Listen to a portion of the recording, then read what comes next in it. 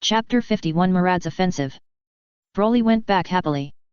The condition proposed by his death, his newly discovered wife, to be willing to be friends with him was not a difficult thing to do. Moreover, after just meeting and talking for a few words, the other party's happiness value rose sharply. After Broly returned to the inn, it was not until 23 o'clock that the price stopped rising. It was obvious that she was a good wife, high-quality meal ticket stock. At night, the steward Northern of the Jitud Chamber of Commerce came with his old servant. Although they felt that Broly might lose tomorrow, it was still necessary to make a formal promotion for their Chamber of Commerce on the ring before the defeat. The money is ready. As long as you can get an excellent ranking, you can pay directly. In addition, this is the flag and competition uniform that our Chamber of Commerce rushed out in the afternoon. I hope you can wear this clothes and hold this new flag tomorrow. The soft texture of the silk fabric is very comfortable to touch, and the Chamber of Commerce flag brought by Steward Northern is also very well made, which is completely different from the flag hand-painted on a piece of white cloth. In this regard, Nahaxiu agreed to it on behalf of his eldest brother, but he proposed that they also wanted to help promote the Jitud Chamber of Commerce. Well, to put it more bluntly, they wanted to get a set of good clothes for free. So far, most of their team's money has been spent on food and drink. As for the clothes, they were delivered to their door by some good people, and then they cut and modified them with a knife. Goziki's broken imperial sword can not only be used as a kitchen knife, but also as a tool for cutting clothes, which helps a lot. No problem, I can also give you an extra the Chamber of Commerce's shoes, backpacks, and other products. Although he was going to lose tomorrow, Steward Northern still agreed. It was a pleasant surprise that the eldest brother of these children could make it to the quarterfinals. They were just some products. Even if they used good materials, they would only cost a little over 10,000 yuan. It was nothing. Well, mainly because he was optimistic about Broly's potential. Even if he stopped at the quarterfinals this time, he might become the signature martial artist spokesperson of their Chamber of Commerce in the Great West in a few years. Thank you, Steward Northern. The generosity of the Rabbit Chamber of Commerce greatly increased the children's favorability towards this financial sponsor. On the 5th day of the martial arts competition, 6 games will be played at the venue, including 8-4 and 4-2. The first game was still played by Esteth, and her opponent was the 4th group of players who won the second game yesterday. The script was the same as yesterday. The 4th group of players quickly lost under Esteth's swift offensive and were kicked out without any novelty. The second game was played by Murad and Broly. When Esteth returned to the contestant area and passed by the two people, she said to them, "You have to cheer up. I look forward to fighting with any of you." Esteth's words made Murad stunned. After reacting, the future leader of the Assassins Association asked with a smile, "Why, do you think I might lose to him? If you want to underestimate your opponent today, that's your business. But if you lose, I hope you won't think it's because of your carelessness. Esteth just wants to fight with a strong guy. She doesn't want her opponent to win by luck," so she reminded Murad not to underestimate Broly. Although this seems a bit unfair to Broly, who is pretending to be weak, a strong person should overcome all disadvantages that are not conducive to himself. "Okay, I will try my best." Broly accepted Esteth's encouragement very seriously. Murad looked at him, squinted, and didn't say anything. The two went on the ring, and the next victory or defeat will prove everything. Murad clasped his fists to him, Broly was stunned, and clasped his fists to her. "If you lose, how about becoming my person?" Murad made a posture, but asked. "Hey, do you want to be friends with me too?" Broly was a little confused and followed her posture to take a defensive position. "Make friends? No, I just want to take you as my subordinate." Mellard attacked. "What is a subordinate?" Broly asked, blocking the girl's fist, jumping up and avoiding the opponent's sweeping kick. "It's a subordinate, a loyal follower." Mellard answered, and punched Broly with a punch like the wind, a bit like the combo of Wing Chun. It's just that she didn't use too much force, and her acupuncture boxing method has not been used yet. "How about it, if you agree, I will provide you and your family with food and accommodation." Broly was still thinking about the meaning of subordinates and followers, but he didn't expect to hear this. "I think, even if I win, I can still be your subordinate. Saiyans will never surrender unless they are provided with food and accommodation." "Win?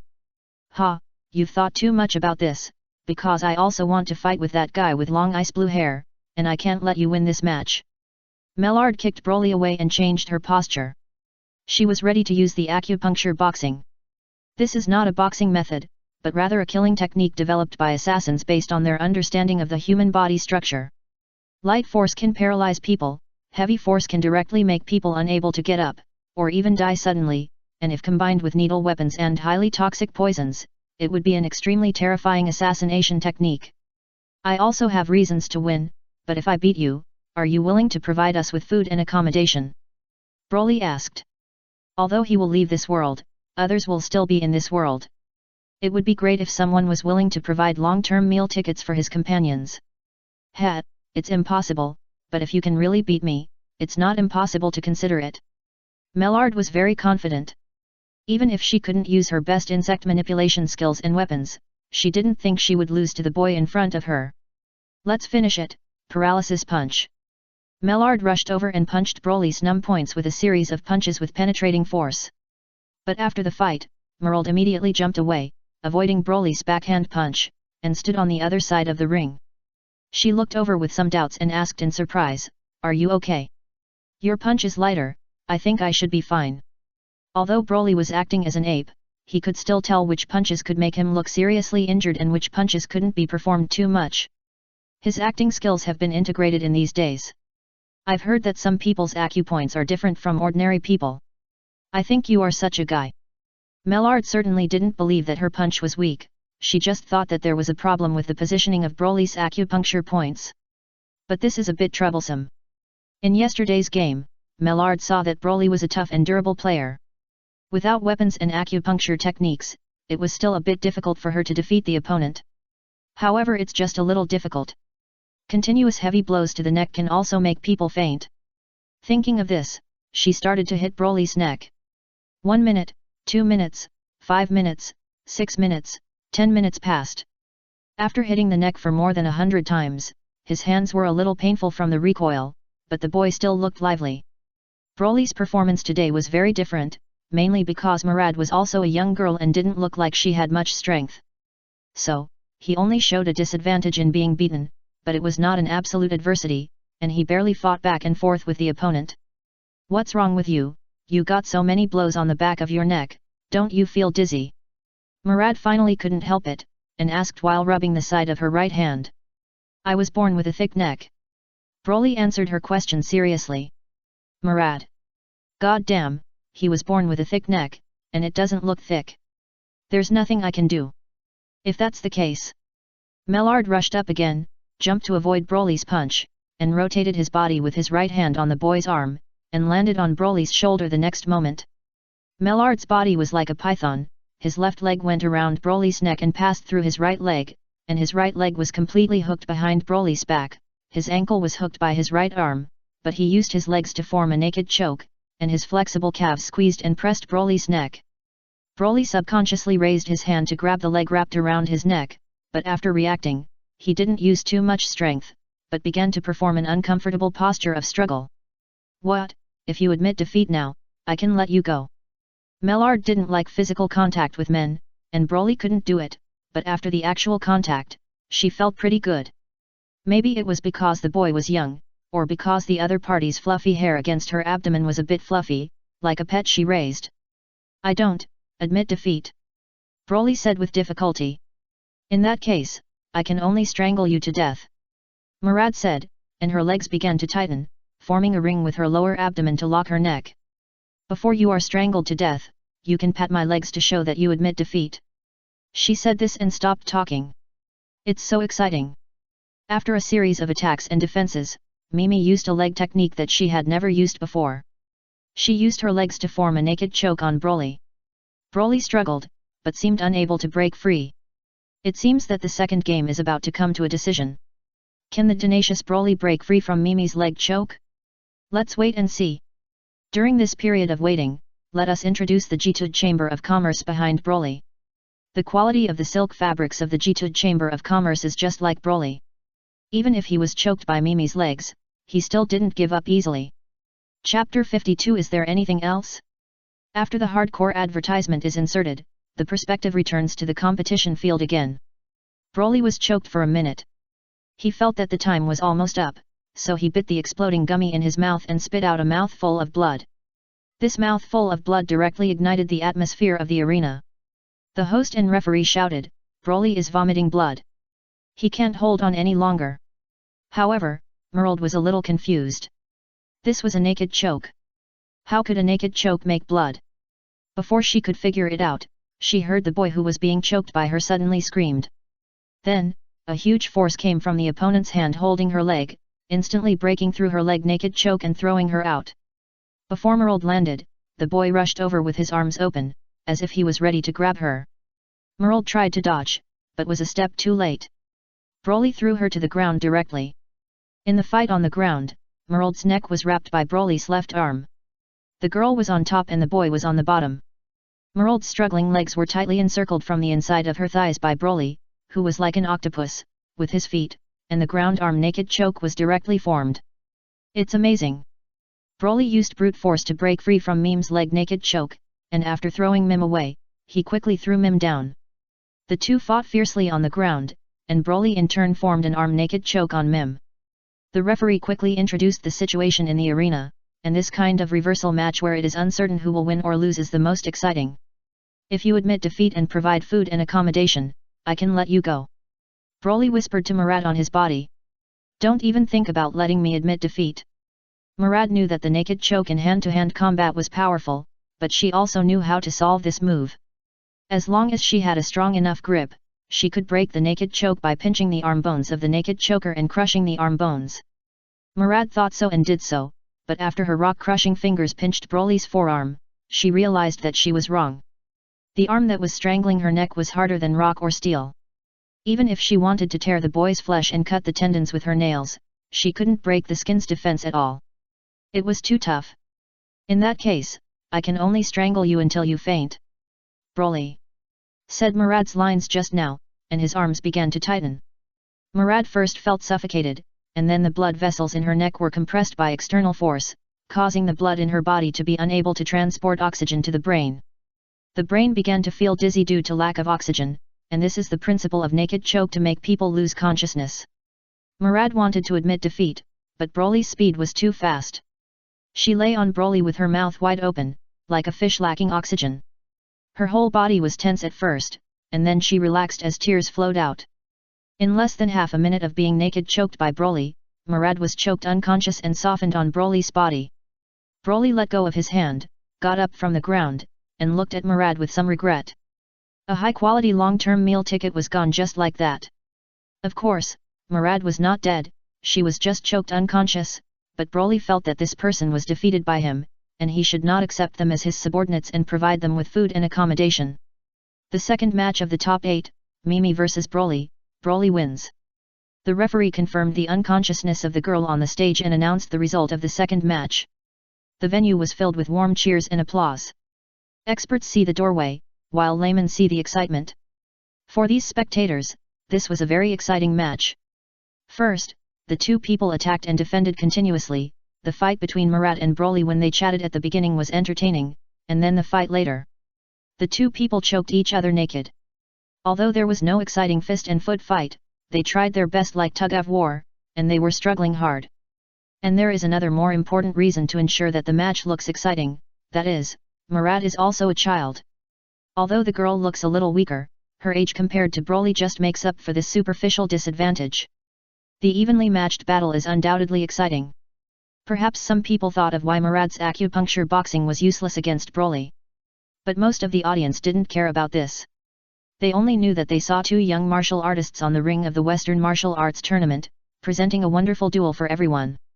Mellard was carried down by the staff, and Broly walked towards the contestant area after leaving the ring. When he passed by Esdeath, he was stopped by Esdeath, who whispered to him that naked choke will not cause people to vomit blood. Unless she breaks your neck. As Esdeath said, she suddenly reached out, and Broly did not dodge. She wiped a little blood from the corner of his mouth and put it in front of her nose to smell it. You used the juice of the red heart fruit as blood? Esdeath asked, sucking the juice and blood on her index finger, and then commented. Sweet, very delicious. Anything else? Esdeath looked at the boy's red mouth and asked this question. Yeah, there's more. Broly nodded in response, and took out some exploding gummies from his pocket and handed them to Asteth. "Thank you." Asteth ate them without hesitation, and the two of them gathered together to continue watching the game. The players of the 10th and 12th groups have already started. In the waiting area, apart from Asteth and Broly, there are only Sambasan and his opponent. Sambasan secretly looked over here and found that the two little guys were chewing on the red heart fruit exploding gummies, making themselves look like their mouths were bleeding. The corners of Sambasan's mouth twitched. He had misjudged this little guy. This guy was not a little guy who could be eliminated at any time. He was obviously a sinister little bastard who had strong strength but was always pretending to be weak. The third duel ended after 40 minutes of fighting. It was Sambasan's turn. The bearded man only took 20 minutes to solve his opponent. During the intermission, the performance troops invited by the Chamber of Commerce, the organizer, came out to stroll with the Chamber of Commerce logo advertisements, and the belly dance of the Western dance troupe was the most attractive. That dance was so white and big. Mellard woke up, and Cassandra took care of her. After realizing that she had lost, Mellard was surprisingly angry. She was played by someone, a little bastard who hid his true strength. But this is not the point, because without weapons, she is indeed no match for him. It is not surprising that she can't win. But because the opponent was acting, she misjudged the opponent's strength, resulting in her failure to admit defeat in time when she was choked naked. Damn, this humiliation, I must take revenge. Miss Mellard, it's not that bad, it's just a loss in a competition that is not in your favor. Why not?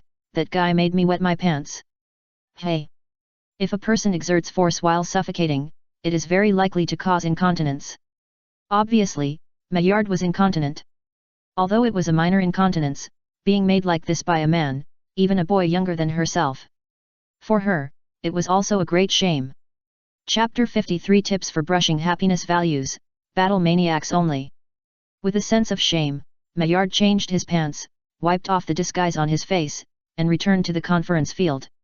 However, it was no longer in the contestant area, but in the audience. She wanted to see how the guy who reminded her would fight with the guy who played her.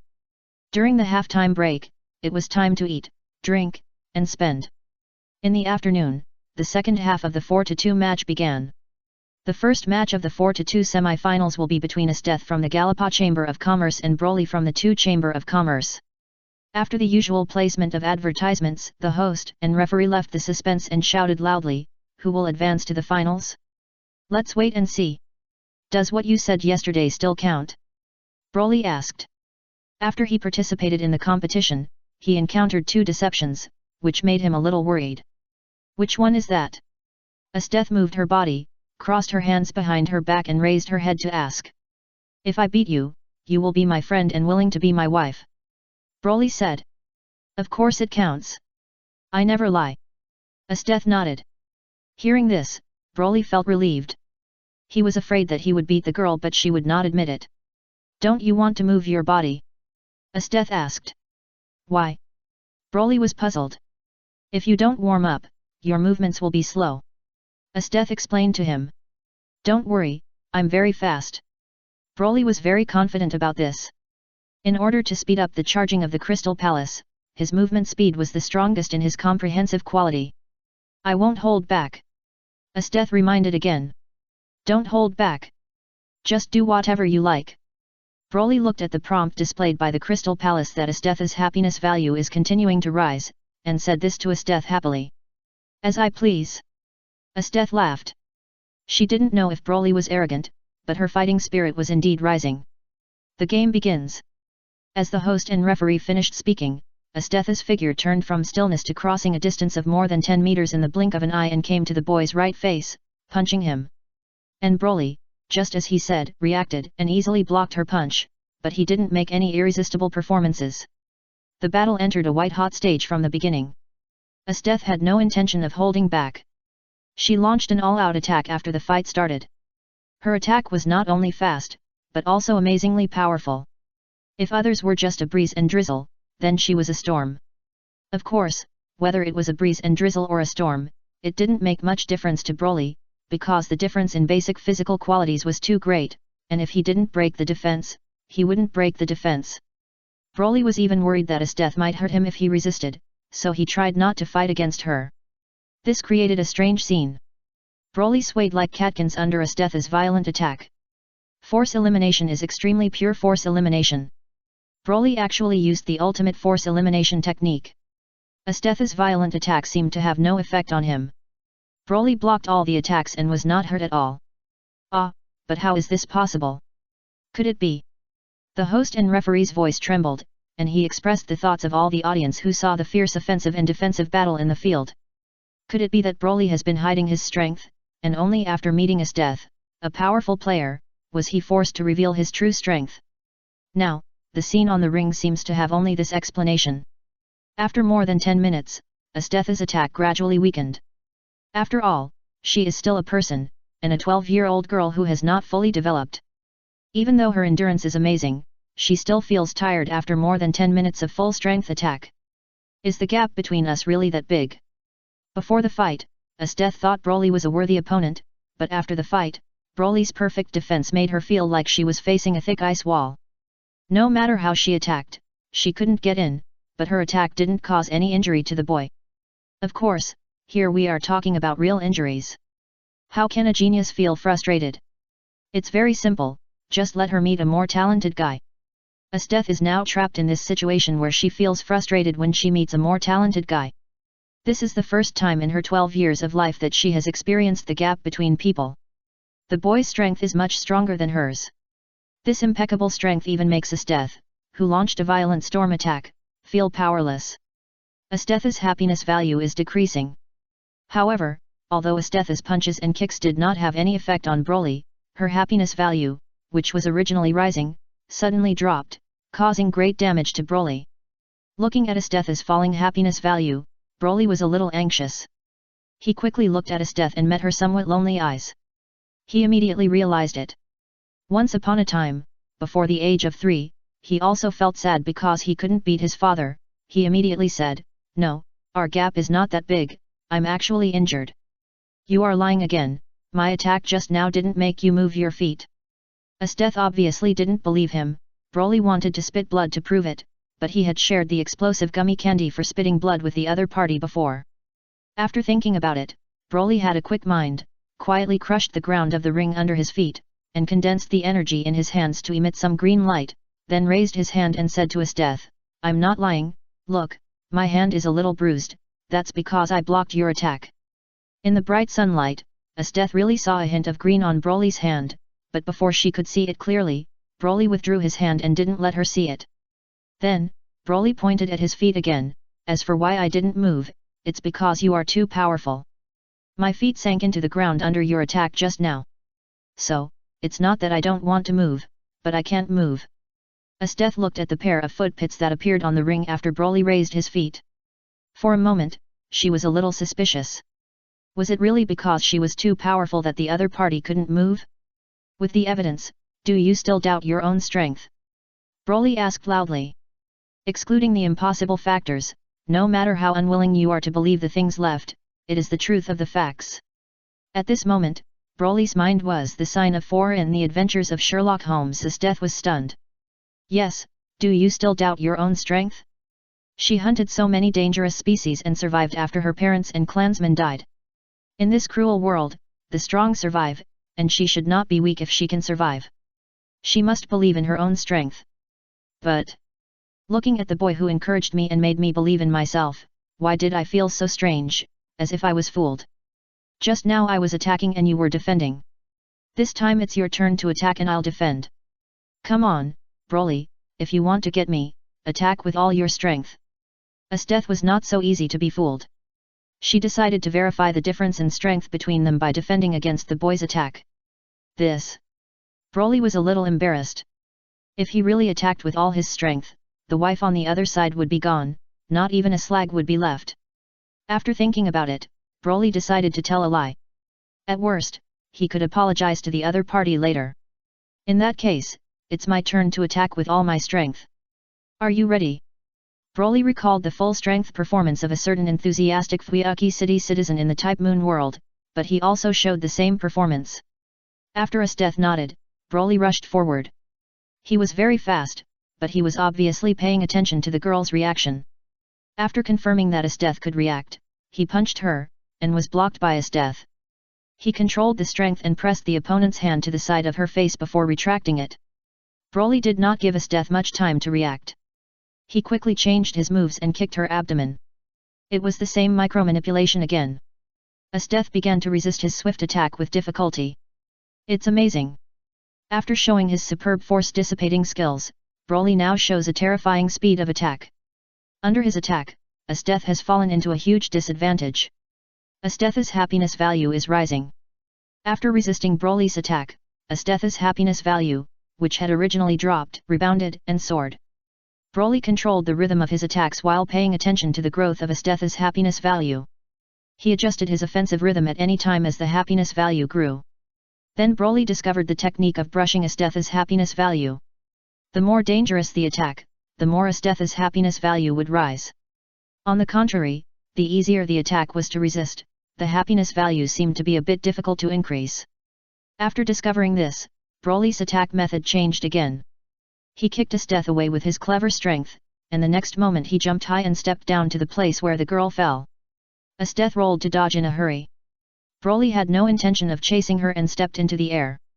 Suddenly, a loud bang sounded under his feet. Broly crushed the ground of the ring, causing the gravel to fly and creating a deep pit. Esteth climbed up and looked at the deep pit on the ground over there. While her heart was beating violently, beads of sweat appeared on her forehead. Avoiding extremely dangerous attacks made her concentrate to the extreme, adrenaline was bursting, and her body was trembling. But Esteth's current state is similar to those ordinary people who experience the big pendulum or bungee jumping, and her happiness value is soaring rapidly. She recalled that when she was a child, she was taken by her father to hunt in the ice field and encountered a super dangerous species that caused a blizzard. The current situation is somewhat similar to that time, both of which make her feel insignificant, and the sense of danger lingering around her makes her very excited, as if she is born to be a person who likes dangerous and exciting things. Chapter 54. Are there any more experts? There is nothing much to say next. After Broly discovered the technique to quickly increase Esteth's happiness value, he launched various dangerous attacks. What is a dangerous attack?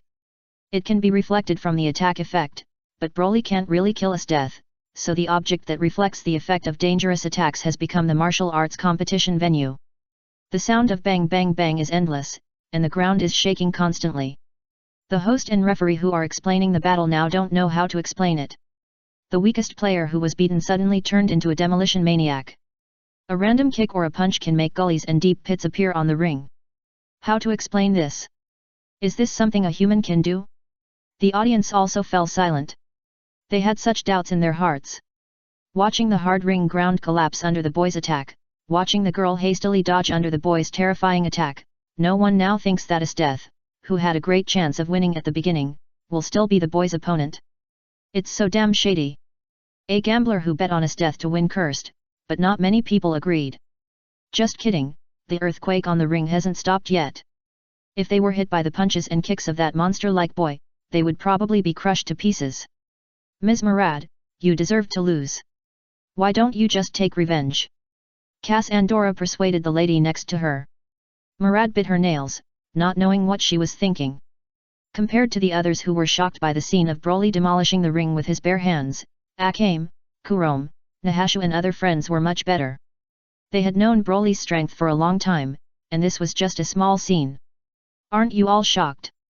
Only Marin was a little surprised because she came late and didn't see Broly's energy bomb bombing the forest and the energy bomb changing the terrain. Ha, this is just a small scene, Broly is still capable.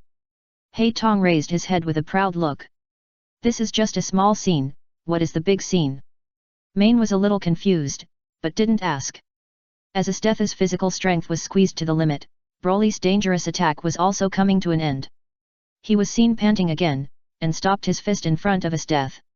The wind from the fist disturbed Esteth's hair, and the cross-printed headscarf tied on the girl's head was blown away and fell into the deep pit behind her. Esteth sat down, her body was a little weak, she was breathing heavily, and her face was flushed because of the extreme exercise. I won this game. Broly said breathlessly. Well, from now on, I am your property. Esteth also accepted this result. You are very powerful. I tried my best to defeat you. Broly said again. You don't need to comfort me.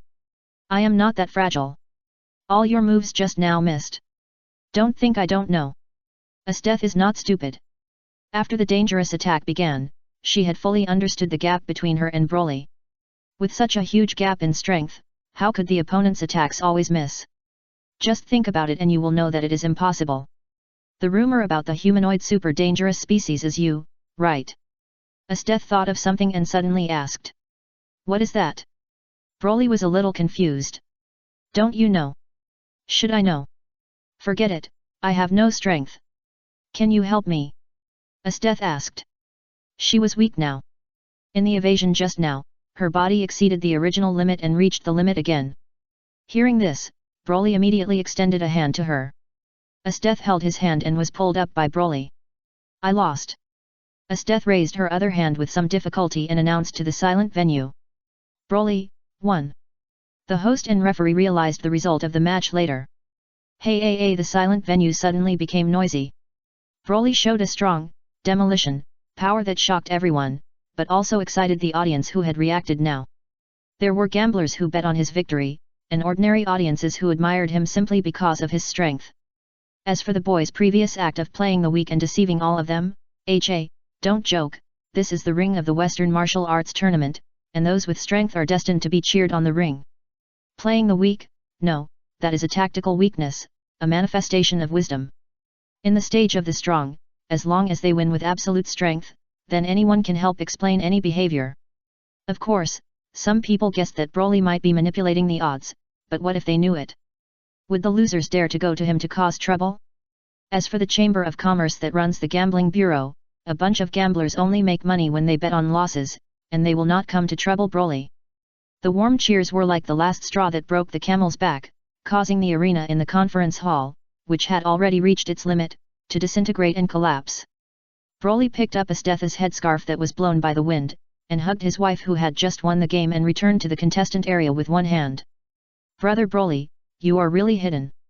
Samba-san came to greet. He said sincerely. I've tried my best. Broly pretended to be weak. Really? Samba-san was a little reluctant to say so. But whether it's true or not, I will beat you tomorrow. Hey! Next to him, Samba-san's opponent looked at him in shock, almost asking how much did you drink? After all, who would think they could beat this monster boy when the arena was broken? Uncle Samba-san, are you strong? Hearing this, Broly looked at him and asked seriously. Just kidding, I'm super strong. Samba-san looked confident. Am I wrong? Esteth was a little confused. Her intuition was quite sharp, but she did not feel any danger or pressure from this bearded man. The ring was damaged, but it was not a problem. The venue was still there. A group of staff ran in and cleared some small pieces of rubble. Then the second match of 4-2 continued. However, with the extraordinary battle scene between Broly and Esteth in front, Samba-san only took 3 minutes to deal with the opponent who had no fighting spirit, which made people feel boring. Most of the audience in the audience were discussing the previous match. Bang! It was not until Samba-san grabbed a big stone from the ground and smashed it with one fist that everyone looked over. Everyone, I am not bragging. I can also destroy the venue, but I don't need to do it. Because if someone does this, it only means that the person has insufficient control over his body, which causes his own power to leak out. I admit that my opponent tomorrow is very strong, but after watching his game today, I confirmed my victory. To destroy the venue like this, Broly must have used some secret technique that puts a great burden on the body, but I, Samba-san, am intact. Everyone, I, Samba-san, hereby declare that tomorrow I will defeat my last opponent, wear the best dust-proof cloak in the West, and stand on the champion's stage to receive the award. Samba-san made a victory declaration. Some people believed his analysis and his words, but more people thought he was bragging. After all, Samba-san is an old player. If he had such strength before, how could he not have shown it all the time? In any case, today's martial arts conference ended with a lot of topics, and Esteth was taken back to the inn by Broly. Chapter 55 Samba-san, I will definitely win. Esteth's arrival was not surprising. Broly had already told his friends about this before. He would not act in the semi-finals. He would defeat Esteth and bring her back. Nahashu and others held a welcome party for the new friend. This was the first time Esteth was accepted by a group since her village was destroyed and she started her journey. Of course, she had the opportunity to integrate into some groups before, but she did not accept it herself and kept traveling to become stronger. It was not until she was defeated by Broly and officially became his property that she stopped. But Esteth was still a little uncomfortable with the enthusiasm of the group. "Thank you." Esteth thanked her after taking the juice handed over by Akame, and asked Broly in his ear, "Are all your companions as strong as you?" This was the question she cared about more. "Ha, Broly is the most powerful. How can we have the same strength as him?" Before Broly could answer, the fat boy Lozang answered the question. "Then how did you get together with him?" Esteth asked curiously. "We were children sold by slave traders.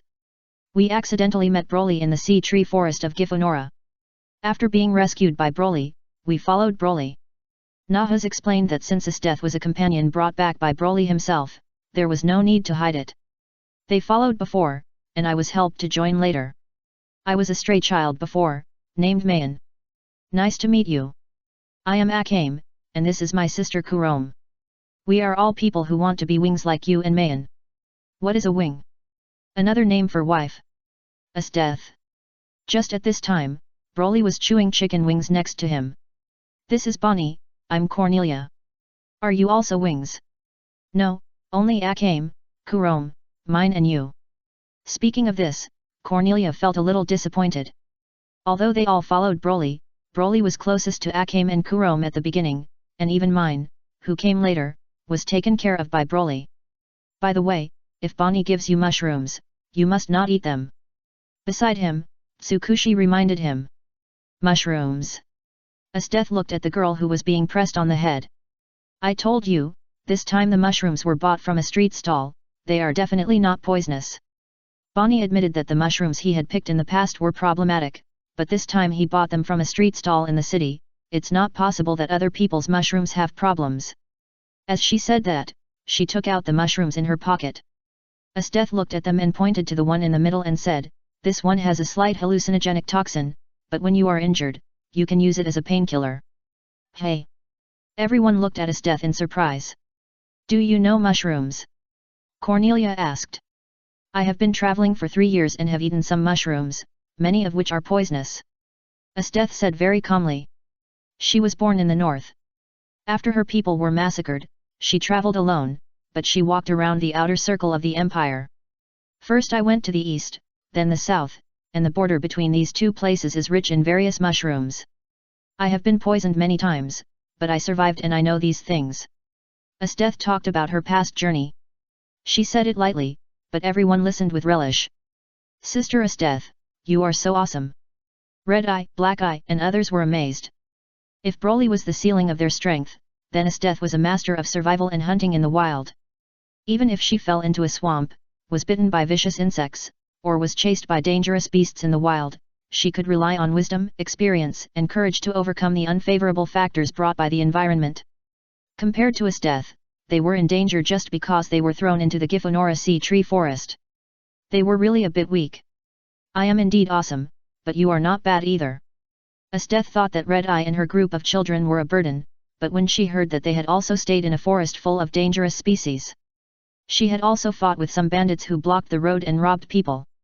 Considering that their average age was about 6 or 7 years old, she changed her mind. After all, when she was 6 or 7 years old, she could only hunt some medium-sized dangerous species alone, such as frost lizards and red-crowned giant eagles. The group of children in front of him really can't be treated as weaklings. After realizing this, Esteth quickly accepted that he would do things with these children younger than himself. Thinking that if they are trained well, these children can grow up and become strong. In one meal, Esteth successfully integrated into this small group.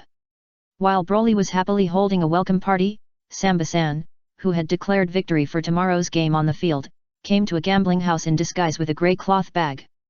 8 million, all in for the final of the martial arts tournament tomorrow. He put the money on the counter and said, "Who do you bet on to win?" A voice came from inside. "Of course it's Broly." Samba-san said without hesitation. "Broly's odds are very low, only 1 to 1.3. Would you like to consider Samba-san? His odds are 7.6. The staff at the counter, following the instructions of the boss before the opening of the market in the afternoon, recommended another player who entered tomorrow's finals. No, Broly was so strong today that he even tore down the ring. So many people in the venue saw it. Who would still think that Samba-san can win tomorrow?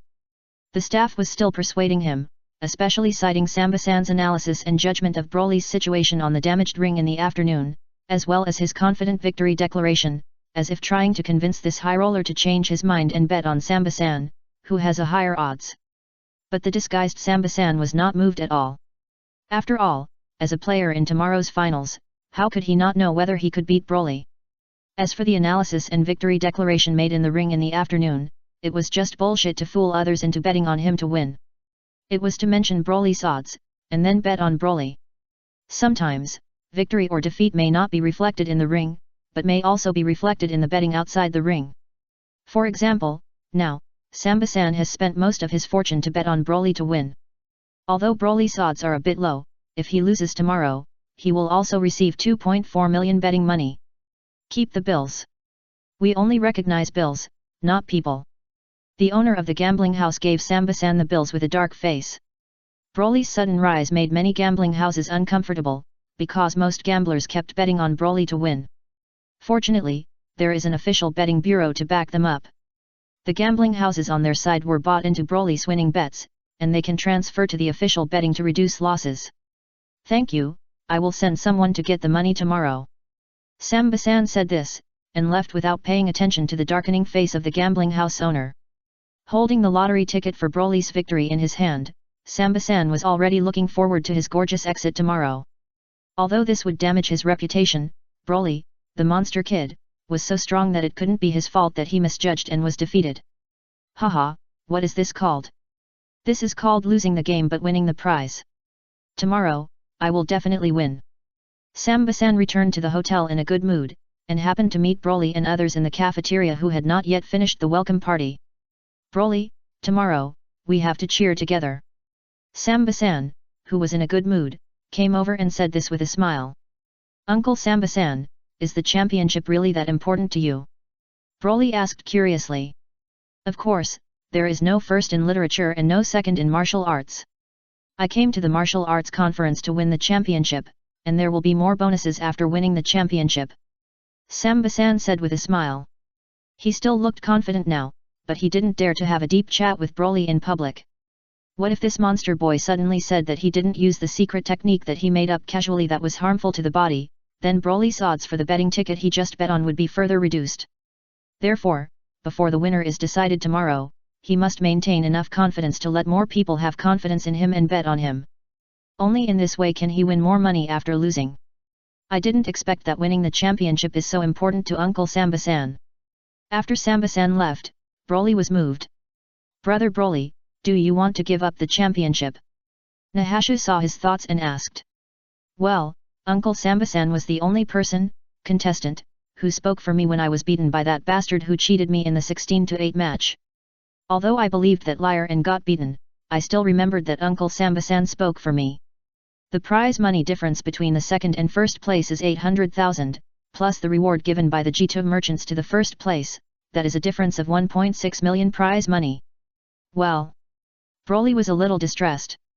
The championship seemed very important to Samba-san, and he also wanted to repay the other party for speaking for him. However, Brother Broly, you forgot your performance today. I went to see it when I came back just now. Brother, your odds are super low, while Uncle Samba-san's odds are super high. At this time, Nahasha's eyes flashed with cunning. I originally thought that you would care about the championship, but since you don't care about the championship, we can win another fortune. Hey, really? Of course, not only will we not lose money, we may even make a lot of money. Great. Broly was happy. He could give the championship to Samba-san to repay a favor, and he and others could win a lot of money again. This was simply a win-win situation. But, even if you lose tomorrow, you still have to act. Main reminded that playing a fake match openly would definitely cause problems. But I'm like this today, how can I act? Broly was distressed again. In order to increase Astetha's happiness value today, he used a lot of power beyond the ordinary people in this world.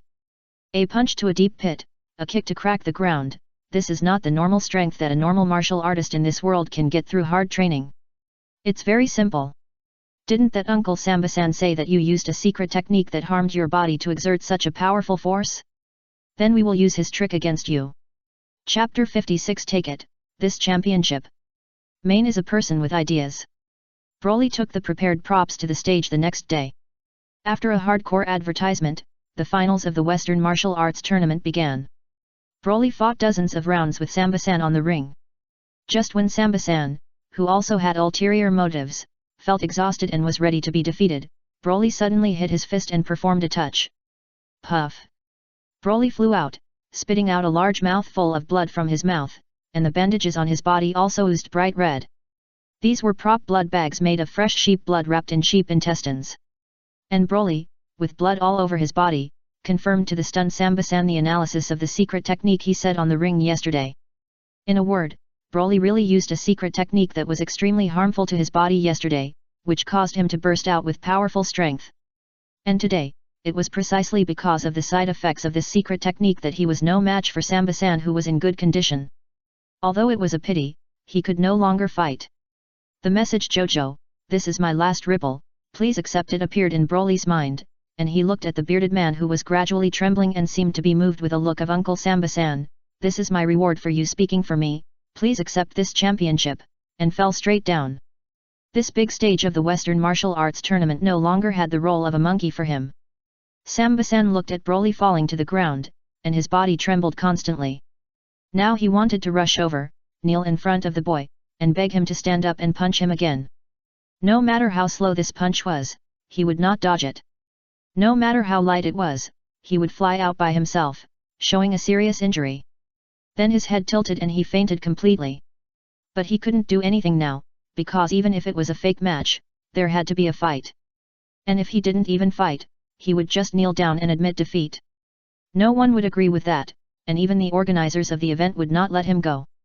Life is unpredictable, and sometimes the victory or defeat is not reflected on the surface of the ring, but on the lottery ticket that has just turned into a blank sheet of paper.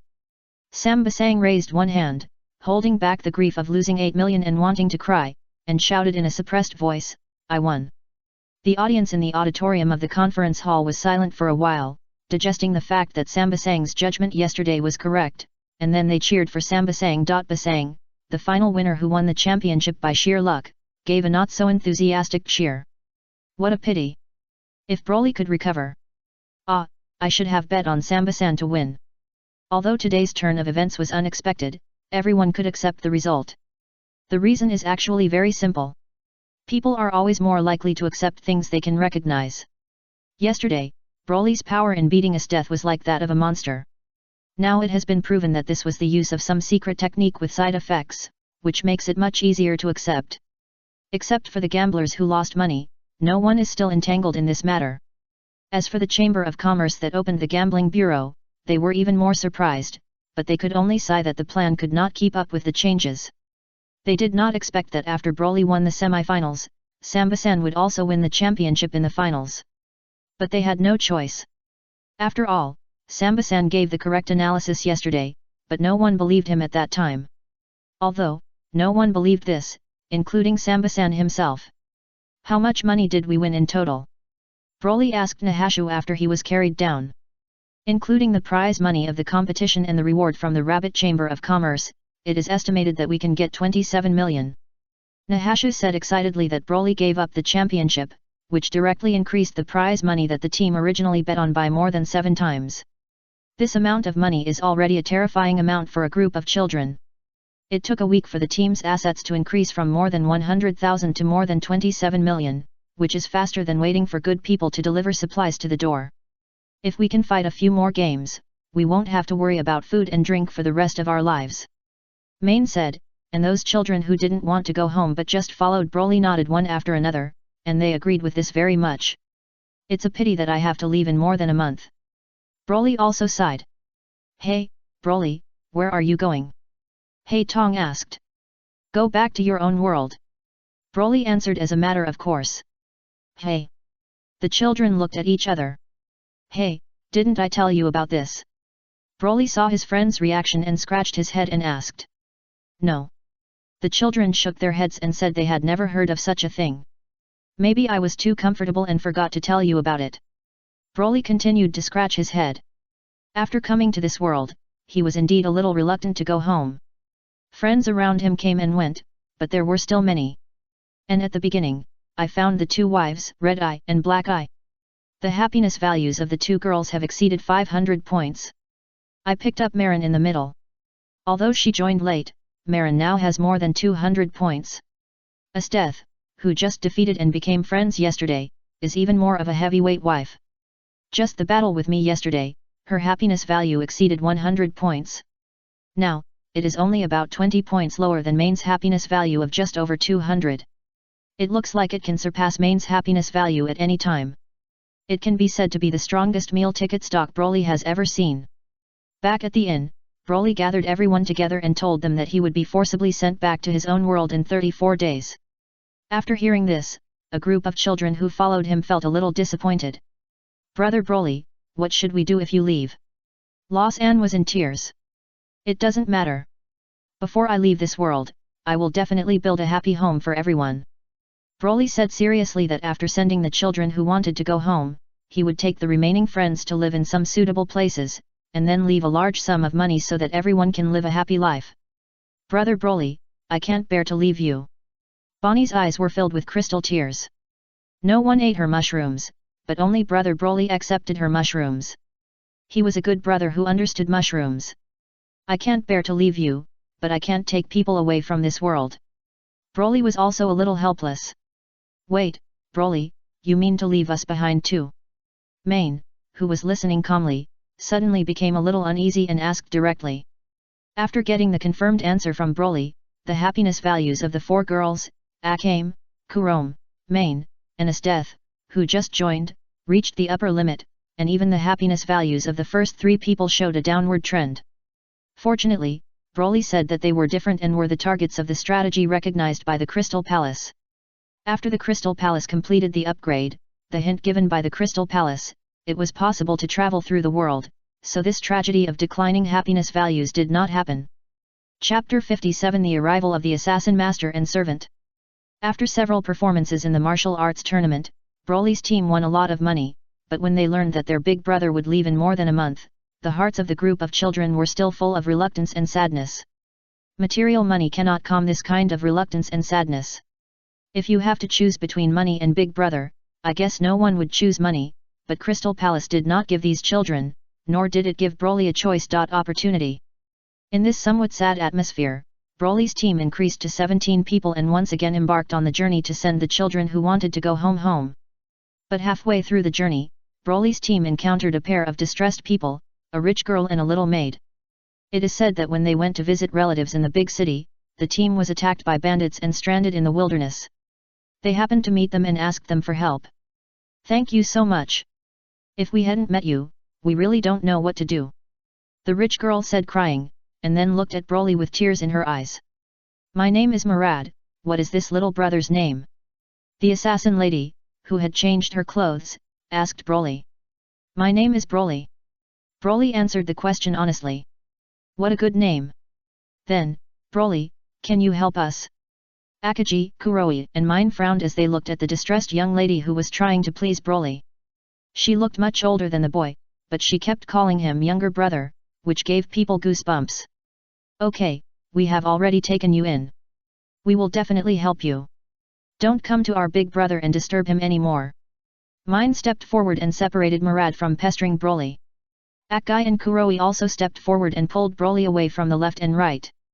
They instinctively didn't want Broly to have too much contact with this overly attentive young lady. "Sorry, I didn't mean to bother you. I just wanted to express my gratitude to Broly," Mellard said in a tea tone, showing a weak attitude and a pitiful look, which made the three red-eyed girls unable to deal with it. They instinctively felt that something was wrong, but they couldn't tell where the problem was. Instead, they felt that they seemed to be bullying the people in trouble, and they couldn't help feeling guilty. "Hehe, I am a professionally trained top assassin successor, and I can't control you little guys. However, they look really high quality, all little beauties, as long as Broly is taken down, they are all mine." Mellard thought so, and her weak eyes carefully looked at Broly. She was played by him at the martial arts tournament, and she wanted to play back this time. She wanted to make this boy fall in love with her beauty. I have received your thanks. Don't take it too seriously. People should help each other. In the absence of any conflict, Broly is still very helpful, because when he helps others, he can also feel some happiness. Especially when he sees other people's happy smiles, he seems to be infected and feels satisfied in his heart. Okay, you three should be happy too. She is thanking us. Don't look sad. Broly took Marin and the other two aside, took out some exploding gummy candies he bought before leaving Daxi City, and stuffed one into each of their mouths. Then, he gave candies to other friends. Even Murad and Cassandra, who had just been taken in, were given some candies by him. Asteth looked at the gummy candies in his hand, and then looked at the distressed girl who tried to talk to Broly but to no avail. The other party showed a subtle depression on her face. Asteth smiled and put the gummy candies into her mouth and chewed them. It's worth mentioning that, in addition to the red heart fruit-flavored gummy candy, other flavors of gummy candy are also delicious. Asteth personally likes grape-flavored ones. And if there is anything more interesting than eating grape-flavored gummy candy alone, it is undoubtedly watching others being depressed because they can't eat grape-flavored gummy candy, and then eating grape-flavored gummy candy yourself. Damn, I threw so many flirtatious eyes, can't that guy see it? When camping at night, Marid and Cassandra were assigned a small tent, and the girl complained in a low voice in the tent. Miss Marid, is there a possibility that a boy who is too young will not be tempted by your beauty? Cassandra helped to lay the sleeping mat and reminded her. Is that so? Marid was stunned. She used to be not interested in men. In addition to physiological corpse dissection and actual assassination, her understanding of men was only obtained from Barbara's teachings and some special books. After all, it's hard for a child to even stand up a flagpole. That's not right. The last time I read a book about driving a big car, it stood up. Miss, comics are comics, reality is reality. It seems that there is a gap between the actual situation and the description in the book. Barbara is right. Practice makes perfect. Only by killing others like practicing assassination can we know how to kill a person more easily. Mellard sighed and asked the little maid, Cassandra, do you know how to take down a boy? Cassandra. How does she know this? She is only 12 years old now. The master she serves on weekdays is still Mellard. Before this, Mellard was a super lesbian who believed that only girls can give girls happiness and joy. How can she understand how to take down men, not to mention that she is the object to be taken down, and it is a boy younger than them? I don't know what disease the young lady has first. He was defeated by his opponent in the ring, and because he wet his pants, he said he wanted to take revenge on his opponent. As a result, after watching the opponent and another girl finish a serious match, his legs became weak and he said that he felt very strong, as if he was in love. Good guy, he fell in love directly after only getting his pants wet twice. This love was a bit too inexplicable. Cassandra privately believed that it was only the suspension bridge effect that made her super lesbian lady have the illusion of love. But Murad didn't listen at all. He thought that Broly was so powerful that he could obviously break his neck, but he only strangled him and made him wet his pants, which was a manifestation of love. It was a manifestation of godly love, but Cassandra had no way to convince the paranoid Murad, so she could only follow her lady, play the role of a maid beside the distressed daughter, and accompany Murad to play nonsense. Miss, you know me. Since I was adopted by Orberg, Assassin's Society, and came to your side as a maid, I have never had much contact with men. The reason is that you don't like men. Now you come to ask me how to take down a boy. Do you think I can tell you I know? Okay, it's my fault. I shouldn't embarrass you. Mellard apologized quickly. But Cassandra, you like reading books the most. Don't you have any methods in them? Mellard used to be very repulsive to men, but after watching the match between Asteth and Broly, she saw the boy's performance of tearing down the ring with great force. She imagined that if the other party used the same force to treat herself, she would be ravaged into pieces by that powerful force. After thinking about how she would be ravaged into pieces by that powerful force, she felt a kind of excitement that she couldn't help. Of course, she didn't associate this feeling with love at first, until she dreamed for 2 nights that she was ravaged and strangled by the boy on the ring, and woke up from a dream that was not sure whether it was a good dream or a nightmare. After noticing the dampness in the quilt, she felt something was wrong. After trying to let Cassandra replicate the scene on the ring and choke her naked, but the boy was the only thing that came to her mind, Mellard finally determined that she should be in love. After all, This perfectly fits the symptoms of love. Thinking about a person day and night, you can even dream about him in your dreams. Method: well, there is a book that says that if you want to catch a man, you have to catch his stomach. Is this a method? Cassandra thought about it and said this simple and unpretentious special attack method for foodies. Yes, that's it. Mellard got excited. Miss, I advise you not to get too excited. When the boy saw you today, he didn't even recognize you. Cassandra quickly poured cold water on her. Only if you don't expect, you won't be disappointed. It's normal that you can't recognize me. After all, I was in disguise when I participated in the competition. Mellard waved his hand. But your beauty mole is not wiped off. If he really cares about you, he should be able to associate your fake identity, contestant Mimi, with your appearance. But after we met him today, he treated you like a stranger. Cassandra reminded her again when she said this, Miss, you are the most talented assassin in the history of Orberg. Please don't be blinded by the so-called love. For you, that thing should only be a seasoning to spice up your life. I understand what you said, but at least let me taste it first, right?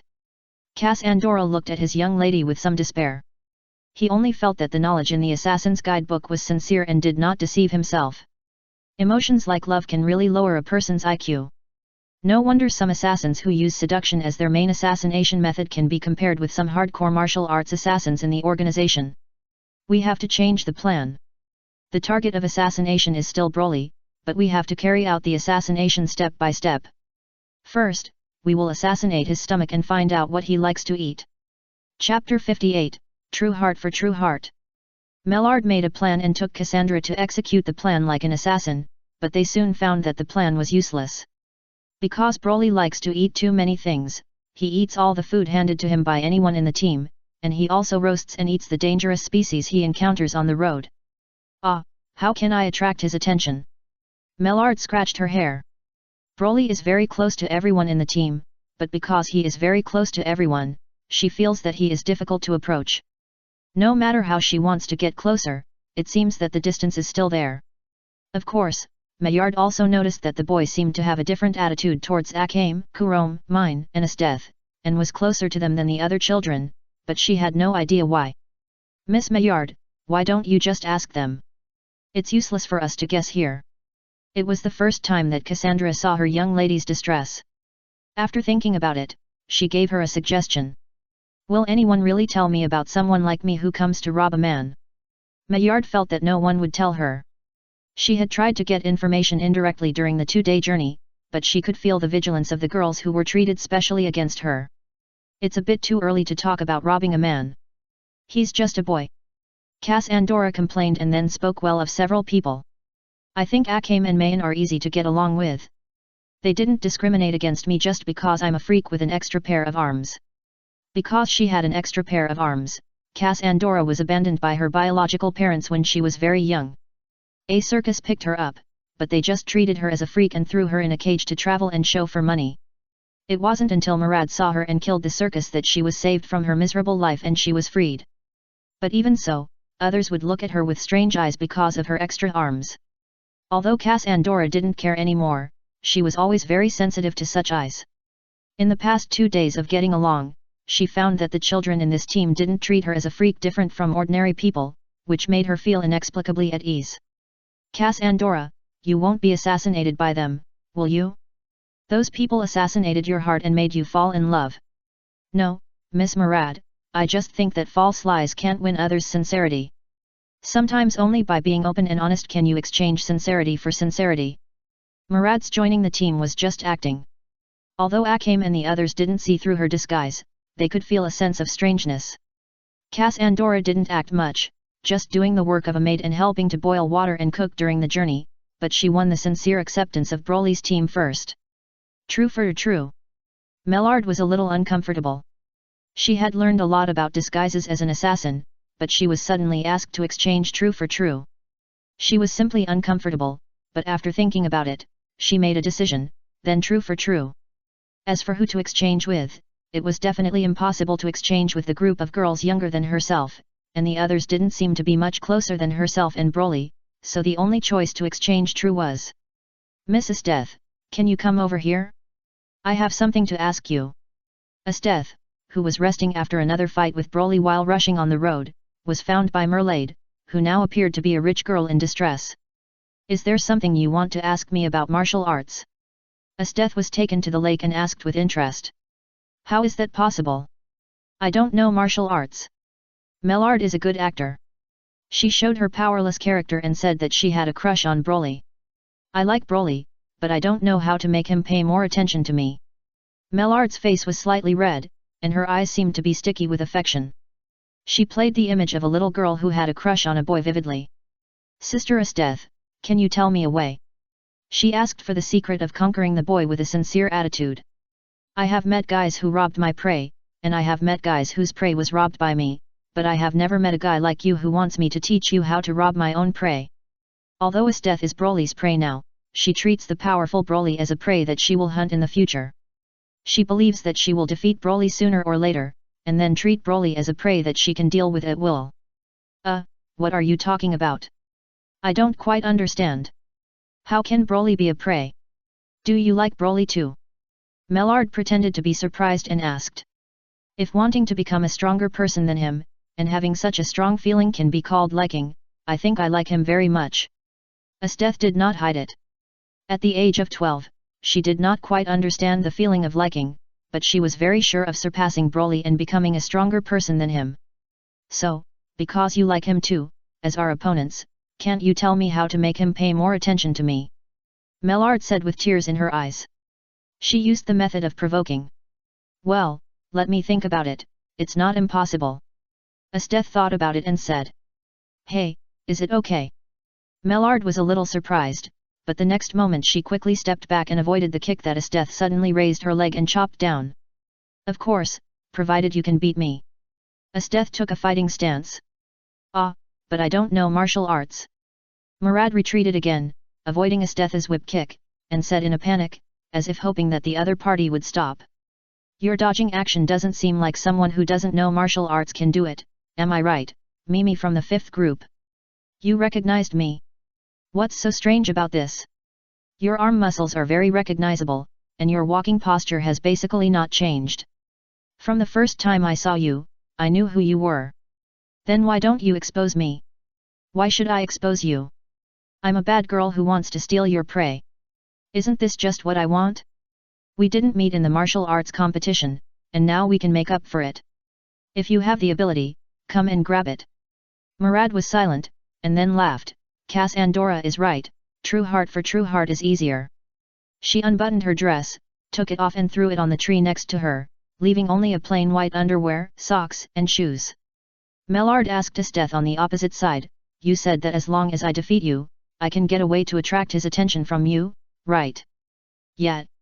Then, come on. Under the setting sun, by the lake, the two girls started a battle with the bet of explaining how to attract the attention of a Saiyan boy. Chapter 59 Mellard is a good person. Esteth just wanted to fight, and Mellard really wanted to get the strategy secrets, but no one held back and fought directly. In a head-on battle, Esteth is stronger than Mellard, who is proficient in assassination, but because she practiced with Broly for a long time in the morning and afternoon during the journey, her physical strength was seriously consumed, and now she has not formed any big advantage. Although Murad's physical strength was intact, she couldn't really kill anyone, and some deadly assassination techniques could not be used. For a while, the two fought evenly, and it was difficult to determine the winner in a short time. The place where Murad asked Esteth to exchange true love for true love was not far from where the team would camp tonight. So, their fight quickly attracted the attention of the children who were picking up branches and fetching water. Come quickly, Sister Esteth and Sister Murad seem to be fighting. A younger child shouted. Hey! The children who were setting up the tent were shocked and ran to the lake to see what was going on.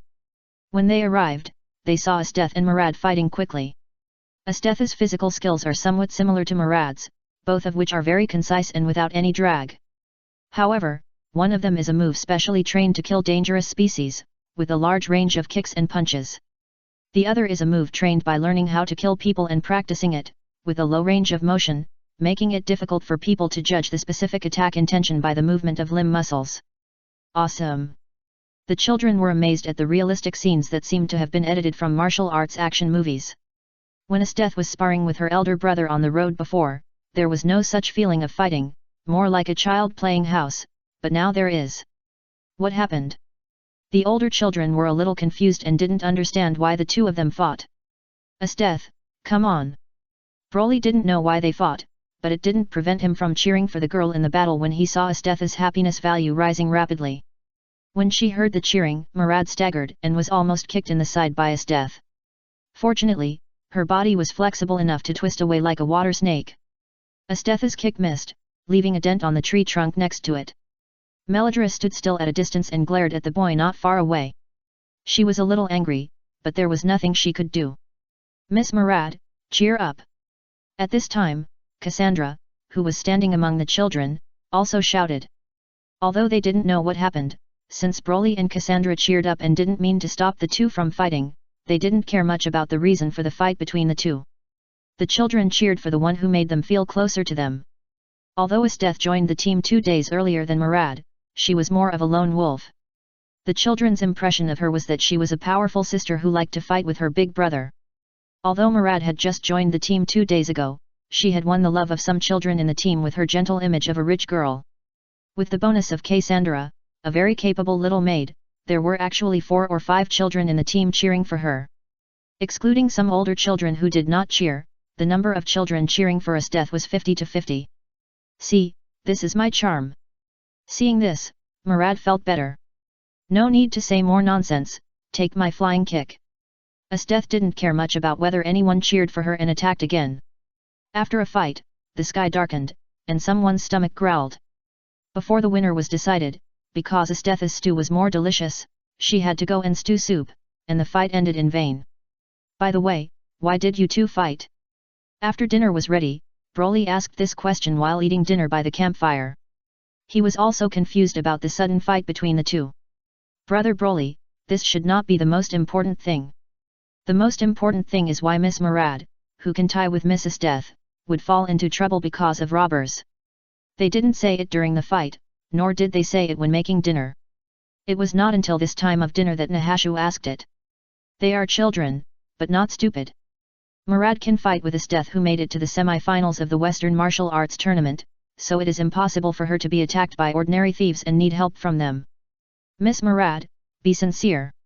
Murad looking at her maid with an inquiring look, Cassandra said this. Okay, I won't pretend anymore. I was actually the player who was defeated by your big brother before she was defeated in the competition. Melard pointed at Esteth and said. The player who was defeated first. The children were stunned. Who was it? Melard. No, you really don't remember it, it's only been a few days since the martial arts competition. Oh, I remember, you are the girl who was strangled by Big Brother. But you don't look like her. That's because I disguised myself. Disguise, you know? Just like your big brother deliberately dressed himself up in a mess on the field, and I did it to hide my identity. Melard shouted with a red face. But why do you want to hide your identity? Hei Tong asked curiously. That's because, well, there are various reasons. Melard didn't really want to say it. Miss, be sincere. Cassandra reminded again. Okay, I know, this is because my real identity is an assassin. Hey! The children looked over in surprise. They had seen bandits before, but they had never seen an assassin. Then why did you sneak into our team? Did you want to harm my brother? Nahasha became alert, and the other children also looked at her with caution. I didn't want to do anything, I just wanted to get him. Having revealed his identity, Melod gave an answer without hiding anything, which was much more generous than before. The children were surprised. Akame, Kurom, and Mine widened their eyes. Only Broly's eyes lit up and he asked directly, are you still willing to take us in as your subordinates and provide us with food and lodging? Hey! The children looked at Broly again, not quite understanding what he meant, while Broly explained to everyone what Murad said on the ring a few days ago. I thought there was no chance, but I didn't expect she was willing to give us a chance to be her subordinates. Broly sighed a little. In his cognition, it seemed that being a subordinate was equivalent to being provided with food and lodging. Murad, you are such a good person.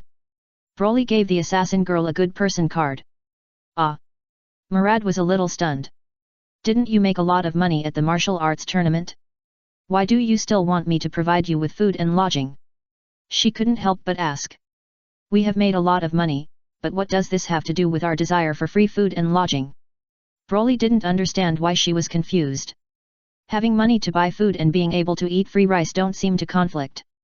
And the more food sources the better, how can you complain about too much? Chapter 60 The Boss Who Loves to be Strangled. Mellard was shocked. A with circumflex I per thousand A with circumflex. This made sense, and she was speechless. Then as long as I provide you with food and lodging, are you willing to go with me? However, Mellard still grasped the key point and asked directly. If Broly could be lured away by providing food and lodging, then she would naturally be willing. Although these days, she has seen that the boy's eating ability is far beyond that of ordinary people, and it is not something that ordinary people can afford. But Mellard is not an ordinary person either. She is an assassin, and the successor to the next generation leader of the Assassins Association. She is willing to take on tasks to kill people and support the other party.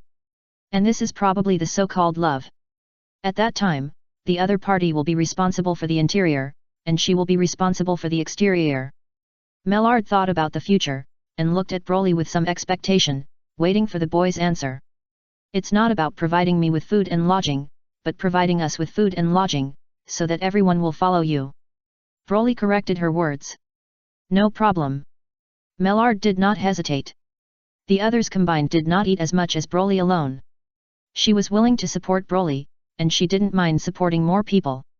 Besides, these children may not need her to support them. After observing and getting along with them for these days, as death is not to mention, and most of the others can be trained to become assassins. For example, Akame and Kurome, these two sisters are top-notch assassins, with flexible bodies and very accurate when cutting things with knives. And if I'm not mistaken, the knives in their hands should be the ones that were made into scabbards after the imperial weapon Murasame was cut in half. Mellard had heard from the Assassins Association before that the Empire was collecting children to prepare for the assassination group. After joining the team, according to the information obtained from some children, these people are likely to be the group of children selected by the Empire, but it seems that because of Broly, they have escaped the control of the Empire. Mellard's straightforwardness surprised Broly, but he still asked his friends whether they wanted to be provided with food and accommodation. After getting the answer that everyone wanted to eat white rice, Broly looked at the assassin girl again. Ms. Mellard, from today on, we are your subordinates. Please take care of us and let us eat and drink well. Mellard. She really wanted to ask these children, when Deming didn't understand what it meant to be a subordinate, but he just let it go. As long as I, Murad, have something to eat, you won't starve. Just think of it as a sponsor. Murad's speech won the favor of all the children. Even Akame and Kurome applauded. No, is it really okay for us to become someone else's subordinate so easily? Main felt very strange. She provides food and accommodation. Akame is a foodie, she thinks it's good. After all, looking at the maid work that Cassandra does, it doesn't seem to be a difficult thing to do. After the eldest brother leaves, everyone has to be self-reliant. Having a job with food and accommodation will not make them live off their savings. Sister Esteth, do you think so too? Main asked the girl with long ice blue hair again. I don't care. I have food to eat, fights to fight, and a place to sleep. That's all. Originally, Esteth was thinking about joining the Empire, but now it seems that she has to turn to join the Assassins' Society, but it seems that it's not bad. Esteth and Akame obviously have different views on the understanding of the work of subordinates. Akame sees the work of Cassandra's maid, while Esteth sees the work of assassins. And the work of assassins is a bit like hunting, but the hunting is not dangerous species or wild beasts, but real humans. Esteth is keen on hunting. She does not reject hunting. Strictly speaking, she is still very suitable to be an assassin. Of course, Esteth still has some opinions about becoming Murad's subordinate, but now as Broly's property, she will never refute any decision of the boy. But when Broly leaves this world, the big woman will be in the world. How can she be depressed and live under others for a long time and go against the Tien gang? That's another matter. Who says that subordinates are always subordinates? In the end, this world is all about strength. It is natural for a strong subordinate to turn over and bully his master. Then I'll take you to my house. My house is very big, a small castle, and I can accommodate everyone. Mellard suggested. That won't work. Not everyone in the team is your subordinate. There are people who want to go home. We have to send them back first. Broly waved his hand and directly rejected the first proposal of the new boss, Mellard. He had no consciousness of being a qualified subordinate. Well, things have to come first. Even if Mellard provides food and accommodation, you can't listen to her completely. Mellard. Where are you going? Cass Andorra asked. Bosur City. Nahash replied. That's where Green's home is. We will pass by the Kadasi region on the way. There are the homes of our other 4 companions there, so we will stay in the nearby town for a while. Nahashu took out the newly purchased map and pointed to some places on it. Bosur City is a western city close to the central area of the empire. I heard that the governor there is tyrannical and extortionate. It is not a good place. The main activity range of the Assassin's Society Orberg is in the western border of the empire, so Maillard still has some understanding of the situation of major cities in the western border. Some of the lords are enlightened and implement benevolent policies, but some lords are tyrannical and extortionate. They are unscrupulous in order to make money. They are definitely implementers of evil policies. Of course, this has nothing to do with the Assassin's Society. On the contrary, some implementers of evil policies are still big customers of the Assassin's Society and can afford to hire assassins from the Assassin's Society to kill people. Not only that, when the implementers of evil policies implement evil policies, they will also be resented by others, so sometimes some people whose families have been destroyed will pool money to buy the heads of those implementers of evil policies. In this regard, the Assassins Association accepts everyone. It is possible that they have just killed the target of the assassination, and then they will kill the employer after receiving the money because the target of the assassination gave them a new commission before his death, mainly doing 2 things at the same time. Mellard briefly talked about the situation over there, and said to some children who wanted to go home, Bosir City and Kadasi area are not good places. Instead of going back to suffer, you might as well follow me home. The children who wanted to go home looked at each other, and Green stood up to speak for them. The slave traders said that we were all sold to them by our parents, but we don't believe this. We want to go home and know the truth here, otherwise, we will not be willing. These days, there are many children abandoned by their biological parents, but it is estimated that there are really few children who can find the truth after being abandoned. Murad didn't feel anything about this, but since Broly wanted to help these little guys get home, she could only let it go. To be honest, it was not a good thing for her to be the boss of a place that provided food and lodging, but she was the one who was being courteous. However, the only benefit of becoming the boss after this showdown was that she could openly ask the boy to do something with her. Of course, Broly couldn't do anything too extreme at his age, not to mention that there were other girls who were still wary of him. But, Broly, practice naked choke with me again. Requests for sparring like this could still be made casually. Of course, the premise was that it didn't conflict with Estetha's request for sparring. And Broly's powerful naked choke was exactly what Murad wanted. The suffocating and dangerous pleasure the feeling made her sink. Why do you always let me choke you when you practice naked choke? Broly didn't quite understand. You have to get up from where you failed. I want to defeat your naked choke. Malad found such an excuse. Okay. Broly really believed her. Hey, don't let me down, use more force, that's it. Occasionally choking the boss naked is Broly's job after becoming Melad's subordinate. Of course, Melad occasionally experiences other people's naked chokes, but only other girls in the team. Main always feels a little strange, but can't say what's wrong. When Esteth was asked to work, she really choked Melad to death. When Melad woke up, not only did she not blame her for being heavy-handed, but she gave her a thumbs up. This is the sparring effect she wanted. Chapter 61 Locals Persuasion. Ace this Kadasi? It feels like we've come to a desert area. 2 days later, they arrived at the Kadasi area. The ground beneath their feet was sandy, and there was a dry riverbed not far away. The surface of the riverbed was cracked, and it was unknown how long it had been dry. Brother, I can't find water. Lozang went to find water, but after searching for a while, he couldn't find any. If I had known earlier, I should have fetched water from the stream we passed by yesterday at noon. It's no use saying this now. Who knew that after coming here, there would be no water source at all? The water was drunk up in the morning, and many people felt thirsty under the midday sun. Oeill go back and fetch water. Broly wasn't thirsty, but it was just that he had a stronger tolerance. No need to go back to get water, Broly, the nearest town is 3 kilometers ahead. We can probably see it as long as we climb over the mound over there. Once we reach the town, we can replenish water in the town. Nahashu held the map and wiped the sweat off his face. Let's go quickly. It's so hot and sticky all over. Mellard also urged. I'm going to take a bath when we get to the town. There are some fruits in the car. Who wants to eat them? At this time, Hei Tong poked his head out of the carriage and asked. Take some to quench thirst for those who are thirsty, and feed some to the horses pulling the cart. Don't let them fall from thirst. Nahashu made arrangements, and a group of children continued to move forward. After crossing the mound and seeing the town surrounded by some green vegetation, the children's spirits were lifted, and the horses also increased their speed. The 3-kilometer journey passed in a flash. After paying the town entrance fee, Broly and others passed the town gate smoothly. Excuse me, where is the well in this town? Nahashu stopped an elderly man and asked him. We are from outside, what are you doing here? The old man looked up at them and asked directly.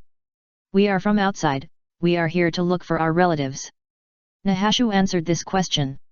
We came to Katasi to look for our relatives, I hope your relatives are not dead yet. The old man muttered. Grandpa, what are you saying? Because he was mumbling and speaking in the local dialect, no one understood what he was saying.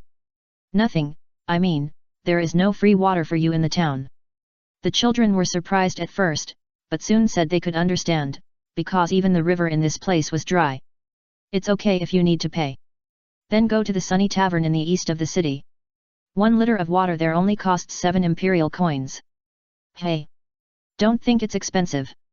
The owner of the tavern is related to the sheriff, so he can get such cheap water.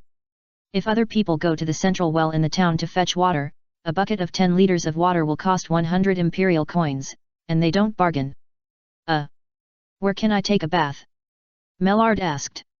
Ha, take a bath, what a strange word. I haven't heard of it for a long time.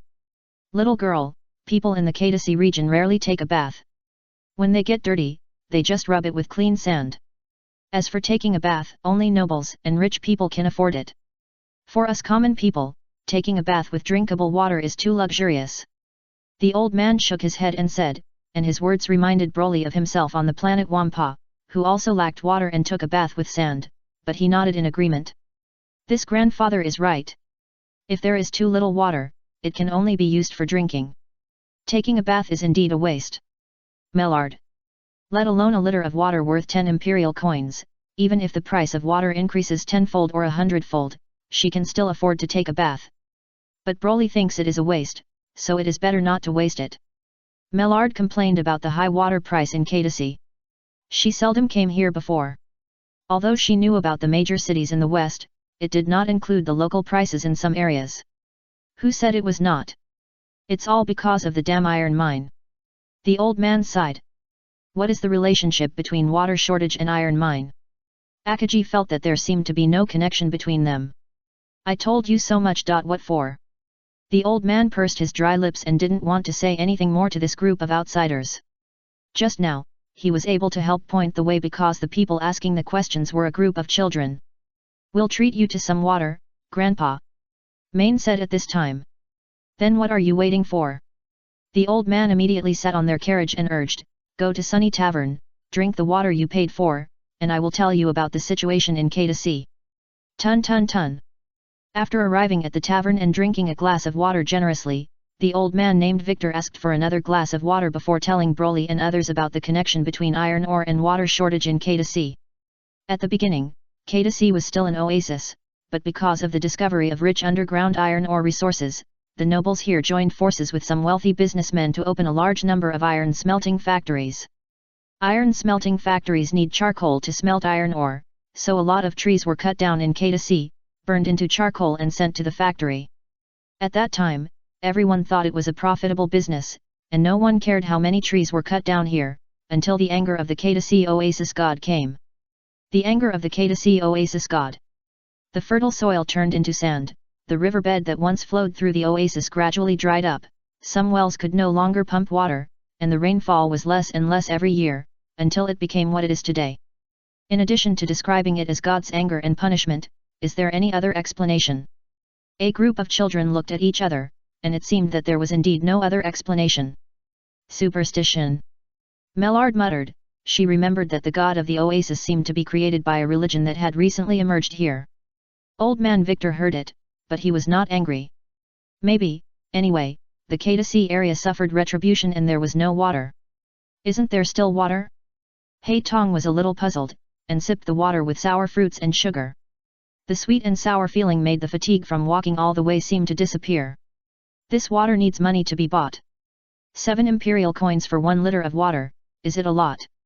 The group of children were a little puzzled, mainly because their eldest brother had just made more than 27 million a while ago.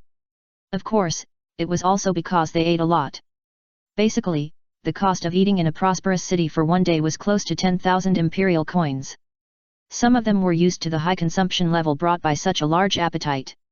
7 imperial coins for 1 liter of water is not much, but the problem is that people cannot live without water every day.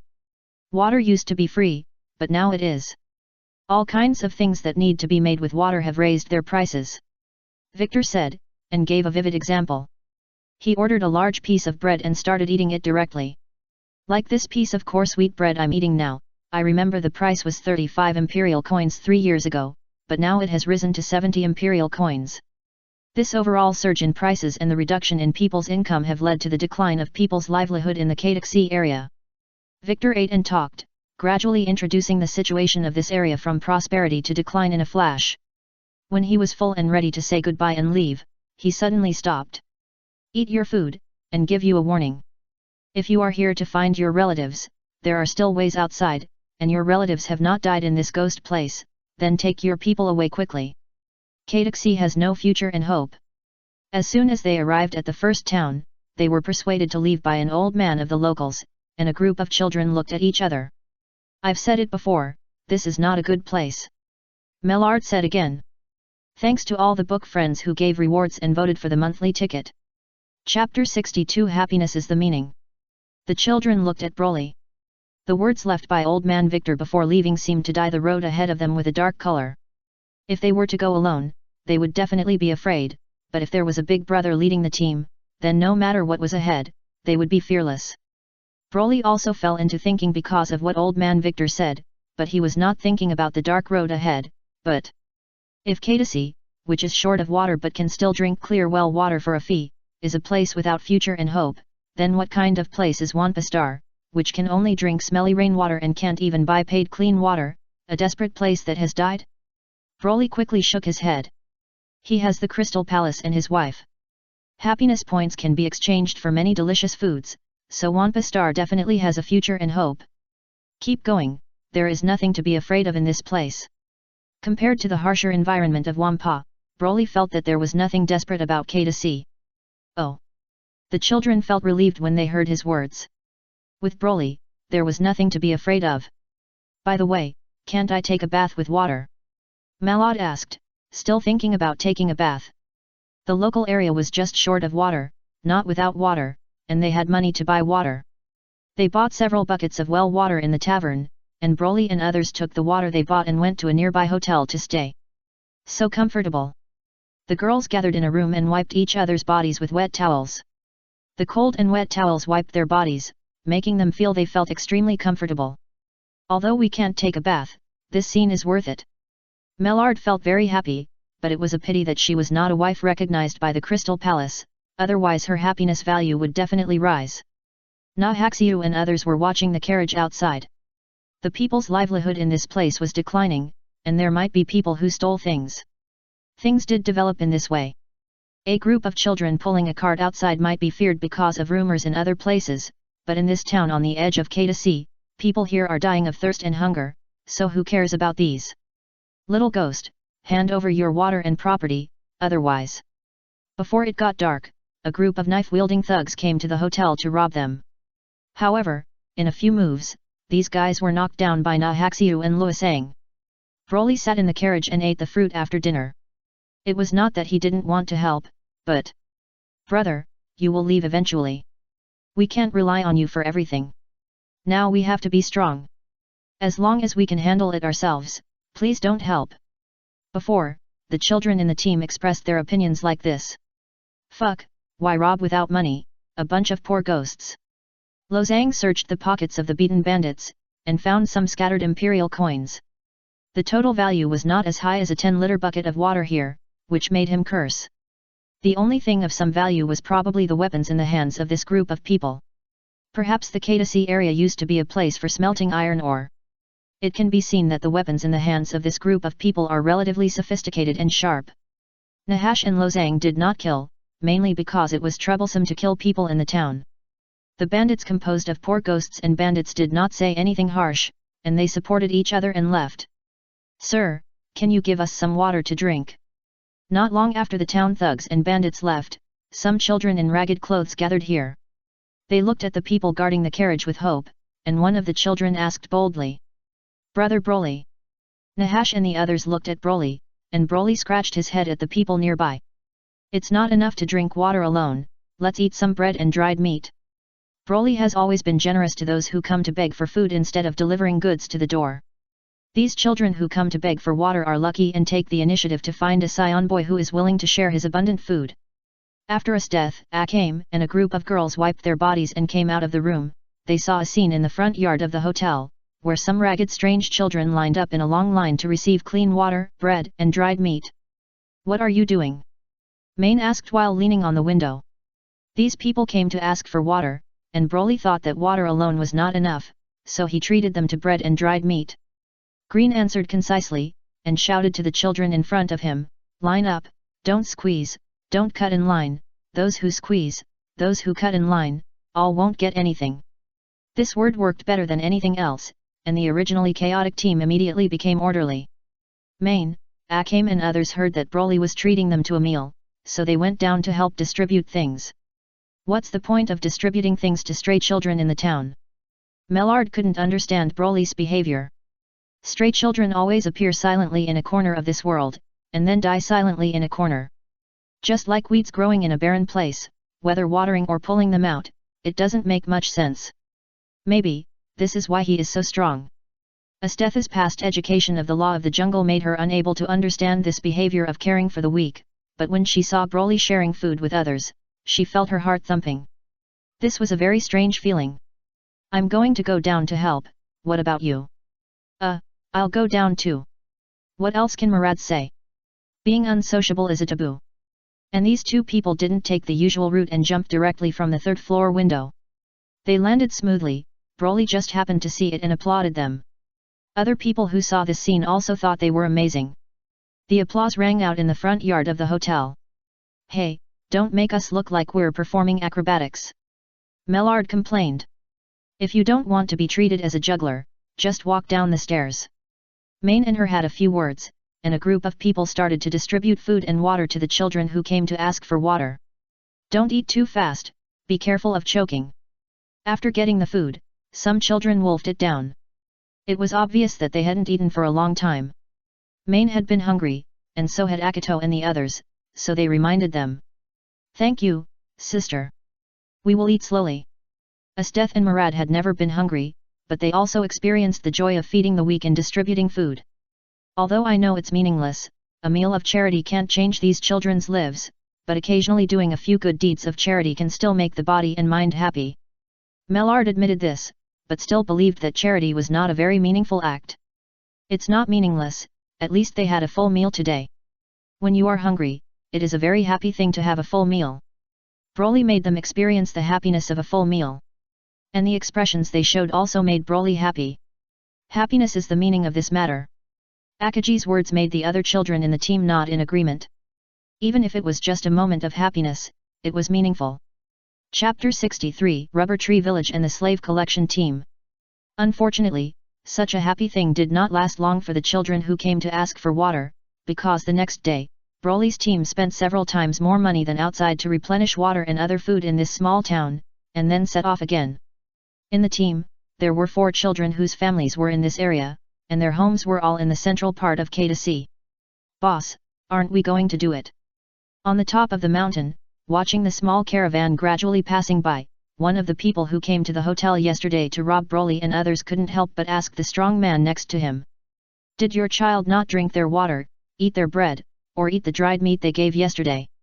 We have encountered many kinds of guys, but like this kind of guy who made the children who came to beg for water in the past full, we can't rob them no matter who they are. A team of townspeople who were also guest bandits lay on the top of the hill, doing nothing, watching Broly's team's convoy go away. Forced by life, they became bandits, both civilians and bandits, which was a common feature of the people in the difficult areas of the West. Another day when no good people come to visit. In the caravan, Broly somewhat missed the days when he randomly encountered highway robbers. Just now, he felt some very weak breath on the hilltop, and thought that a new good man was finally coming. As a result, nothing happened after walking past the hilltop, which was very disappointing. The further you go to the central part of the Kata region, the more expensive the water and commodity prices become.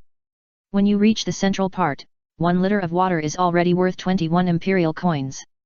On the way, Broly and his companions also met some merchants transporting juicy fruits, but no one sent them supplies. Broly and his companions did some business with these merchants, and bought some from them with money. Some fruits, one of which is juicy but tastes a bit astringent. Eating too much will cause diarrhea, but the low price and easy storage make it the first choice for most of the lower class people in the Kataxi area to replenish water. As for the taste, Broly can only say that it is slightly better than the rainwater from Wampostar that has been stored for a long time. On the other hand, if there is no Crystal Palace, he may live worse than the lower class people here. After arriving in the central area of Kataxi, among the 4 children who wanted to go home, a village named Damboy was quickly found. It was a village that planted natural rubber trees and made a living by collecting rubber, also known as the rubber tree village. Have the rubber trees in the south withered? The village elder asked. There is too little precipitation in the rainy season. There are still young trees that are only a few years old and cannot absorb water from deeper in the ground. The middle-aged patriarch replied. How much money is left in the village? Not much. The rubber produced in the village this year is not good. The caravan that came here offered a very low price. What are you going to do? Elder, can't we leave Kataxi and live somewhere else? Ito, you want to relocate the village? If we don't relocate the village, it will die. Have you thought about the price of relocating the village? We can cut down the old rubber trees and sell them for money. We can use the money to hire guards to escort us to other places. The remaining money can be used as the startup capital for rebuilding the village. Can we find trustworthy guards to hire? What if they turn into bandits and rob us? Even if we can find trustworthy guards, how will we make a living when the village moves to a new place? The villagers of our rubber tree village have been planting rubber trees and collecting rubber for generations. It is too risky to leave the living environment they are used to. If we are not careful, it may fall apart. People are worthless when they leave their hometown. Young people who can leave the village to venture out have already left a few years ago. Those who stay are those who find it difficult to leave their hometown. They are like rubber trees. Once they leave the soil, they will die easily. But if they don't leave, as the price of water increases year by year, various living costs are also rising. It's like a noose that is gradually tightening around the neck. Once it is tightened to a certain extent, people will be strangled to death. And this is why the middle-aged patriarch wants to change. But we can't just stay here and wait to die, right? Just wait until the anger of the god of Oasis is over. When should we wait? I don't know either. How are we going to spend this year? Inatifa the slave traders and let them come to the village to pick children. Easing children again. If we sell children like this again, will our village still have a future? If I don't sell my child, what else can I sell? Should I sell you or me? I would like to sell my old bones, but no one else wants them. So, can we only sell the children? The children who are sold are not dead. Although they will be sold to others as slaves, they still leave this hellhole and have a chance to survive. The elders and the chieftain of the rubber tree village quarreled, and the middle-aged chieftain compromised in the end. Soon, some tribesmen contacted the slave traders in the city. Children with rubber-picking skills like this can be sold for the most money in the Western Kingdom. There are large rubber forests there, and they need enough rubber-picking slaves. Master, do you want to give a higher price for the goods this time? I heard that the water price has risen again this year. What high price? Just keep it the same as before. The harder it is to survive, the more people in the rubber tree village will give those children the rubber-picking skills, so that they can sell them at a high price. And the quality of the goods will be improved, and we can also make more money in the Western Kingdom. This is a conversation between a slave trader and his subordinates. He is engaged in the human population business, not the charity business. Hey, I didn't expect that the well water business in K2C would be so easy to do. If I had bribed the Lord to obtain the right to draw a bucket from a deep well, I would be making money without doing anything now. Then Master, why don't we secretly dig a deep well? It's not difficult to dig deep water, but it's too risky to sell the water. I'd better do my human population business. In the Great West, the big money-making businesses are always controlled by powerful people, such as in the K2C region. Who would have thought that if you dig a deep well, you might get water?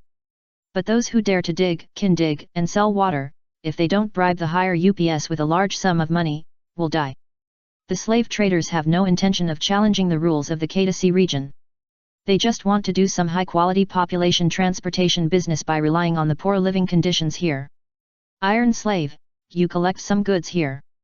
I will go to Bosier City first to present the precious goods brought by this trip to the west to Marquis Bosier. I will catch up when you have collected almost all the goods here. The slave trader left first and went to the famous population transportation transit station city in the western border, but left a loyal servant to go to Jiaisha village to collect people. The slave trader left on the same day, and the servant called Tai Nu also led the slave collection team to Jiaisha village on the same day. On the way, the slave collection team encountered a caravan of children. The children in the caravan were of very good quality, just like the goods carefully selected by another experienced slave caravan, which made Tai Nu call him lucky. Chapter 64 Meet the Good Man and Are You Hway again? I'm so lucky to meet a good man in this place. While eating fruit and enjoying the breeze on the road, a group of people caught up with them from behind, and they attacked them with excitement. Broly was moved after his convoy was attacked. After so many days, he finally saw the simple and kind people who would deliver things to their doorsteps again. However, Broly did not take action because Akame and the others wanted to be self-reliant, so they welcomed these enthusiastic good people. As expected, among the 26 good people, the two sisters Akame and Kurome killed 7, the broken knife they picked up had a strange tetanus power that Broly thought it had. If it was scratched, it would kill people instantly, but the food obtained from it would not be poisonous. Of the remaining 19 people, Nahashu, Bonnie, and other children worked together to kill 6, and as for the remaining 13 people, As Death alone kicked 11 to death. The remaining 2 guys attacked Marat and were killed by Marat and Cassandra using human acupuncture point assassination. What a loss! Marat complained a little. As an assassin, she had to charge for killing people. And now she helped 2 people leave the world without charging, which was a big loss for her. Look, they brought a lot of money in the car. Fortunately, when checking the harvest, Marin found a large bag of coins from the attacker's carriage. After opening the bag and looking at the face value of the coins inside, and weighing the entire bag of money in his hand, Maylad made an assessment. About 500,000 to 700,000 yuan. There are shackles, ropes, whips and other tools on these carriages. This should be a team buying slaves. I just don't know why they treat us as, hey? Speaking of this, Murad suddenly stopped. She suddenly realized that everyone in her team was small. Even Nahashu, who was dressed the most maturely, looked like a teenager of only 14 or 15 years old. It was a bit rare for such a team to be attacked, or to be attacked only now, in a place like the Western Territory. It was all because of the powerful Broly in the team that she subconsciously ignored the personnel composition of this team. Big harvest, big harvest. Broly did not do anything, but took the initiative to help clean up the battlefield. He actually liked to do things like cleaning up the battlefield after the battle. After touching the things on these good people, Broly threw them into the depths of the wilderness with a strong throw. Although this is a wild lane, it is not good to have corpses blocking the road. We have to pay attention to traffic order. The attack was just an episode. Broly's team arrived at the Rubber Tree Village at noon. Are the people here? Here they are. Who is coming this time? I heard it's Tai Nu. Yes, that guy likes wine and meat. Go kill a few chickens, take out the wine buried underground, and treat the group of people well. Although our village has to sell children to survive, we must also build a good relationship with those slave traders and let them sell our children to better places. The village elder instructed that there is a difference between slaves. The children sold from the Rubber Tree Village have the skills of collecting rubber, and with the village's management, they are generally not treated harshly. If any of you are picked, get on the car with you. Remember, you must be more obedient after leaving the village to avoid being whipped. The village elder looked at the children in the village standing aside and instructed them. Some of these children were ignorant, but some were aware. In the distance, the slave collecting team gradually approached. When they arrived here, suddenly someone ran out of the team, waving his arms and shouting, "Grandpa, I'm back." Hearing this, the village elder was shocked and saw his grandson, who was chosen to be sold for the village last time, running out of the opposite team, shouting and running towards this side. Surprise, astonishment, bewilderment, this complex emotion, all of a sudden, was rubbed on the old face of the village elder. Chicken soup is here. At noon, the chicken soup originally used to entertain the slave collecting team was used to entertain Broly's team. When they learned that they were coming here, they also solved a slave collecting team. The face of the village elder of Jiaisha village showed a panic. However, after hearing that no one was left alive, the old man calmed down instead. Well, there are so many bandits in the West Territory, it is normal for a slave collecting team with money to be attacked. No one was left alive, it couldn't be done by these honest rubber pickers, right? So, it had nothing to do with their rubber tree village. As for whether the big slave traders behind the scenes would be angry. Just kidding, Rubber Tree Village also has to pay taxes to the Lord. It's easy for the big slave traders to destroy Rubber Tree Village, but it's not worth it to offend the nobles of this land. The village elders saw it clearly. Of course, the nobles are also one of the difficulties in relocating the village. Thank you for sending my grandson back, but it's a pity that you came at the wrong time. Now our village is in trouble and we can't treat you well. It is indeed a happy thing that the grandson was rescued from the slave traders and sent back, but the village's predicament was not solved. The grandson who came back will be sold again in the end. The village elders of Rubber Tree Village began to talk to their grandson, roughly saying that they had let him down once, but they would let him down again soon, which directly confused Dam, the big boy who had just returned home. Just after returning home, he was sold by his grandfather again. Even if it was for the village, it was too much. "Grandpa, you can't get the wool of a sheep," the boy cried. "It can't be helped. You were sold and came back, but the others who were sold didn't come back. If you don't stand up, the people in the village will be scattered." "Why? I can come back because I met Brother Broly. Otherwise, I might still be whipped on the slave cart." The roar of the grandson made the village elder feel helpless. He lived long and saw more things. People are not worried about the lack of wealth but the inequality. He also understands this truth. The grandson is lucky to come back, but if he doesn't stand up again, how can other families who have sacrificed their children for the village accept it? When the people are scattered, it is difficult to lead the team. The old man's feelings for the village obviously exceed his feelings for his grandson. "Damn, Grandpa is sorry for you. Please save our village again." The old man knelt down in front of the boy and begged. Dam's face was complicated. He had been sold as a slave and knew how bad the treatment of slaves was. But the person in front of him was his grandfather. He didn't know what to do with the other party's request. He looked at Broly, who was eating a chicken leg. Seeing him looking at him, he said, "If you don't want to be sold, I can help you beat him." Damn! Broly's elder brother punched him, and his grandfather probably died directly. By the way, why did you have to sell your grandson as a slave? Just when Dam was about to accept his fate, Marin felt a little strange and asked a question. "It's because our village's rubber tree income is not good this year. A batch of newly planted rubber trees died. Water prices have risen again. Coupled with factors such as taxes, we can't make it through the whole year." The village elder did not hide the difficulties of the rubber tree village, and this difficulty will really cause a large number of deaths in this village in the future. Once there are many deaths, a vicious cycle will come, because there are countless villages that have perished in the vicious cycle in this chaotic world. Therefore, things like sacrificing the self for the sake of the greater self are really not uncommon. The more you are attached to your hometown, the more you are willing to make sacrifices for your hometown.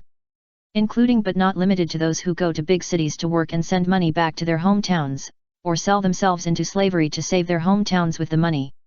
"So, is this a matter of money?" Nahaxiu asked. "You can say that. Then how much did Dama sell himself for last time?" Luosang asked. 35,000 imperial coins. This number is already a high price for the purchase price of a child. "Hey, how much did we pay for the resettlement fee last time?" Broly suddenly asked Nahashu. Brother, it was 50,000 imperial coins. Nahashu answered immediately. So, Damu is cheap. Cheap. Well, why don't we buy him? I see, there is this way. As expected of Brother Broly. The children, who had been feeling heavy-hearted after hearing the stories of their companions, suddenly became more motivated. They can buy their companions with money. Chapter 65 Oasis Church and the Fountain Diggers. I'm sorry, Brother Broly, I still want to stay in the village. The resettlement fee given to Dam easily solved the difficulties faced by his village, but the boy chose to stay in the village between the two choices of leaving with Broly or staying in the village. He felt very sorry for this. Dam, stay here, aren't you afraid of encountering problems in the future, and your grandfather selling you again? Lozang was a little angry. My grandfather is over 60 years old, and he won't live for many years. He sold me for the village. This village is where I was born and raised. Dam had his own reasons, but he still lowered his head. He felt a little bit cheap. He obviously met a good brother like Broly, and so many good partners, and he could go to other places to live a good life. It doesn't matter, anyway, just stay where you feel happy. Unlike his angry friends, Broly didn't think it was a big deal.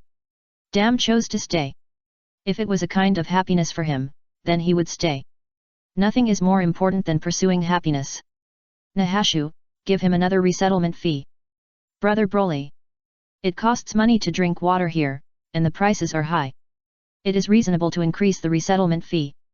Nahash was silent for a while, but he still silently filled another bag of money and handed it to Dam. As the boy said goodbye in tears, Broly and others left the Rubber Tree Village and headed towards the village of the remaining 3 children whose homes were in the central area of K2C.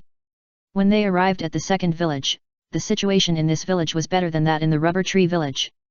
Although they were still struggling on the poverty line, they did not need to rely on selling children to get through the difficulties this year. The second child went home smoothly, and Broly also gave double the resettlement fee. The child's parents were just ordinary villagers, so he could only thank them in a low-key manner. In the evening, Broly and others came to the third village, but the village was in ruins. After asking around in the nearby town, Broly learned that the village had been attacked by dangerous species and no one had left 2 months ago. As for whether anyone survived, no one knew. After all, no one was interested and they were not related, so the third child failed to go home. The girl with a delicate face cried for a while. Fortunately, she had a companion around her. Murad said that she could comfort people and went into the room to comfort the girl. The next day, the girl who lost her home really recovered. Broly was a little curious about how Murad did it. This is a technique I learned by myself. Do you want to learn it? If you want to learn it, I can teach you. Murad said excitedly that as long as Broly wanted to learn it, she could teach this comforting technique step by step. However, before Broly could say that he wanted to learn it, Mine ran over and pulled him away. What's wrong, Mine? Murad's way of comforting people is too weird. She would touch people's bodies with her hands and lick people's ears with her tongue. When Mine said this, her face was red. She instinctively felt that Murad's methods were not decent. If you want to learn, you are welcome to crawl into my bed at any time. Malad smiled and said over there, without stopping Mane from pulling Broly away. Can you comfort people by touching them with your hands and licking their ears with your tongue? Broly imagined the scene and felt that he had learned a new knowledge. As for crawling into Murad's bed, he already knew how to do it, so why bother to crawl into the bed? It's more comfortable to sleep alone in a bed, at least you don't have to worry about killing people in your dreams. In the morning, after leaving the inn, the small team split into 2, and Broly took Nahesuo and the 4th child Tulak back to the others' home. The others stayed in the town to help explore whether there were any survivors in the 3rd village, and to see if they could find the girl who was comforted by Murad last night and her family who might still be alive. Catch him, don't let that bastard run away. Just after arriving at the 4th village, well, it should be called a town without walls, Broly and the other 2 heard a loud shouting coming from the alley next to them. Please, let me hide for a while. A middle-aged man with messy hair and a blueprint rushed out of the alley. After seeing the carriage, he rushed over directly, jumped on the carriage, and then lay down smoothly, and whispered to the 2 children in the carriage. Where are the people? Soon, a group of people in green robes ran out of the alley. They were holding forks and sticks, and they looked aggressive. Children in the carriage, did you see someone just now? Run over there. Broly's trouser legs were pulled, and the man lying in the carriage showed him a pleading look. Broly scratched his head and pointed a direction to the people outside. There was indeed a person who ran out just now. He ran directly to that side, very fast, and disappeared in a moment. Hurry up and chase him. We must burn the drawings of Batunan, that bastard, who blasphemed the god of Oasis. Outside the carriage, a group of green-robed people chased in the direction Broly pointed without saying thank you. A group of people ran away in a few breaths at the turnaround. After they left, the man hiding in the carriage breathed a sigh of relief. Little friend, thank you for covering for me. The man thanked me politely and reached into his pocket. Under the gaze of Broly and Tulak, he felt embarrassed after a while but didn't find anything. Sorry, I was in a hurry to run away and I didn't bring anything with me. I can't give you any reward. Broly waved his hand. He didn't care much about the reward, but was just curious. Why did those people chase you? Did you do something bad? Those people are followers of the K2C Oasis cult. Because I wanted to dig on the riverbed, it violated their doctrine, so they targeted me. Dig. It means digging a spring. I want to dig a spring on the dry riverbed of K2C so that the dry riverbed can have water flowing again. Batunan said so and rolled off the carriage, but his poor rolling technique made him seem to have rolled over. Hey, this man must have sprained his foot, but he limped and picked up his blueprints to leave. Hey, you guys should leave quickly, otherwise when those guys from the Oasis cult can't catch up with you and return, they will definitely pester you and make things difficult for you. The children on the carriage helped him, and Batunan couldn't let them be implicated by him. Brother Broly, I found out. Hey, who is this? Nahasha came back at this time and saw a lame man next to the carriage and asked. A person who wants to dig a spring. By the way, what is a spring? Broly introduced it and asked again. A spring should be a place where a lot of water will come out. Nahasha thought about it and said. Hey, water coming out? Broly's eyes lit up. Wait, get in the car, I'm interested in digging springs. Broly said this, and without waiting for the man to refuse, he lifted the man with a sprained foot onto the carriage with one hand. Go. The carriage was driven away. Although there was suddenly a strange passenger, it continued to head towards the home of the fourth child. On the other side, a group of followers of the K2C Oasis cult chased for a long time but couldn't see anyone, realizing that they might have been deceived. The group of people came back cursing, intending to settle accounts with the little ghost who gave them directions, but when they came back, they found that the carriage was gone. Damn it, go to Batunan's house and wait for him, I don't believe that guy won't go home. The group of people cursed and went to guard the house. Chapter 66, Unknown Reality. I really don't know how to thank you. The fourth child's family has no problem. Tulak is the only one among the 4 children in the K2C area who was not sold by relatives but abducted. His family's situation is not bad. At least after they arrived, the hostess of the house could make a pot of tea for them and send them some exquisite snacks. I'm sorry, my husband was hired by the Baron to paint portraits. Tulak's father is a painter, and a famous painter. At least his painting skills are sought after by local nobles. So, even in the water-scarce K2C area, you can live a decent life. Brother Broly, you don't have to give me resettlement fees. Leave the money to those in need. Broly and others received a good reception, but Tulak refused the resettlement fee he offered. It's a great blessing for me to go home. I will become a painter like my father in the future. At that time, I will definitely paint this period of time and everyone's journey. When saying goodbye, Tulak said so. He and his mother stood at the door of their house and bowed to express their gratitude to them for leaving. We have lost another companion. Nahasa was a little disappointed. He had a good relationship with Tulak. But he is happy to be home, and we should share his happiness of returning home. Broly was in a good mood. He was reluctant to see his companions leave at first, but he could accept it when he thought that they would live happily in other places in the future. Hey, where are you taking me? As the carriage drove out of the town, Batunan couldn't help asking. He already knew that the super strong boy in the car was interested in his ability to hit water, but he didn't know where he would be taken. I'm going to take you back to my companions. Broly didn't hide it. But my home is here. Batunan said. Aren't those followers of the Oasis cult looking for you? They said they couldn't. I will wait for you at your home. Batunan was speechless, because what the child driving the vehicle said was really possible. Now, except for following the two children, he seemed to have nowhere to go. The carriage was moving fast, and it soon returned to the town in the morning. Akagi sighed, and they paid money to get the news, and they did get something. They found the survivors of the village in the town, but the news they got from them was bad. It can be confirmed that the parents of the third child are dead, and even their bodies were taken away by dangerous species. We are discussing whether to tell her the truth.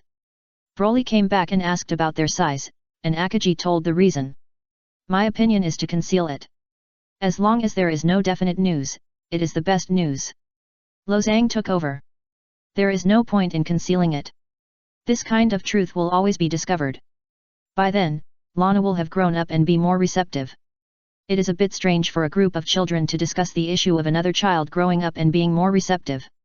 But the children like Akahim who followed Broly out of the sea tree forest of Gifonora are indeed much more able to withstand pressure than the children who were rescued halfway. They are like little adults.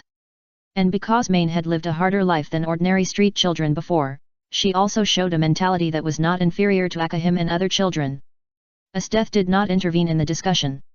She believed that it was natural for people who could not adapt to the environment to be eliminated.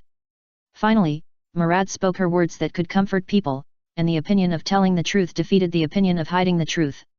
The third girl who returned home but failed cried again because she learned that her parents were confirmed dead, but Murad took her to the room to comfort her. Don't be afraid. Now you have me by your side. Leave everything to me and rely on me. I will make you feel comfortable. Mellard touched the girl's head and whispered in her ear. The girl's crying stopped abruptly, and Broly looked at her thoughtfully. However, Broly did not follow to see what Murad did after bringing the girl into the room, but looked at the only adult in the room who was brought back by him personally. Uncle Batunan, how do you think we can make the dry riverbed have water again? Hearing this question, all the children looked at Broly and the man who was asked. The source of the Kataxi River has dried up. If you want to make the river have water again, you must find a water vein that is higher than the riverbed. Then make a hole in it and make a new spring. Only in this way can the whole river be revitalized. When asked a professional question, the somewhat sloppy Batunan spoke clearly. Wait, isn't the water shortage in the Kataxi area caused by the punishment of the oasis god? This is what Broly and other children heard when they came to this place. Most of the local people in Kataxi think this is the reason for the water shortage. I don't know if there is an oasis god in Kataxi, but in my opinion, the reason for the water shortage is that the people of Kataxi cut down the trees here too much. The soil in Kataxi is originally sandy, and a large number of trees have been cut down indiscriminately, which has destroyed the water storage function originally provided by green plants, and then caused the surface water in the area to be unable to be stored. However, the water in Kataxi did not disappear, but flowed to a deeper underground. This is why deep wells can be dug and produce enough water for the town every day. Batunan explained the water shortage in Kataxi to Broly and his group of children from a more scientific perspective. Compared to the theory of divine punishment that the locals believed in, the children in the room felt that the sloppy man in front of them seemed to make more sense. Of course, it was not because they could understand what Batunan said about the water storage role that plants can play in the Kataxi area with special soil. But Batunan had a strong scholarly aura, and when he explained these reasons, he seemed to exude an extremely confident look. This confidence infected them through words, making Broly and other children feel that what this person said made sense. Although it was unclear, it felt powerful. If he could give such a long reason, then what he said might be true. Broly and other children basically had this idea. So, what should we do specifically to make the dry riverbed have water again? Broly asked again. Well, I haven't found a suitable water vein yet. Batunan was a little embarrassed and confessed honestly. Hearing this, a group of children in the room thought about it and almost fainted. Broly crossed his hands, sat on the stool, tilted from the side, and fell down without any reaction. After saying so much, it turns out that you are nothing and can't make the dry riverbed have water again, right? When he reacted, someone had already spoken for him. No, I still have results. Don't slander my innocence out of thin air. Being accused by a group of children like this, Batunan was somewhat embarrassed. Immediately, he took out the drawings in his arms and spread them out. This is the water vein topography map of the Kataxi area that I spent 10 years exploring. Although we haven't found a water vein that is clearly higher than the riverbed of the Kataxi River, it's almost there. If it weren't for the sudden rise of the oasis cult, it would be a disaster for me. If I had not interfered, I might have found it long ago. Batunan argued like this, as if he wanted to prove himself to the children as a useful adult. Chapter 67 Wang Duyu invested in this project. So as long as we find a high water vein, can we make the dry river have water again? Theoretically, it is like this after opening a spring higher than the riverbed. Batunan did not dare to guarantee it, as there are many problems involved. The difficulty of opening a deep well and opening a stable spring to revitalize the entire river is definitely not at the same level. In that case, let us help you. Broly said. Hey? Hearing this, both the other children and Batunan were a little stunned. I admit that you are a child with some strength, but finding water veins is a technical job, and you, a child, can't help. Batunan shook his head. He had thrown all his fortune into digging deep wells. In the past 10 years, he only made a small profit at the beginning. After that, he had to do the smuggling business to barely make a living and continue the exploration of water veins near the riverbed. Who said that Big Brother is alone? The children in the room were a little unhappy when they heard him say this. They were all the people who surrounded Broly and followed him. It's the same for a group of children. Batunan held his forehead. It's not that more people will be useful for this matter. People with professional knowledge are needed to help. But the problem is that ideals cannot beat reality. The ideal companions he once gathered had already bowed their heads under the pressure of reality. We have money. We have money. Hey, what did you say? How much money do you have? More than 20 million. A hiss. Batunan took a breath of cold air, and immediately put his hands together, with a sincere look on his face. Isari, I spoke too loudly just now, please help me. No problem, Wang Duyu has invested in this project. Broly said the lines that came to his mind, and the children were a little confused. Brother, who is Wang Duyu? Oh, I don't know, maybe a fish. Is it delicious? Oh, I haven't eaten it. Batunan, where did you get this fool? Osh, the sponsor is behind me. Oh, I mean the great philanthropist, to support your outrageous idea. Do you care where I got it from? I just want to ask, are you coming to do it? Why wouldn't I do it if I can make money? However, the K2C Oasis is very powerful now, and many people believe in their theories. We have to be low-key when doing this. Nonsense, I have been chased for 3 years, so I know that I have to be low-key. With Broly's sudden investment, Batunan's spring digging business received huge support. In 2 days, Batunan gathered a group of old partners and hired them with money. A group of people secretly dug in the places where he judged there were high-lying water veins. Broly's team followed Batunan, and when they were with this group of people, they heard about Batunan's past. Batunan and others were experts who were invited by local dignitaries to survey water veins and dig deep wells after the K2C area was short of water 12 years ago. Among them, Batunan's vision was the most vicious. Digging deep wells was digging a well is accurate, and iron smelting at that time required a lot of water, so it was sought after by many dignitaries at that time. However, when Batunan brought the business of digging deep wells to the civilian class, various places in the K2C region gradually introduced laws prohibiting private well digging. At that time, we lost the job of digging wells, and Batunan was the best among us. If he had left directly at that time, the money he earned from digging a large number of deep wells would have been enough for him to be a rich man for the rest of his life. Unfortunately, that guy had a brain injury and said something about reviving the K2C river. I just want more people to have water to drink. This matter should be considered by the big guys. What does it have to do with you, a well digger?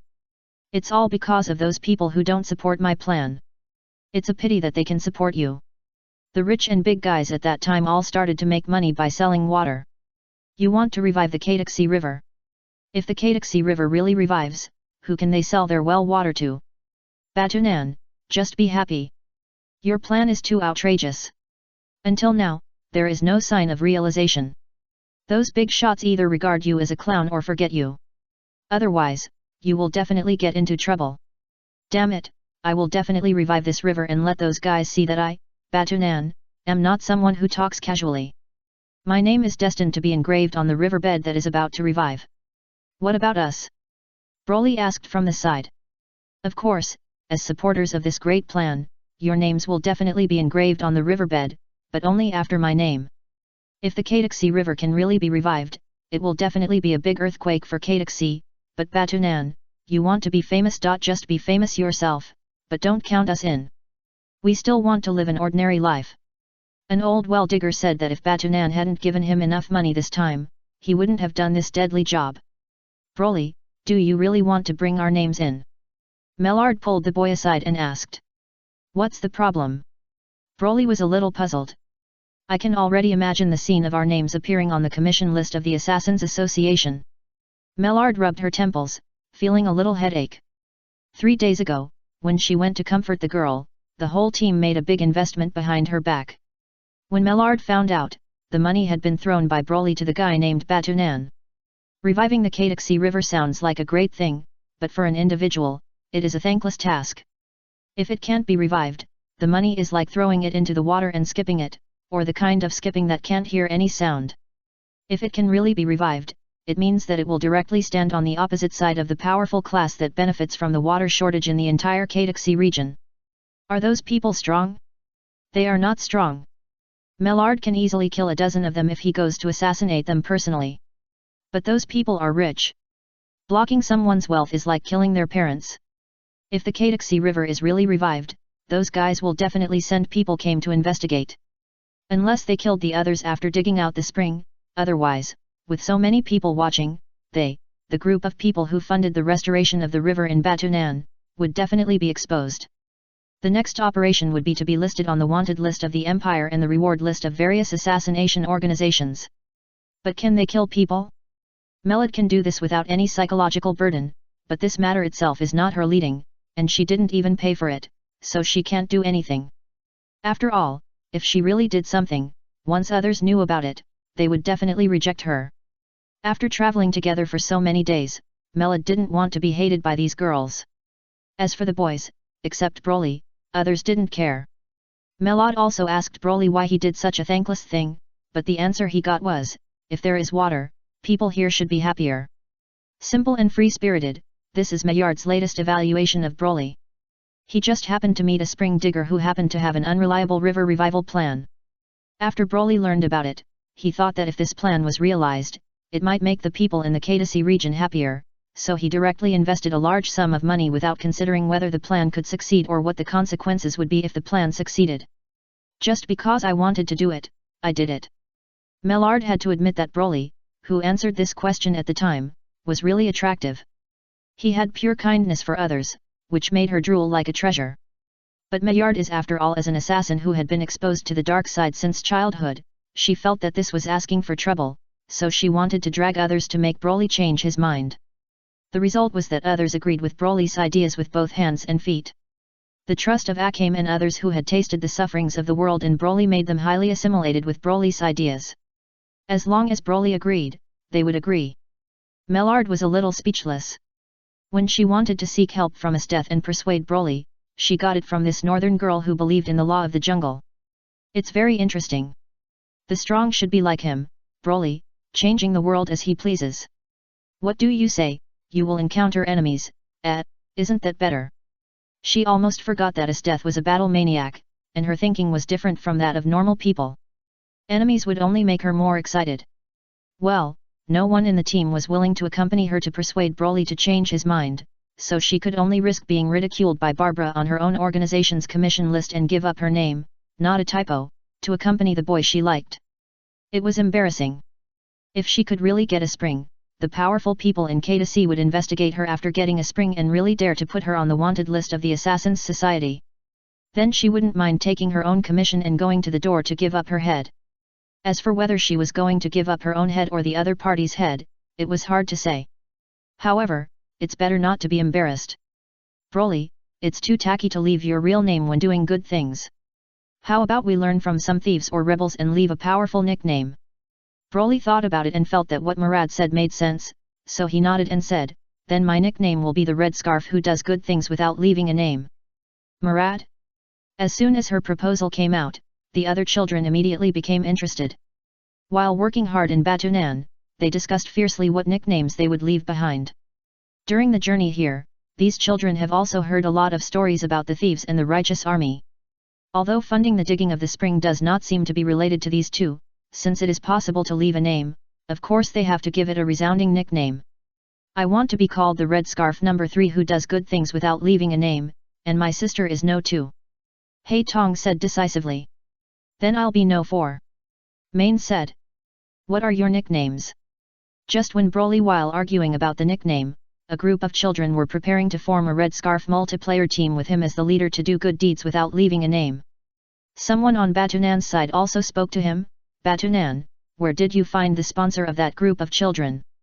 You may not believe it, they took the initiative to find me.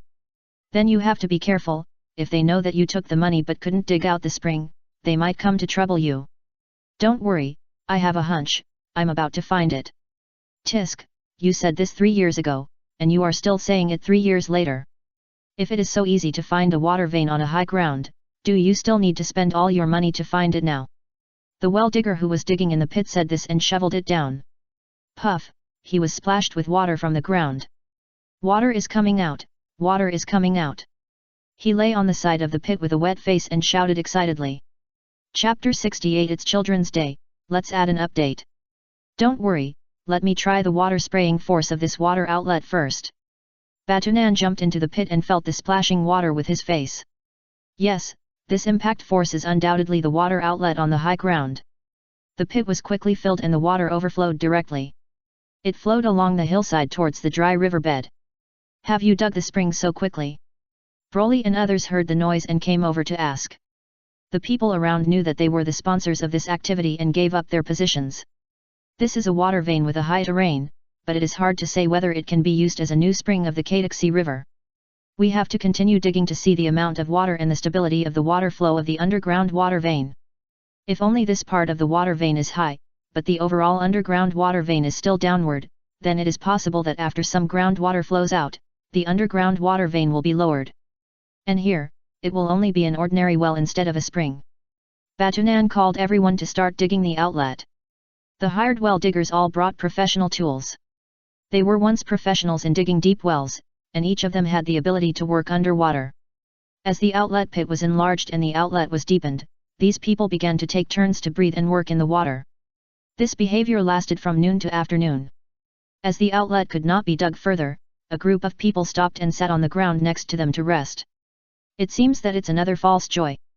Looking at the puddle where the water flow has completely calmed down, someone sighed. It has been more than 4 hours since the water was dug out, and the water has not even completely wet the riverbed within 500 meters. Although there is still water overflowing from the puddle and flowing down the hillside into the riverbed, it is visible to the naked eye that the overflow water is decreasing. And such an outlet cannot become a new spring. Even if a special slope is dug for it to flow, it may run out of water after a few days. It may be able to moisten the nearby riverbed, but compared with the revival of the Kataxi River, it is completely a drop in the bucket.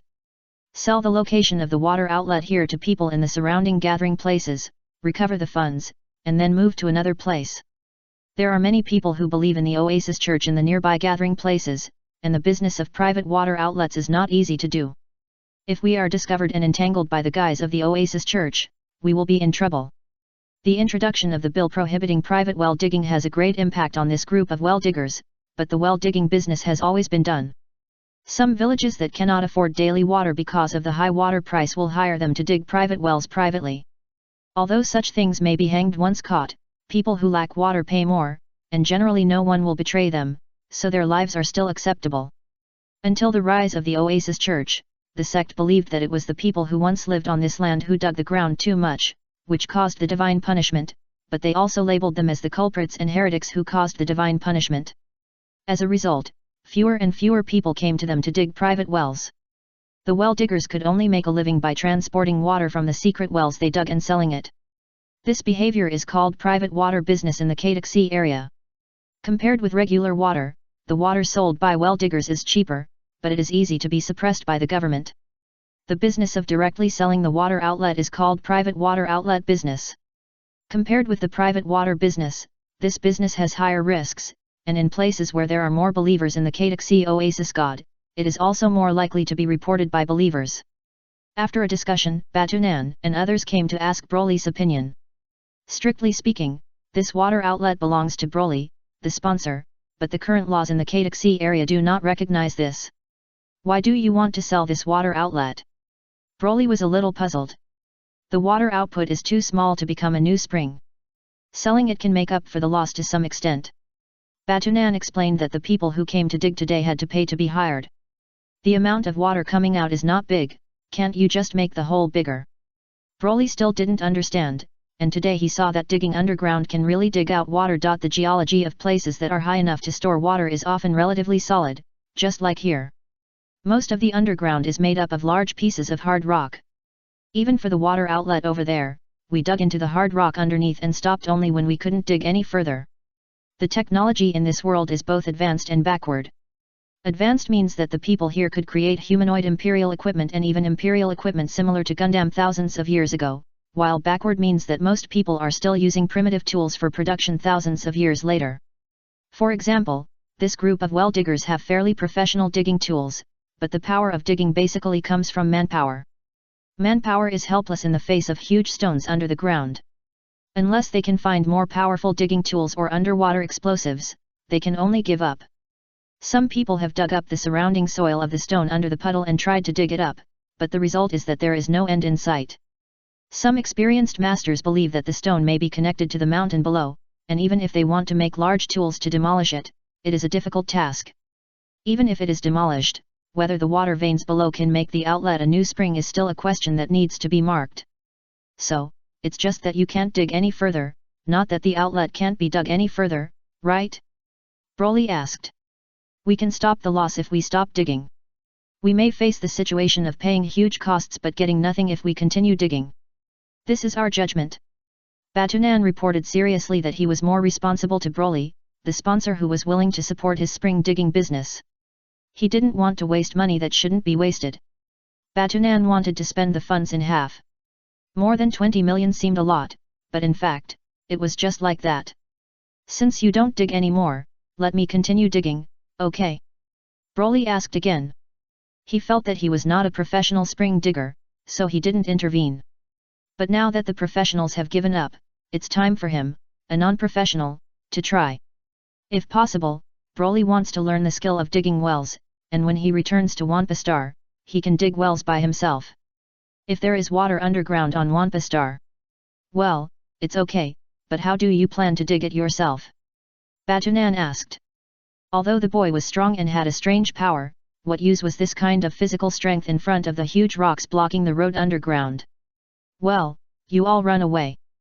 Broly thought about it and decided to dig the water outlet in the same way as digging a house on the planet Wampa, but before that, he needed to get the people on the hillside to leave. What's wrong? Why do you suddenly want us to run away? Main was a little puzzled. She was still cutting vegetables. Hurry up and take the ingredients. Big brother should be planning to blow up this small mound. Red Eye held the pot, Black Eye held the bowl, and the other children also held things in their hands. Put them on the carriage and drove the carriage down. What small mound? Isn't this a hillside? Main was a little surprised, but she still followed the team. Asteth and Murad followed too. They were all a little confused. Until they were at the foot of the mountain and saw a green light suddenly appear on the mountain, and then there was a loud bang, and the ground shook violently. After stopping, they looked at the mountain that was missing half of its body, and their mouths opened wide. Is this something a human can do? Not far away, Batunan and other well diggers who also came to the foot of the mountain watched this scene, and some people murmured to themselves. Hwala la. Half of the mountain was missing, and the huge opening allowed the underground water in the mountain to surge out, and in just an instant, it irrigated the dry riverbed within a few kilometers below the mountain. Happy holidays to minors and adults. Chapter 69, First Hearing of the Imperial Tool. Floating in the air, Broly blew on the index and middle fingers of his right hand. I just felt that he was becoming more and more proficient in controlling the power of the energy bomb converted by Chi. This energy bomb was perfect. It did not blow through the mountain below, but only blew up the place where it should be blown. Uncle Batunan, I've dug it. Go and see if it can be used as a spring. He fell from the sky and landed in front of the stunned crowd, and said to Batunan. Who the hell are you? Batunan asked. Since you asked sincerely, I will be merciful and tell you, well, my name is Broly, and I am a Saiyan. Batunan. Forget it, let's go and see if the big gap created by the explosion can become a spring. A group of well diggers followed Batunan to check the situation with offer Broly. You may have found a god as an investor. Such words were faintly heard from the crowd going away. Obviously, Broly's power to destroy the mountain at will has exceeded their cognition as ordinary people. And things that exceed cognition are easily linked to theology. Some well-diggers suspect that the oasis god is real. Broly's energy bomb is green, and there is also a green word in the oasis god, so the two can be completely involved. How did you do it? It seemed like he had heard this question before. Akame and the others had asked him the same question before, but now it was Esteth who asked it. The northern girl blushed a little and looked at him expectantly, almost writing the words "I want to learn this trick too" on her face. Did you use any imperial weapon? Mellard was calmer, and the only power she could think of that could destroy half a mountain in an instant was the power of the imperial weapon. Imperial weapon, what is that? Broly was puzzled, and a glimmer of green light appeared on his fingertips. A small energy ball condensed at his fingertips. He demonstrated the process of condensing energy bombs to Esteth and the curious mind. Mellard, look carefully, my brother did this with his bare hands, without any tools. Another child who had known this for a long time said proudly with his hands on his waist. Can I touch it? Esteth asked. No, it's dangerous for you. Broly pointed casually and threw the energy ball on his fingertips to a big rock not far away. The big rock didn't offend anyone, but it was still reduced to ashes. Esteth's eyes sparkled, and she asked Broly for guidance, and did the same thing as Akame and the others, holding her breath, waving her fingers, and trying to send waves. Mellard stared at her, thinking it was incredible, but she did not try to release the energy bullet, which she did not understand at all. Instead, she took Broly's hand and studied it, as if she wanted to find some mechanism from it, but even if she put the boy's finger in her mouth and sucked it, she did not taste anything other than salty. Can you stop licking my fingers? It's a little itchy. Broly moved his fingers and clamped Merald's flexible tongue tip, preventing the other party from exploring between his fingers. Really, there is no mechanism. After personally testing it, Merald could only believe this result. Mellard, what is the imperial weapon you just mentioned? After washing the sticky saliva on his hands, Broly asked curiously. In this world, he has not met anyone who can send waves like him. The golden guy I met in the last world was able to make waves. The imperial equipment is the 48 weapons and props that are difficult to replicate today, developed by the first emperor who founded the empire thousands of years ago, using super dangerous materials, rare metals such as orichalcum, and secret techniques that were collected from all over the world at that time and most of which have been lost. Mellard introduced the imperial equipment and pointed to the knife that Akame and Kurome used as a kitchen knife. The function of each imperial equipment is different. For example, the knife in Akame and Kurome's hands should be the imperial equipment demon sword Murasame. The demon sword is said to have the ability to curse the person who is cut. Hey, this knife is really poisonous. Akame hurriedly threw the kitchen knife in her hand away when she heard it. It's not poison, but a curse-killing technique, a lost secret technique from a small island in the east. Mellard shook his head and explained. In addition, imperial weapons are living weapons, they have some consciousness. If you throw it like this, be careful that the sword will bite you back in the future. The legend of the demon sword Murasame is that it eats its master. It is said that every owner who gets it has a bad ending. However, this should be a rumor. When Akame picked up the knife, she did not find any dissatisfaction with the knife. Even if Akame apologized to it and said that it should not be thrown, the demon knife made of the broken knife did not respond. Maybe because the knife is broken, the consciousness of this imperial weapon died. Mellard could only make such an explanation. And some imperial weapons have more powerful destructive power, such as the pumpkin turret that has been active on some battlefields. That gun imperial weapon can launch energy beams similar to the energy beams you just launched, Broly. Mellard said this, and suddenly a pink head came over. Who else could it be but mine, who practiced energy bombs with his death to no avail? Where is that thing? The girl asked. The previous owner was assassinated by our Assassins Society, but there were other imperial technique users at the time, so we were unable to seize the weapon from the Empire. As for where the imperial technique is now, it is probably in the armory in the center of the Empire, which is located in the Imperial Palace and is under very strict guard. In the past, the Assassins Society sent people to steal it, but no one came back alive. After several failed attempts, we gave up. Mellard told her what he knew, and Marin was a little disappointed. Marin, do you want that thing? Broly saw her disappointment and asked. If you want, I can help you buy back the thing called the Imperial Technique. The Empire will not sell the Imperial Techniques. There are no other Imperial Techniques outside, except for those lost by the Empire 400 years ago and those stolen by the Imperial Technique users who were defeated by the enemy. Mellard reminded. I will make a condition they can't refuse. Broly said it without hesitation. Is the Imperial equipment really as good as you say? If so, I want one too. Esdeath found that she couldn't wave, so she came over and said. Brother, we want one too. The other children said they wanted one too. No problem. Broly agreed. Hey, don't treat it like you're going to the Empire to buy goods. These guys are now planning to get the Imperial equipment, which is much more difficult than opening a spring in K2C. Chapter 70 The Birth of Superstition. The water outlet is fine. Of course it's fine. This is straight. Then a mountain lake was blasted out. Even if the underground water veins are low, they will not be as low as the foot of the mountain. So, the spring is successfully opened. Broly asked. It is successfully opened. Batunan nodded. He felt like he was in a dream. He insisted on reviving the riverbed for 10 years.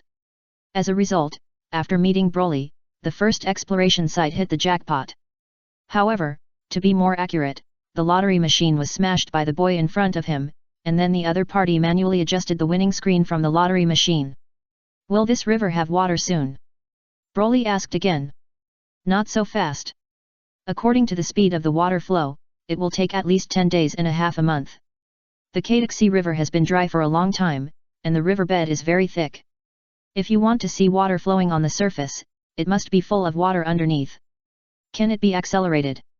It is definitely difficult to do it with normal means, but if you can also dig out the spring here, Yamanoko, and dig out similar springs in other high-lying water veins, and connect these spring lakes and riverbeds together, it should be able to speed up the speed. Then what are you waiting for? Let's go dig. You point out a place, I'll send a wave, let's join forces, make it bigger and stronger, and make more springs here. Brother Broly, the meal is ready, don't you want to eat first? Broly wanted to carry Batunan and walk away, but after hearing what Tsukushi said, he sat back down. The world is big, but nothing is bigger than eating. Digging springs can be done after eating, don't be too anxious. During the meal, the children handed Broly food as usual. The well diggers not far away saw it and whispered to each other, and then someone came to hand Broly food. Hey, are these for me? Broly was a little surprised to be fed by the well diggers suddenly. Well, this is for you on behalf of everyone over there. The well diggers who brought the food were very humble and carefully placed the various foods in their hands in front of Broly. Thank you, you are really a group of good people. Broly gave the good guy card as usual.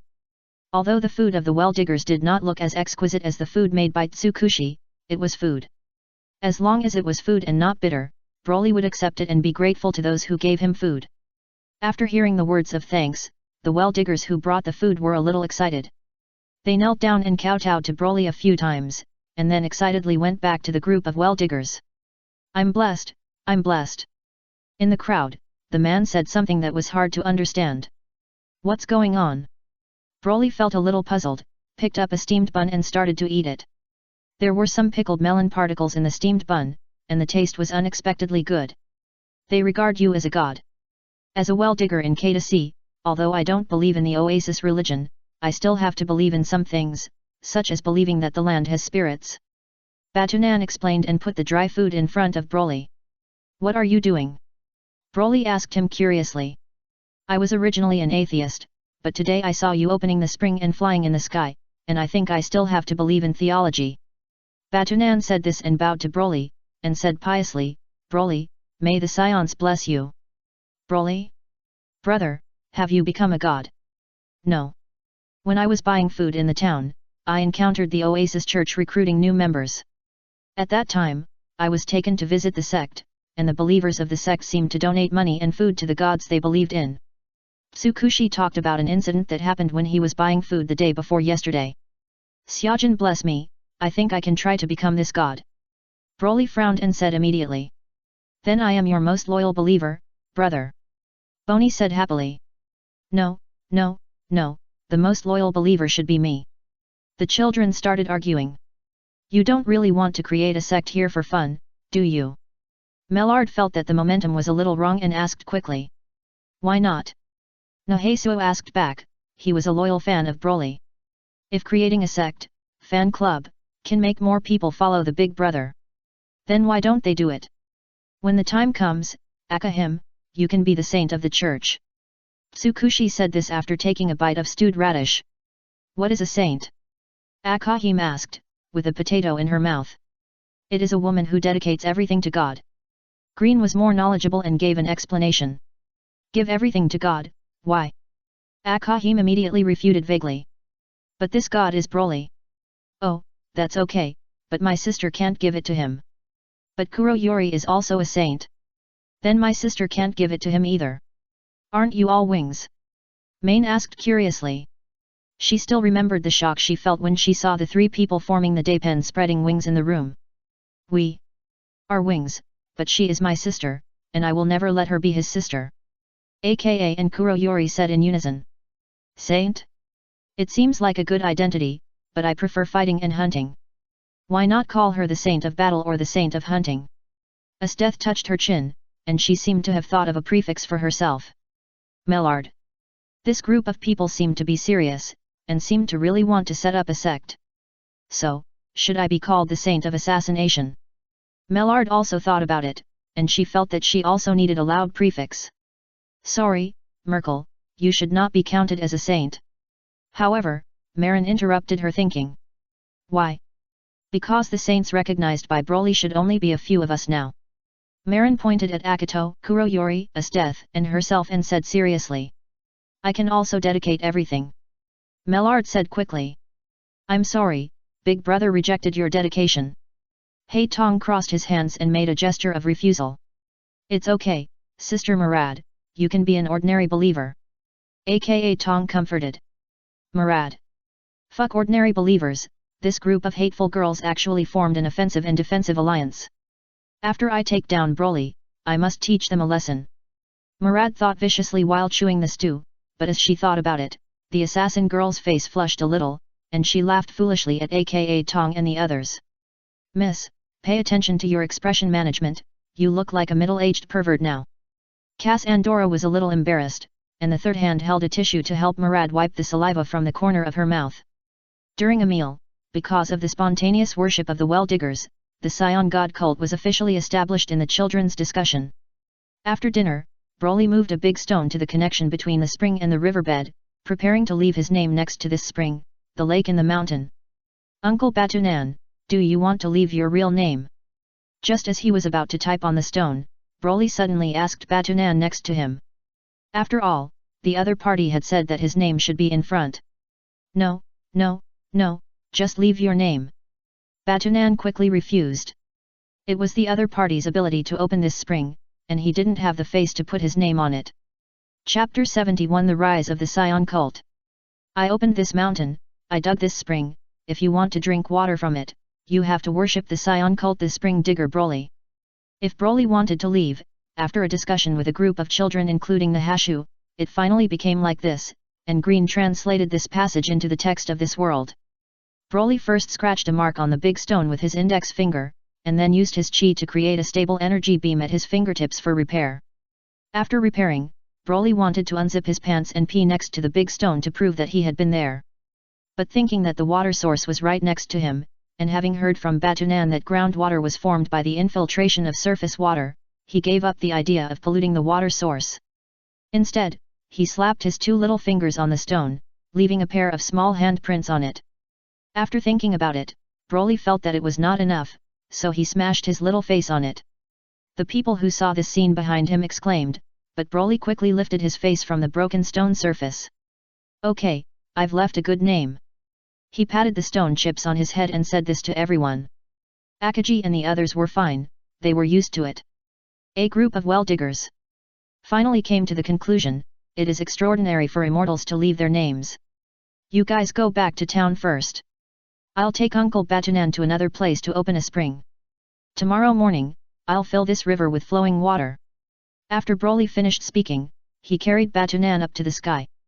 Under the moonlight, a group of people watched Broly fly away with the screaming Batunan, but before they flew far, a green energy beam came down, and the ground trembled slightly, and the sound of water spraying could be vaguely heard in the distance.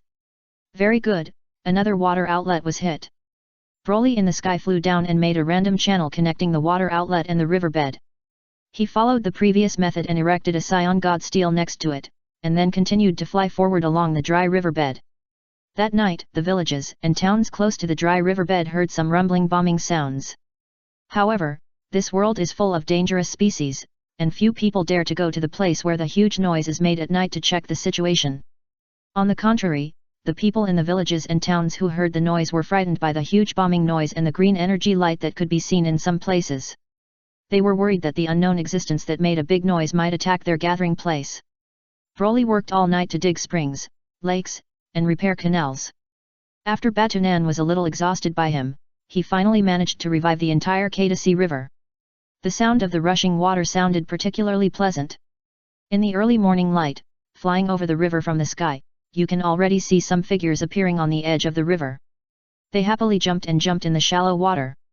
In addition, some people would kowtow to the Saiyan stone tablet left near the mouth of the spring. There is no doubt that reviving a dried-up river overnight is a true miracle. Uncle Batunan, what should I do if I want to open a spring somewhere else? Broly was very happy with the results of his work overnight, and asked questions to Batunan in his hand. We need to find underground water veins. Batunan looked a little pale, but he still pulled himself together and answered Broly's question. How do we find underground water veins? Broly asked again. The geology of each region is different, and the specific situation needs to be analyzed specifically, but there is a simple way to find underground water veins, that is, to find places with lush green plants or big trees. As long as you dig down along the roots of green plants and big trees, you will most likely be able to dig water. Batunan was talking about the simplest way to find underground water veins, and Broly suddenly stopped and asked seriously, but what if there are no plants? Well, it is likely that there is not enough water to gather into underground water veins, or the water veins are hidden deeper underground. For deep water veins like this, unless you can find the part that is exposed on the surface, it is impossible to find them at all. Of course, if it were you, you might dig more ground. What if you still can't dig it? That may be because there is really no water vein in that place, and you may dig in another place. Broly thought about the almost identical surface environment of Vampistar, and felt that his journey as a water digger on Vampistar could be declared over before it even began. He felt a little uncomfortable, but water, there is water, our village can survive. A group of villagers below were just rejoicing about the sudden water in the Kadasi River. Hearing these cheers, Broly felt better. He was going back to find Akame, Kurom, Main, and Esteth. Those four were the springs of the Wampa star he dug out in this world. Everyone, I'm back. Everyone, I've decided to send Green home and we'll go to the imperial capital. Oh. Hey, when will you come home with me? Melod's question was drowned out by the cheers of the team. Without rest, Broly and the other children said goodbye to Batunan and other well diggers. Leaving Kadasi, they set off for the city of Bossier where Green's family was. However, the Saiyan god stele left by Broly is destined to be the true miracle legend of Kadasi. The appearance of a large number of springs, lakes, overnight along with the stone tablet also made the local nobles and rich people in Kadasi, whose interests were damaged, dare not say a word. If this is human behavior, then it is naturally blocking the way of wealth, like killing parents, and those who dare to revive the river must be killed. However, this is obviously no longer something that can be done by human power, so naturally, don't pay attention to me, don't pay attention to the fact that we took advantage of the water shortage in the area to secretly make black money. In the eyes of the powerful in Kadasi, wealth has changed from iron ore buried underground in the past to human minds that need to drink water, and because of the overnight appearance of the Saiyan god cult, this interest system that regards people as minds has been broken. The well-diggers who know the truth keep the secret and only preach in private. People who don't know the truth, such as the leader of the Oasis cult who was supported by the powerful in the Kadasi area to restrain the public's desire to dig deep wells privately, are in a panic. Finally, after the complete recovery of the Kadasi River, the Saiyan god cult quickly spread in Kadasi, and was widely recognized and believed by the masses. He died in his bed. Some people said that he was punished by God because he misinterpreted God's will, and some people said that he was assassinated by the Kadasi dignitaries behind the scenes. What is the truth? There are many different opinions in the outside world, and no one knows. However, Since that day, the original Oasis cult in the Kataxi area was quickly disbanded. Some nobles and wealthy people who once joined the Oasis cult made public speeches, loudly denouncing the Oasis god as a false god, and felt guilty that they and other mortals had been deceived into the cult but did not know the true Saiyan god. For this reason, they are willing to donate a large amount of wealth to atone for their sins and convert to the Saiyan god cult. Of course, since there was no spokesperson for the gods to speak up, Batunan, the well-digger who had once raised investments in the revival of the Kataxi River in the upper circle but was regarded as a clown by most dignitaries, was favored. With the support of a group of dignitaries, Batunan became the first pope of the Saiyan god religion, and Batunan was confused throughout the whole process. Although he did participate in the miracle of the river's revival, he did not leave his name at all. He did not expect that he would be found and given the status of pope by a group of dignitaries without being able to refuse. Originally, Batunan, who returned the remaining money to Broly and became penniless again, directly became the pope of the Saiyan god religion with a large amount of donations. This made Batunan feel that the world was changing too fast and he was a little confused. However, he quickly calmed down. Anyway, he could not resist this strange fate, so he simply became the pope. He summoned the well-diggers who had witnessed the miracle with their own eyes, and used the money donated by the dignitaries to start repairing the waterways in various parts of Kataxi, and planting trees to consolidate the water storage function of the soil layer. In the rubber tree village, seeing Broly's name engraved on the stone tablet of the lake near the village, Damu, who chose to return to the village, burst into tears. Poplar in the town, Tulak, who came from a painter family, lamented that he came back too early, but even though he came back too early, he vowed to paint the story of meeting Broly and his friends traveling together. He wanted to let everyone in Kataxi know what kind of charm the person who saved them had. However, since his painting skills are not yet exquisite enough, he should practice his painting skills first. Tulak waved his brush and painted Nahashu, who had the best relationship with him.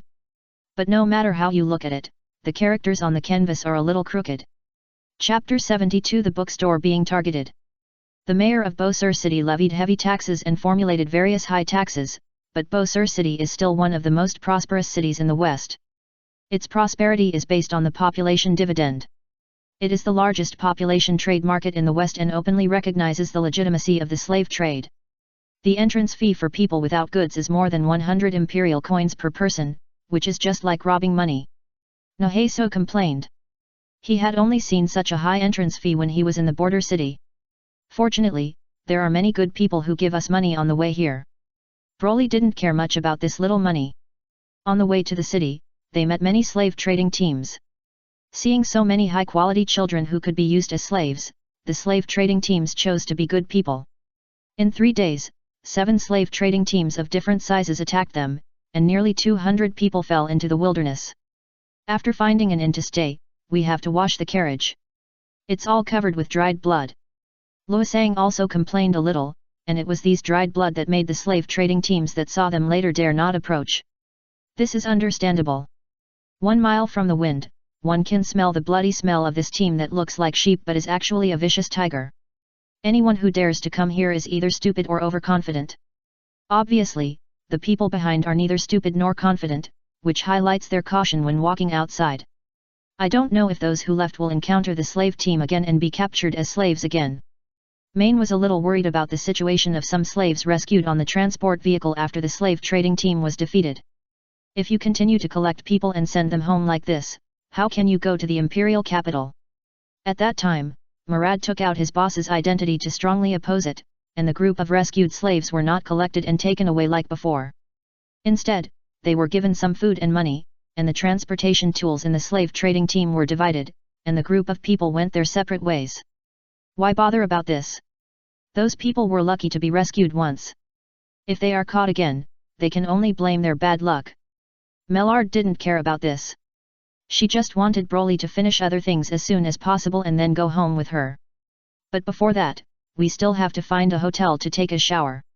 There were many attackers in 3 days. Even if Merle didn't attack much, there was a smell of blood on his body. Green, should we go to your house first, or go to the hotel to rest together? Broly asked the boy with glasses. Brother Broly, I'm not in a hurry. I can rest first. The closer Green got to Bosir City, the more scared he felt. He was worried that his parents really sold him out at the beginning. Los An was right before. Some truths are better unknown than known, especially when some truths are really unsatisfactory. Everyone saw him like this and said nothing. The team had already arrived in Bossier City. They would not stop until they found out the truth and then pass by without entering the house. Now it was nothing more than giving Green time to prepare himself mentally. Cabrera, Mrs. Cabrera, I wonder if you two agree to resell the bookstore. Mr. Traoré is very sincere. The price he offers is 20% higher than the market price. You can open another bookstore in another place. In an old bookstore, a mercenary man carrying a suitcase said this to the young couple in the bookstore. You want to buy our bookstore?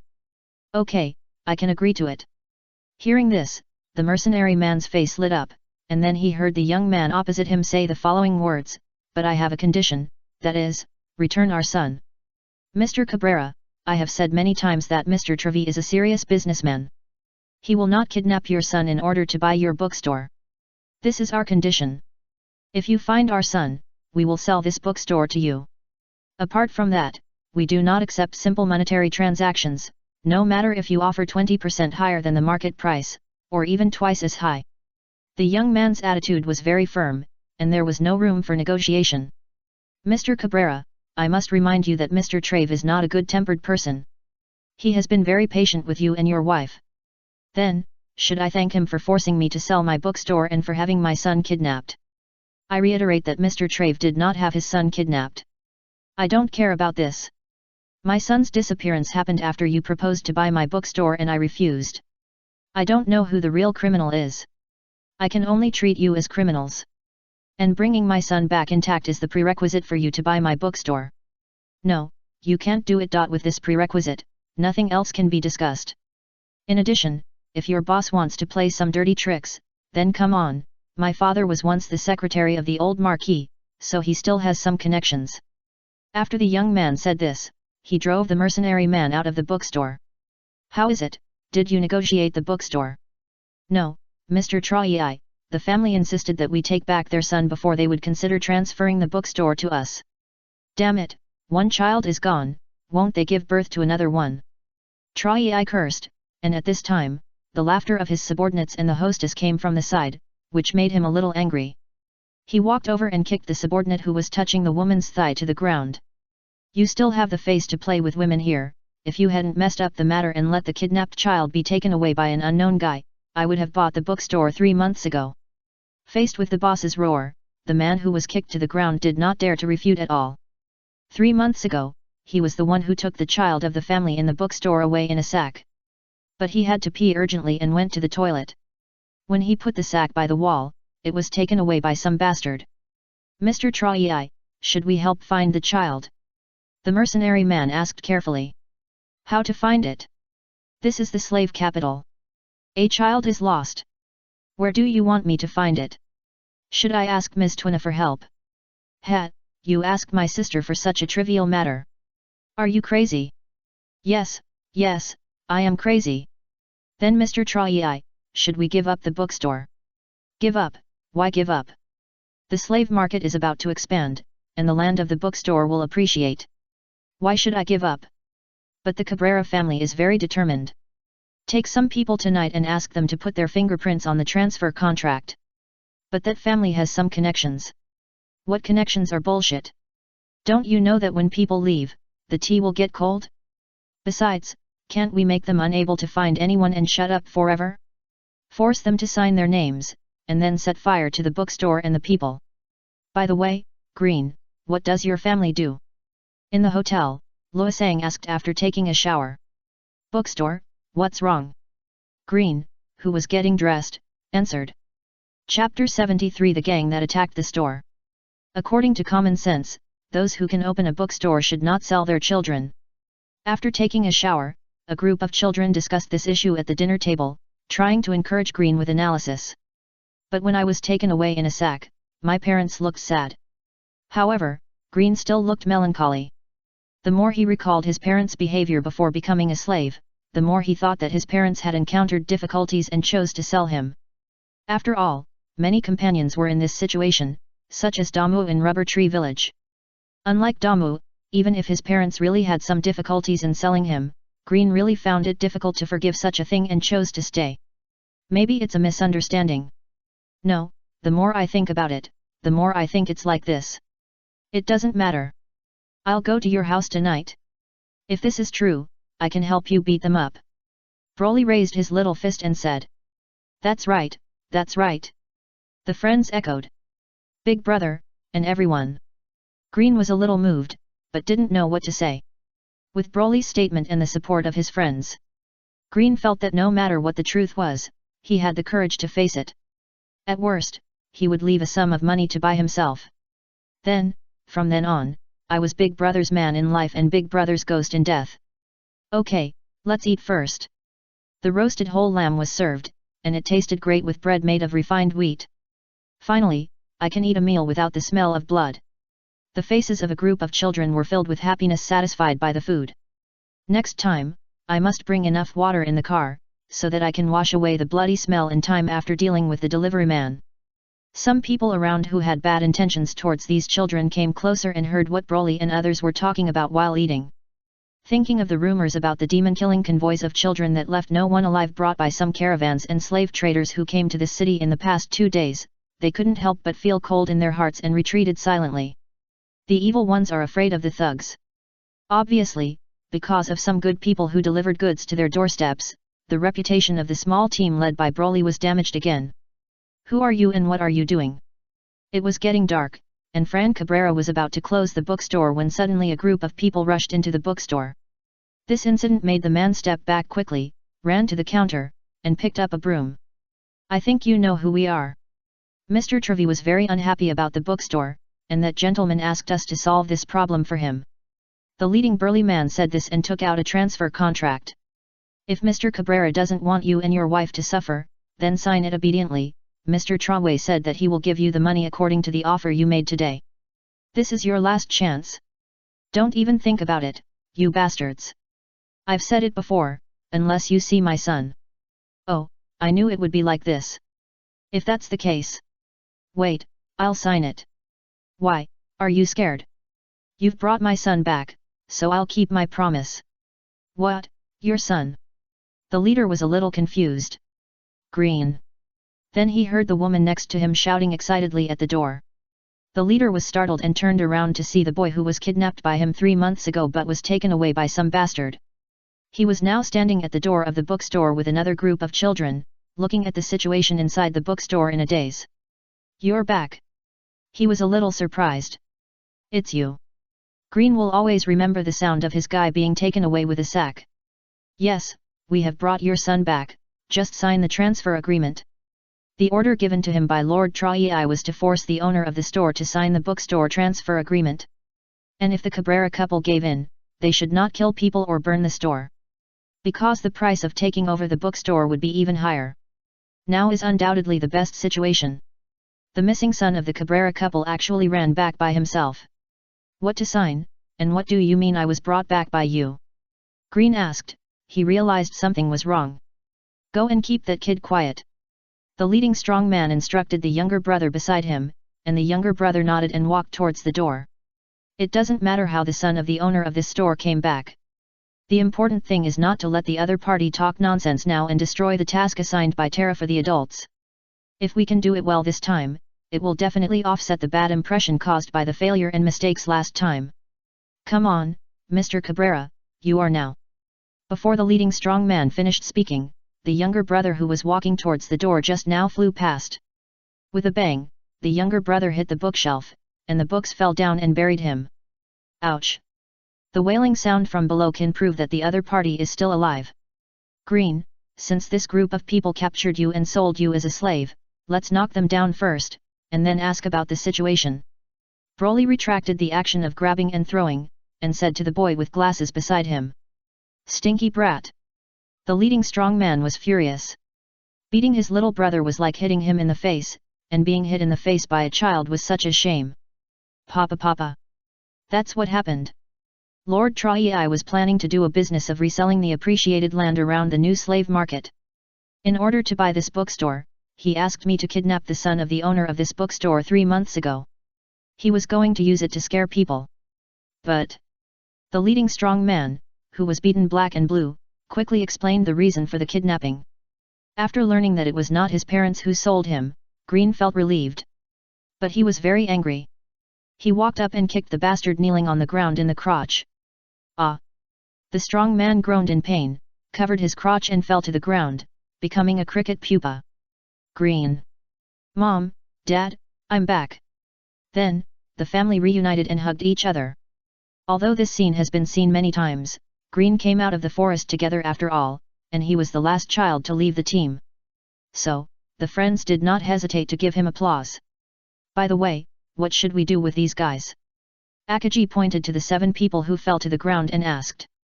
If this was outside the city, this question might not need to be asked. How about making them look like they died of a sudden illness? Baidu. Mei. Shen Chuan. Rad suggested. Or, can we catch them and feed them to dangerous species outside the city? Esteth also said a solution. Chapter 74 Resignation without compensation. I have old people and young children, and my whole family depends on me to support them. If I die, my whole family will starve to death. Please have mercy on me. It's the same for me, adults, please have mercy on me. Mellard and Esteth's words were a bit scary. After hearing them, these burly thugs were frightened and begged for mercy. Woo woo woo. Even the leader who turned into a cricket pupa on the ground was trying to make some sounds. Tears were about to flow down. He didn't want to be killed, and he didn't want to be taken out of the city to feed dangerous species. Ha, who can be fooled by the words you thugs say? Hey, are they lying? Ah? Nahashu looked over in surprise and found that there were still people in the team who believed it. For example, Broly and Akame who didn't like to use their brains.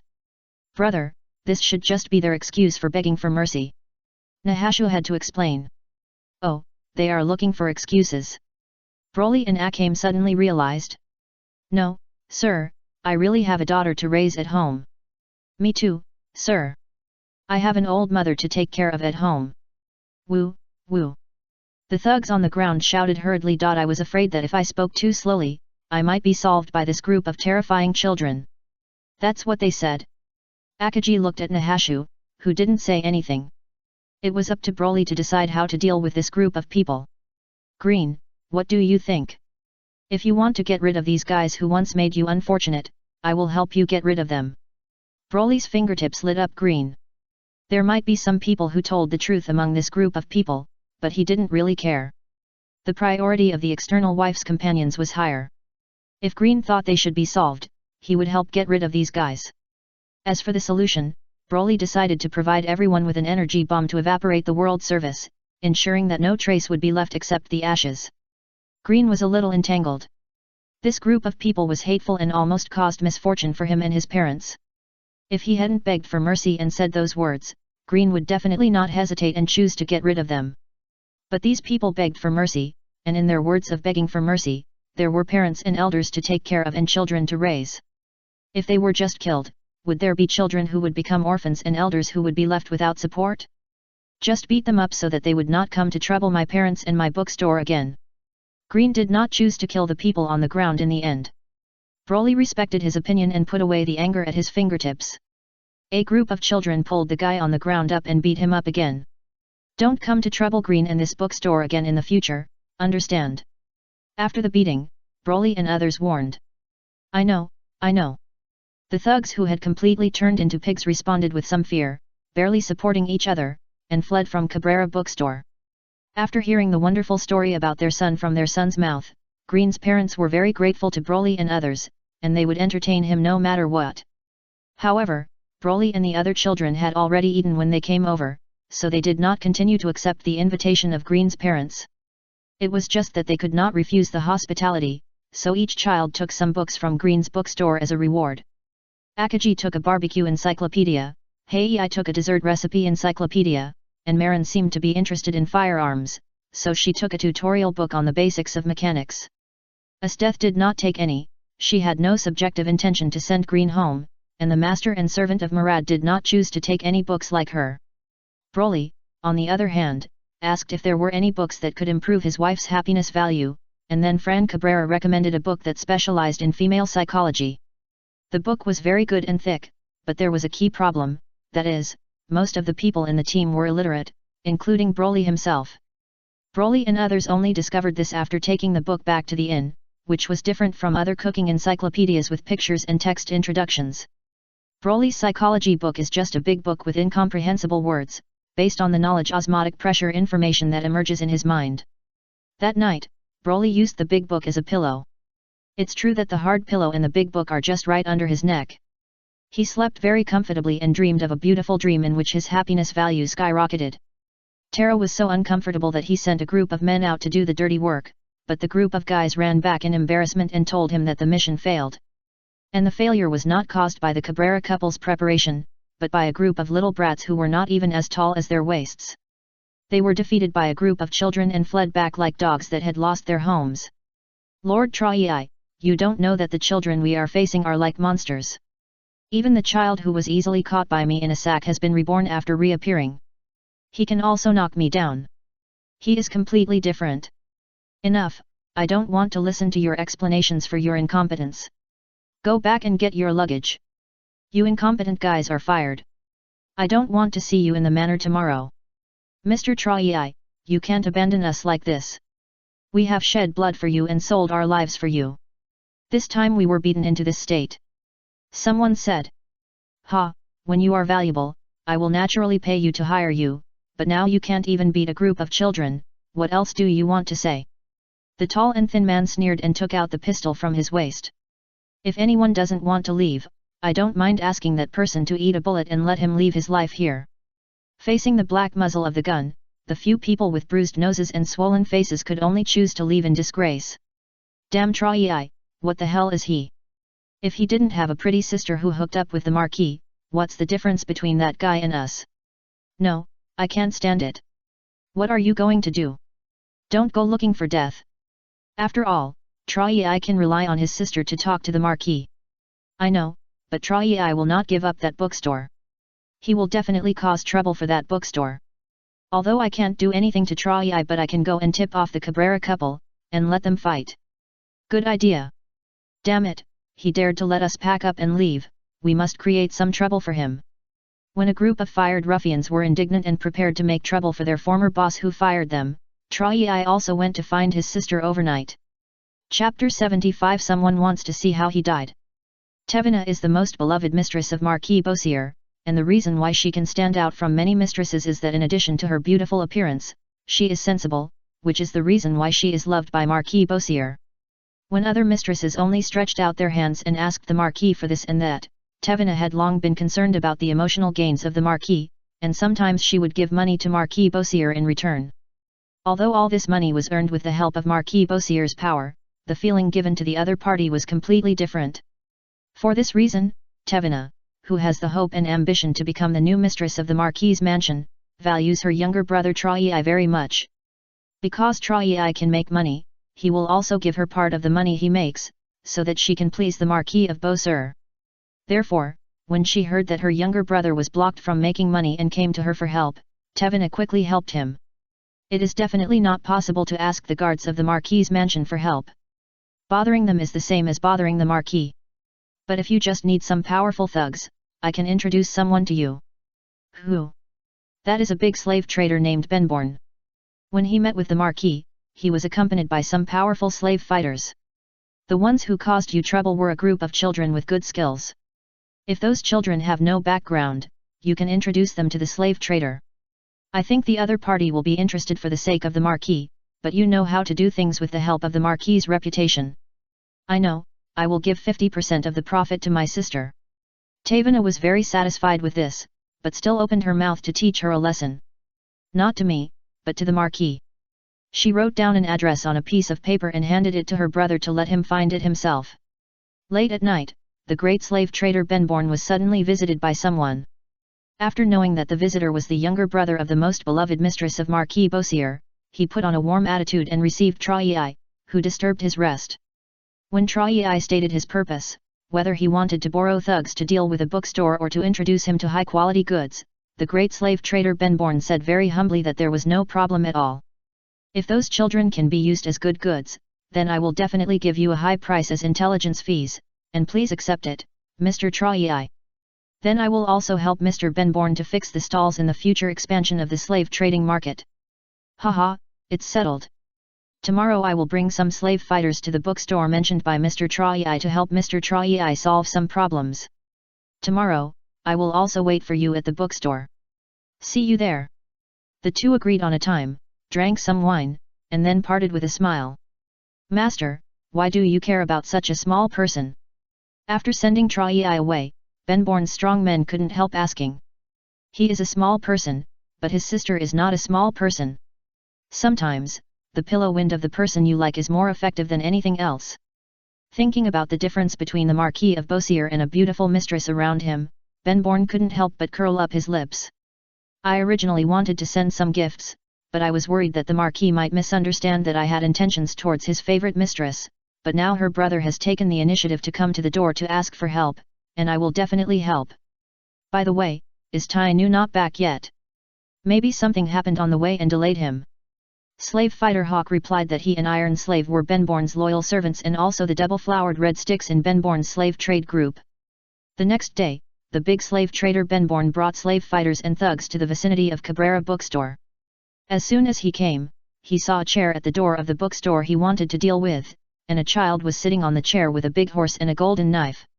And there were more children around them, most of them had unhappy expressions on their faces, and they looked like they would beat anyone who messed with them. Just at the first glance, Benborn felt that he was lucky, because the group of children were just like the goods selected by experienced slave traders, but they were extremely high-quality goods. If there was no background behind them, he would definitely make a lot of money after taking them down.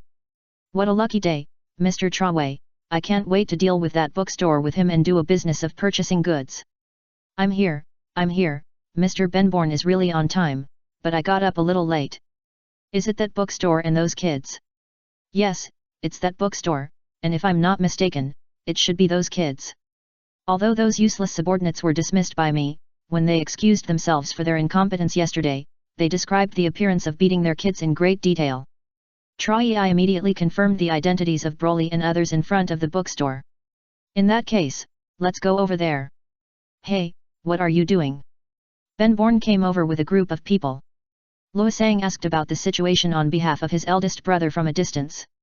Originally, they were going to leave for the imperial capital in the morning, but Green suddenly came over and said that among the people who came to make trouble yesterday, someone secretly ran to their bookstore last night and reported that the boss behind them would not give up and would come to trouble the bookstore. This made Broly a little angry. He only ate a few breadsticks and a few pounds of fresh roast beef in the morning, which was not even half of his previous meal. He ran to the bookstore to wait for some blind bastards to come to the door. Why, your bookstore doesn't welcome guests? Benborn asked with a smile. If you are really a guest of the bookstore, you are welcome, but if you come to trouble this bookstore, then I can only tell you that you will die. Broly, who was sitting on the chair, said this in a muffled voice. He had already decided that if the troublemaker hadn't come by noon, he would take the initiative to find him and ask what was going on. Ha, you are so arrogant at such a young age. Benborn laughed and winked at Hawk beside him. That kid, if I said we were here to cause trouble, what would you do? Slave fighter Hawk understood, walked forward, clenched his fist, and smiled at Broly on the chair. Are you sure? Broly asked. I'm sure. Then you will die. Broly gave a simple answer to this question very seriously. Haha, then I'd like to see what you will let me do. Before he finished speaking, Hawk felt a little strange because his perspective suddenly flew out. Ah! When he came to his senses, he was cut in half, with only the upper half of his body left, and he wailed in great pain on the street. I'll ask you again, are you really here to cause trouble for this bookstore? Broly appeared in front of the man with only the lower half of his body left, and he waved his hand, easily fulfilling this strange wish for the man who wanted to see how he died. Broly is a Saiyan with a good temper. Although he may use energy bombs to bomb for some things, such as to open a road in the forest, and accidentally take away a lot of innocent lives. But under normal circumstances, he will not kill indiscriminately. Here, as long as the group of people in front of him answer we are not here to cause trouble for the bookstore, he can easily deceive him. But unfortunately, after seeing the tragic appearance of his men, the great slave trader Benborn made an extremely irrational decision. Quick, take the weapon and kill him. Chapter 76. What's the difference between this and face-to-face attack? A battle broke out in front of the bookstore, but it ended quickly. When Broly didn't mean to act and attacked in earnest, the humans in this world were not much different from ants. The reason why ants were used instead of microorganisms was mainly because Broly couldn't kill real microorganisms with just his fists and feet, and he had to use energy bombs to blast them. With a wave of his hand, he smashed the last guy who rushed over into pieces, including his weapons and people, and scattered them on the street. Ugh! The sound of Green's parents vomiting came from the bookstore behind him. Fortunately, most of the surrounding shops had been sold, and no one noticed what was happening here, so there was no bigger commotion. Devil, you are a devil! The men were killed in a few seconds, and Benborn was terrified. He turned around and ran away while shouting this. Hey, how did you know? Broly was a little surprised. When someone called him a monster before, he would think of a rebuttal. Monster? No, I'm a demon. I didn't expect to meet someone who didn't call me a monster here. However, calling me a monster didn't mean that the other party who wanted to cause trouble should be let go.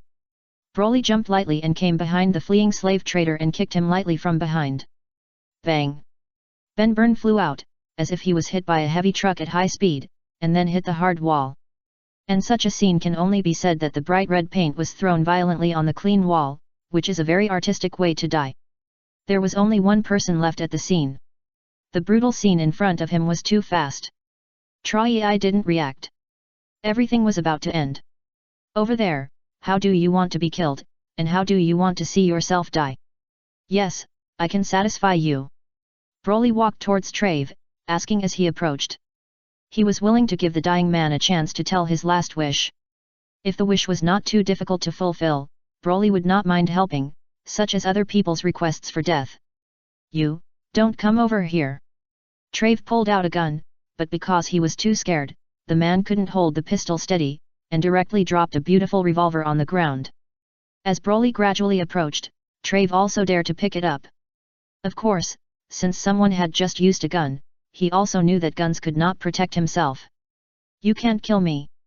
My sister is the most beloved woman of Marquis Bosser. Troyei retreated step by step and retreated to the wall.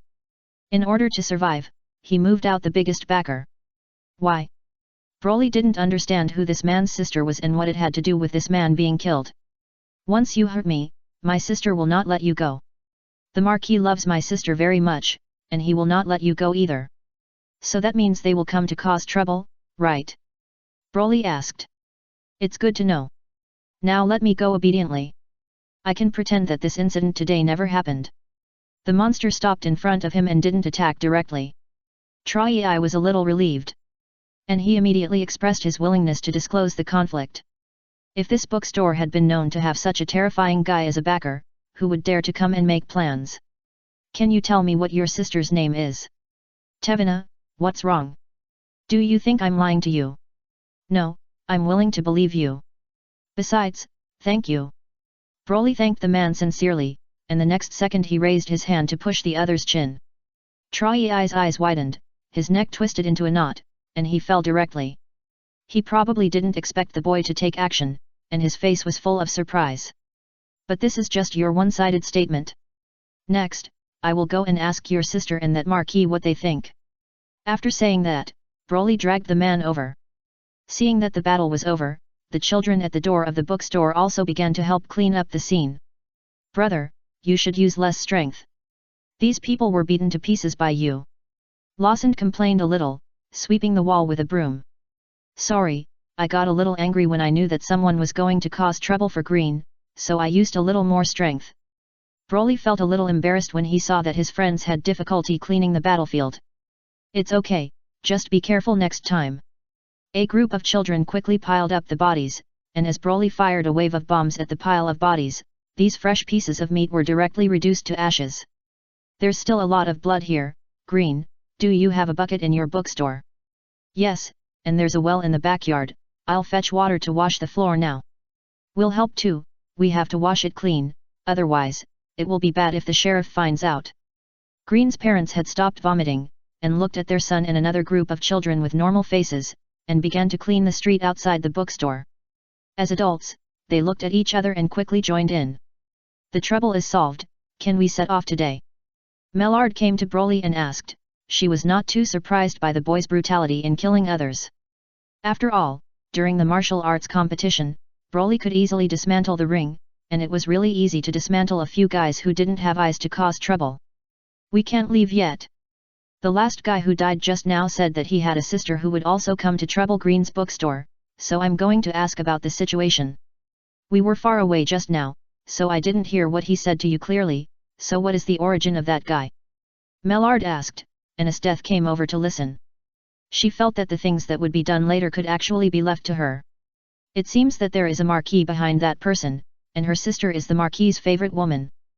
Broly told the truth. Wait, the marquis you are talking about, couldn't it be the lord of this city, Marquis Bowser? Mellard asked. Yes, it's this marquis. Broly nodded. Mellard. So, you are going to kill the owner of this city next? Esteth was eager to try, and it sounded like there was going to be a fierce battle. How is that possible? That person might be lying to me. I just want to go to the sister and the marquis he mentioned to ask about the situation. Where to ask? The city lord's mansion? What are you going to ask? Ask others if they say you killed their brother or brother-in-law, can they not come to trouble you? Merle thought it was nonsense. Killing someone and then asking others if they will cause trouble, what's the difference between this and directly attacking them? However, the boy in front of him nodded seriously. Emerald, your question is good, I plan to ask it this way. Chapter 77 Polite Visit, Rude Entry. Okay, then when you go to ask, don't bring other people with you. Hey, aren't you going together? Let's not talk about Esteth and me for now. If other people go with you, they will probably only become a burden to you. Red-Eyed Mayan and the others did have some experience fighting with others because of their experiences, but in the eyes of the assassin descendant, Murad, they were all very immature. They can deal with ordinary battles, but if they go directly to the city lord's mansion in Bowser City to provoke them, they are not like Broly who has an invulnerable body. If they really follow them, some of them will die if they are not careful, or even all of them may die. Murad does not want these lovely girls to die. But I'm not going to fight, I just want to ask something. Broly said. But if you ask, the person you ask says he will cause trouble, what will happen then? Things. Mellard asked back. I will solve the trouble. Broly answered seriously. That's it, you are going to solve them, they will definitely resist, and after the resistance, you will fight. Others are not as tough as you, and they will not be broken by bullets. What will you feel if someone is injured or dead at that time? Mellard's words made Broly think, and he suddenly realized that Akame and the others were much weaker than himself. I will feel angry and sad. Broly thought about it carefully and answered. Thank you, Mellard, I know what to do. He thanked him seriously. So, I will go with you. Esteth said so, she was ready to hunt the owner of this city. No, Esteth, you stay too, and Mellard, you are not allowed to go with you. Broly directly rejected Esteth's proposal to go with him. I don't plan to go with him either. Mellard muttered. After knowing the boy's strength, she was not worried about Broly's personal safety. Let me go with you. I will take care of myself. Esteth actually acted like a spoiled child to Broly in order to participate in the battle. But this trick didn't work on Broly. Even if her happiness value was reduced, she would not agree. Broly could still distinguish the difference between a few happiness values and the total happiness value of more than 400 on the other party. However, seeing that Esteth's happiness value showed a downward trend after being rejected, Broly still felt a little uncomfortable. After thinking about it, he said to the northern girl, Esteth, you said that you are my property that I won and you will listen to me. Now I order you to stay in a safe place and don't go with me. Don't you want to listen to me? Esteth. The boy who ordered me to stay in a safe place and cared about my safety seemed to be pretty good. Well, you are better than me, you have the final say. Esteth's happiness value is rising. Looking at Esteth's lost look, and then looking at the information from the Crystal Palace that the other party's happiness value is rising, Broly slowly typed a question mark. After arranging all the friends in the bookstore, Broly went to the city lord's mansion alone to ask questions. Hello, I'm here to see Marquis Bowser. When Broly arrived in front of the city lord's mansion, he said politely to the guards on both sides of the door. I don't know who this young master is, who are you?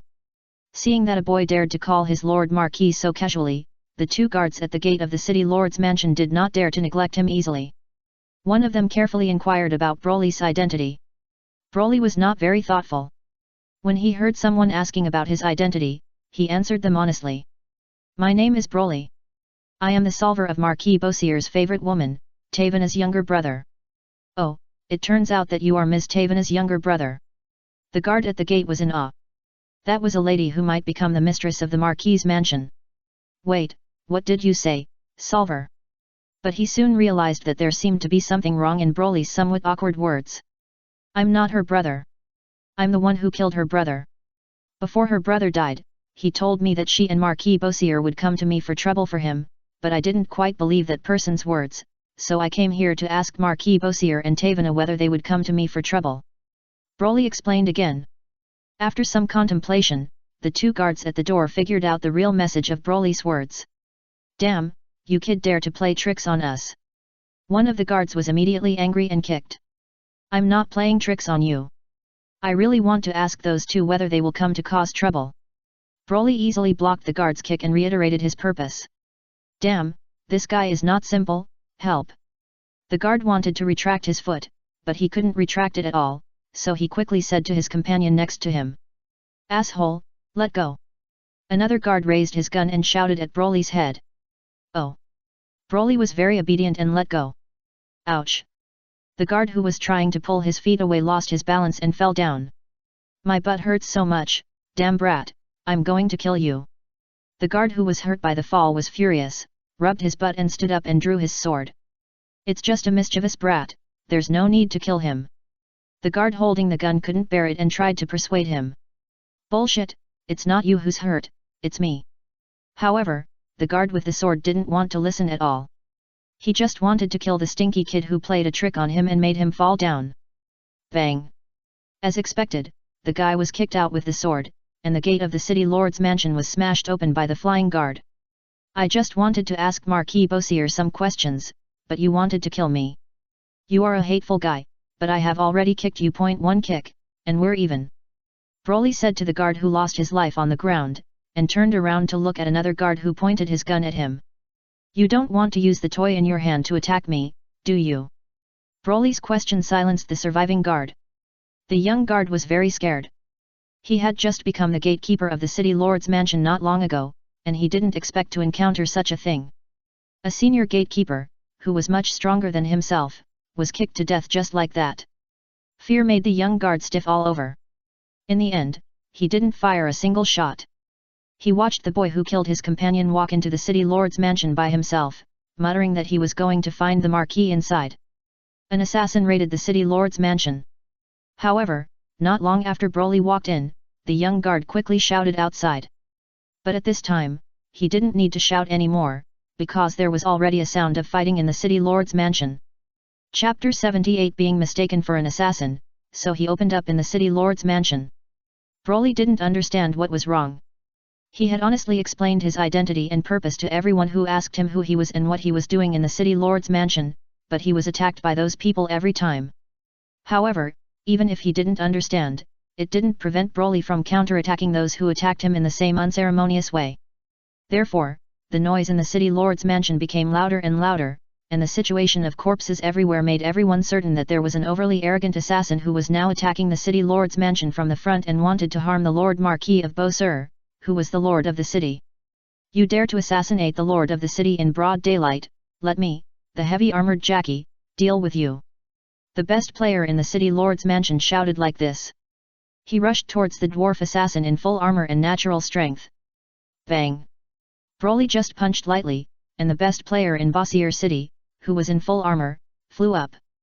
The upper body was inserted into the ceiling, and as the brick and stone debris fell, the body swung freely on the ceiling like boneless catkins. My lord, wait here for a while, I will deal with that guy. This time, a cowboy appeared, and he still regarded Broly as an invader, although he was indeed one, pulled out a pair of revolvers from his waist, and said to the middle-aged man beside him. It's noon, death revolver, monster, die. The man suddenly jumped out from the corner of the corridor, and at the moment he jumped over the corner, he fired 12 shots with his 2 guns. Also, without waiting for Broly to say anything, he shot him in the forehead, and it was the same position. It hurts. Broly was hurt, and raised his hand to cover the center of his forehead where he was hit. The brass lump pressed together by the 12 bullets was rubbed off his forehead. It is indeed a monster, so take this move of mine, shoot with both eyes. The cowboy quickly changed the bullets and jumped over the corner of the corridor again, and fired 12 more shots. This time, Broly was prepared, and he used his little hands to catch all the bullets. Hey, you guy, don't hit others randomly. If you hit me again, I will hit you. Broly warned. He was just here to ask something, but the people here were like they had eaten gunpowder. That monster is already afraid of me. He doesn't dare to come over now. I can delay time. Thinking so, the cowboy changed the bullets again and jumped out. Death shot. Broly grabbed the bullet and threw it directly at the head of the gunman who shot him in the head for the 3rd time. Before the cowboy landed, a ball of blood sprayed from the back of his head, and then he fell to the ground next to him like a dead fish, motionless. A bunch of guys who don't understand human language. Broly walked over, took a look at the corpse, and complained with some dissatisfaction.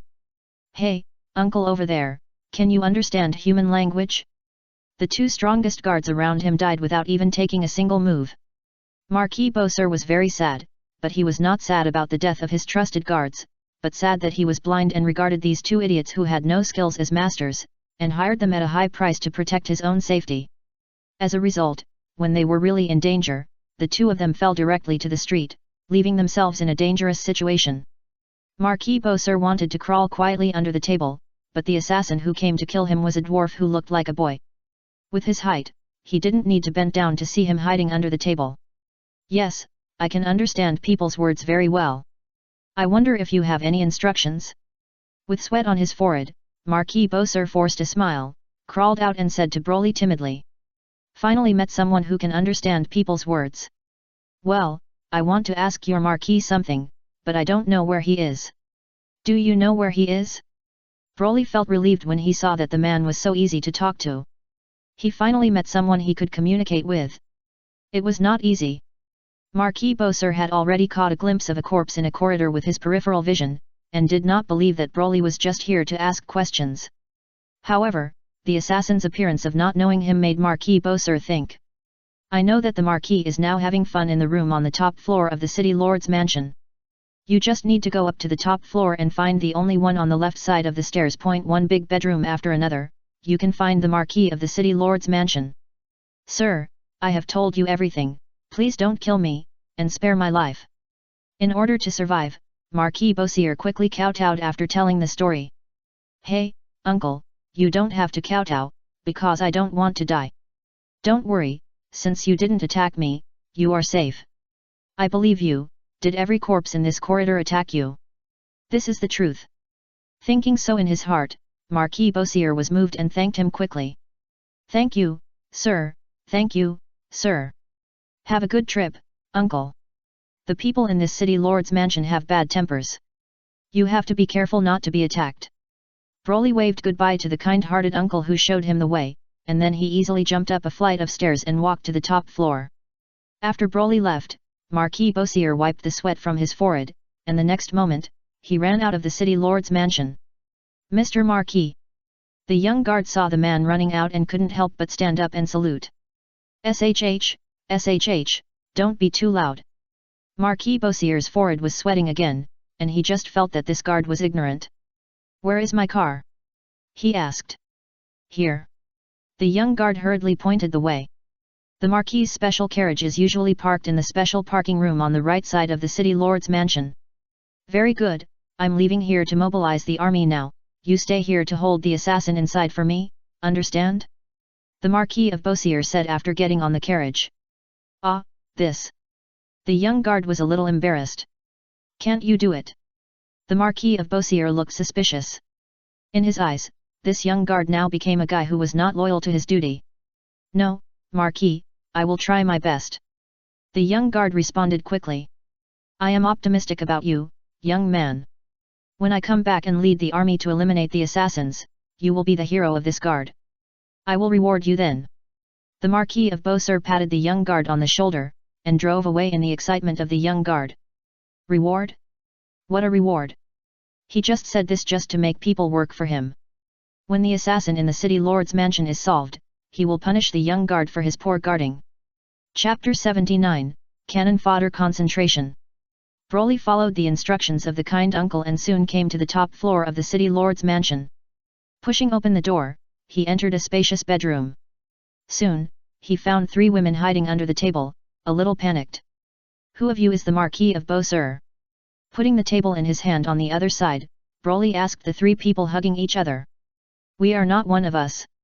Hearing the question, the 3 women who were found shook their heads in fear and tried their best to deny it. "Is there no Marquis of Beausir here?" Broly was a little disappointed. "The Marquis has left. His personal guards took him away." One of the women answered quickly. The boy in front of her had blood on his body. He should be the dwarf assassin who broke into the city lord's mansion. She was worried that he would be killed if she spoke too slowly. "He has left." "Where did he go?" Broly asked. "I'm sorry, we really don't know. We are just the Marquis's pets." The woman explained. "Okay, who is Tavana?" Broly asked again. "Tavana is the Marquis's mistress. She occasionally serves the Marquis with us, but she is not here now." "Where is she?" "We don't know either." "We of you, please don't kill us. Please." The 3 women couldn't stand Broly's indifferent gaze, actually a very calm gaze. Please refer to Saitama's cute eyes, but with blood on his body, there was a subtle horror, and they started crying. "You didn't attack me, why should I kill you?" Broly was puzzled.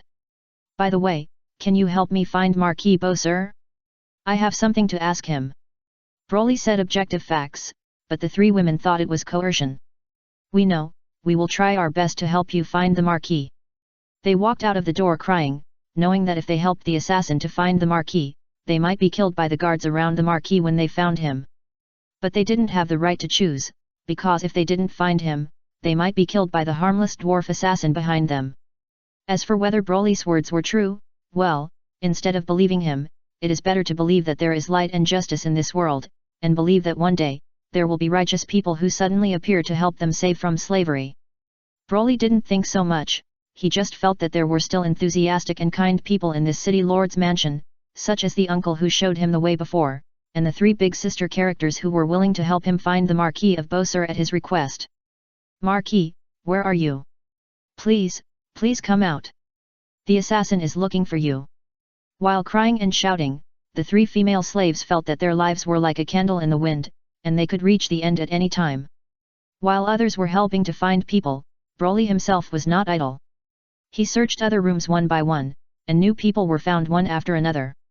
And of those who were found, few attacked Broly again, because the guys who could attack Broly were the guards of the city lord's mansion, but most of them died on the first floor. In order to intercept Broly's invasion of the city lord's mansion, they were killed by Broly's counterattack because they attacked Broly. Now the only people alive in the city lord's mansion are some civil servants who are responsible for the normal operation of the city lord's mansion. Most of them were scared. After being found by Broly, they soon followed the footsteps of the 3 female slaves and joined the team to find the Marquis. From time to time, someone quietly slipped away, but when they went down to the first floor, they were frightened by the tragic scene of corpses in the corridor. In addition, there was a guy outside who was looking around with a rifle in his hand. He looked like an accomplice of the assassin. He waved at them after seeing them, as if he wanted them to go out and then kill them. These people were scared back again. The young guard was a little scared standing at the door of the city lord's mansion, but he was encouraged by the departing Marquis, and he suppressed his fear and served the Marquis faithfully here. Fortunately, the terrifying assassin boy did not appear, but some civilian staff in the city lord's mansion would come down from time to time. However, he was soon scared back by the horror scene on the first floor, which made him a little distressed as he wanted to call them out to take shelter. "These civilian staff are too timid." The young guard complained in his heart, but he was actually very scared, which was known from the fact that he did not dare to enter the bloody city lord's mansion. "I don't know when the Marquis will be able to come back with reinforcements. If I can't hold back the assassin before then, I don't know if I will go from being a meritorious hero to being blamed by the Marquis." The young guard was thinking wildly, but he was using this method to dispel the fear that kept coming out of his heart.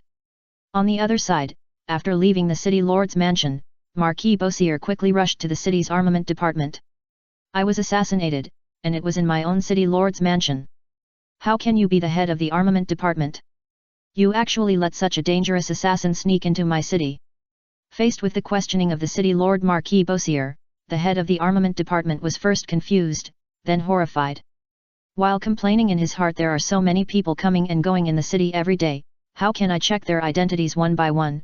This person's face immediately became serious and he immediately said, "My lord Marquis, I frightened you. This is my mistake. I will mobilize the garrison to track down the daring lunatic who dared to assassinate you." "No need to track down. Hurry up and mobilize the army to the city lord's mansion. The bastard who came to my house to assassinate me is very arrogant. He should still be making a fuss in my city lord's mansion. There are still many guards in the city lord's mansion, which makes Marquis Beausier think that the assassin is still entangled in the city lord's mansion by his own guards. It must be said that although the guessing process is wrong, the result is unexpectedly correct. Broly is indeed still in the city lord's mansion, and he has mobilized others to look for him who does not exist in the city lord's mansion." "Yes." The chief of the military department responded immediately, and the city garrison was quickly mobilized. And this big move also attracted the attention of some slave traders. These slave traders are somewhat wary of the movements of the city garrison, worrying that Marquis Beausier is interested in their wealth and is preparing to mobilize the army to kill them like pigs and eat their meat. It's no wonder that these people have such thoughts. The current imperial system is broken, and the greed of some local nobles is really ugly. However, these well-informed slave traders soon found out the reason for the city's military mobilization. "I heard that there are powerful assassins who attacked the city lord's mansion in broad daylight and wanted to assassinate the Marquis." Chapter 80. This opportunity to show goodwill must be seized. Let's go and mobilize our armed personnel. Where to go? To protect the city lord and do our part for the Marquis. The city lord is in trouble, and we are here to help him. This overwhelming opportunity to show goodwill must be seized. Some smart people thought of this, so soon a group of slave traders who wanted to please Marquis Beausier followed the local garrison with their armed forces. After some negotiations, they successfully joined as auxiliary troops. "Everyone, you are all thoughtful. No way, the Marquis has done so much for us, how can we see the Marquis being assassinated by the villains without any expression? Naturally we have to come and do our part." Hypocrisy, so fucking hypocritical. The slave trader who spoke was criticized by the group of slave traders represented below, but on the surface, everyone showed a hypocritical flattery. After all, with so many people coming, Marquis Beausier may not remember who came, but who didn't come, this is easy to remember. Where is Ben Byrne? Why didn't he come? Look, now there is a poor guy who didn't come and is remembered. Everyone looked at the obvious surprise on Marquis Beausier's face and said in their hearts. It is said that colleagues are enemies, and the slave traders here, but he wished that other slave traders hadn't come. Find me a notebook to record who came and who didn't. Marquis Beausier immediately ordered people to make a record. The guys who came could just thank them casually, and as for the guys who didn't come, he would definitely find trouble afterwards and make them pay enough. To put it simply, he found another reason to ask for money. However, after making a simple record, Marquis Beausier found that except for the big slave trader Benborn, it seemed that all other slave traders in the city had come. Humph, these guys are lucky, they all came. Marquis Beausier was a little disappointed, and decided to recover the loss from Benborn. The local garrison and the slave traders' private armed forces, the whole team exceeded 5,000, and they were surging towards the city lord's mansion in the city. This scene made the city residents avoid it. After the army passed, they began to discuss what happened to trigger the large-scale mobilization of the army. I knew it would turn out like this. Mellard stood on the roof of a residential building, looking at the army marching towards the city lord's mansion, as if he had expected it. Should we attack that army? Esteth asked beside her, looking ready to fight. Are you crazy? You want to attack an army head-on? Is it impossible? In the city, if the army just lines up and fires a volley, can you hide or block it? Mellard raised an objective question. Esteth thought about it and found that he really couldn't hide or block it. Unless it's in the wild, it's impossible for us to kill 1,000-man army by our own strength. So, now, let's just follow behind and watch our boys' performance. Mellard said so. Well, I admit that what you said makes sense, but I want to correct one thing. What? Broly is not your boy, but mine, and Akhame's boy. Esteth said seriously. Mellard. This guy still has such a strong sense of sovereignty, even though they are all other people's private property. The army quickly arrived near the city lord's mansion, and the rumbling marching noise also caught the attention of the young guard who was loyally guarding the city lord's mansion. After seeing the army, the young guard's face lit up, and he waved his arms and ran towards the army, but this action made the front row soldiers raise their rifles and aim at him. "My lord Marquis, is that the assassin?" "No, he's just the guard at the city lord's mansion. That man is running towards us now. Do you want to let him come?" "Let him come. He may know the current situation in the city lord's mansion. But you have to remove the weapon in his hand," Marquis Bossier said. He now needs to confirm whether the assassin is still in the city lord's mansion. The young guard was quickly put into the army, and the rifle on his back was removed by the soldiers. "My lord Marquis, you finally came back with reinforcements." The young guard said excitedly. "Don't say these useless things. What is the current situation in the city lord's mansion? Did the assassin escape?" Marquis Bossier was a little impatient and interrupted the young guard and asked directly. "There is no fighting in the city lord's mansion, but the assassin has not escaped. Instead, he has held other people hostage and forced them to look for you in the city lord's mansion." The young guard replied quickly. "Very good." Marquis Bossier slapped his thigh and looked at the chief of the armament department and ordered, "Prepare to bombard the city lord's mansion." "Ah, Lord Marquis, the assassin still has many hostages." Hearing this, the young guard said quickly. Marquis Bossier wanted to sneer, but seeing the young guard's sincere concern for others, he frowned and said, "Young man, you know how powerful the assassin is. I can't let my army bear the risk of causing more casualties and fight with the other party in close combat just because he has hostages." Young guard. He was unable to refute what the Marquis said. However, he thought of the scene where some people ran downstairs and were scared back, and his eyes lit up, and he said, "My lord Marquis, there is only one assassin," and he asked the hostages to help find your traces in the city lord's mansion, but he didn't keep a close watch on the hostages. "I think I can go over there and rescue some of the hostages." "Ha, it's rare to see young people like you who care about their colleagues. How about this, you can go over there and try to bring the hostages back, but I can only give you 5 minutes. Once the 5 minutes are up, the army will directly bombard the city lord's mansion." "Yes, Lord Marquis, I promise to rescue as many people as possible within 5 minutes." The young guard was encouraged, promised the Lord Marquis, and rushed back. "Young man, it's great to have momentum." Looking at the young guards running back, Marquis Bossier sighed. The Marquis is so kind that he gave the young man 5 minutes. The military commander flattered him. At this time, the various dignitaries in Bossier City who heard that the Marquis had been assassinated came to offer their condolences. The soldiers also echoed. The reason why they were so active was that they knew that Marquis Bossier was a petty guy. If they didn't show their enthusiasm now, they might be bullied in the future. "What are you talking about?" Marquis Bossier showed a surprised expression and said directly, "Now, you order the soldiers to bombard the city lord's mansion directly." "Ah, Marquis, didn't you say that you should give the other party 5 minutes to rescue the hostages?" "Ha, 5 minutes, what a joke. If the assassin runs away in these 5 minutes, can you bear the responsibility?" When Marquis Bossier thought that there was an assassin in the city who could kill him, he felt uncomfortable all over. It was impossible for him to stay in the army and be protected all the time. Therefore, killing the assassin who attacked the city lord's mansion must be solved first. As for the casualties that may be caused in the process of killing the assassin, Marquis Bossier doesn't care as long as it does not endanger his personal safety. After all, they were just a group of subordinates. If they were gone, he could recruit more later. If the assassin who attacked the city lord's mansion escaped, he would be unable to sleep or eat. Of course, as for the young guard, he was originally a guy who was not good at guarding the gate, and he could let him die in the process of holding the assassin, which was a heroic sacrifice for the young man. "Well, I won't punish the guy's family too much." Thinking of this, Marquis Bossier felt that he was too kind and benevolent. The young guard ran back stupidly, endured the fear and ran into the city lord's mansion. He was about to sneak upstairs to take away the hostage in his eyes, but before he could get to the second floor. Bang!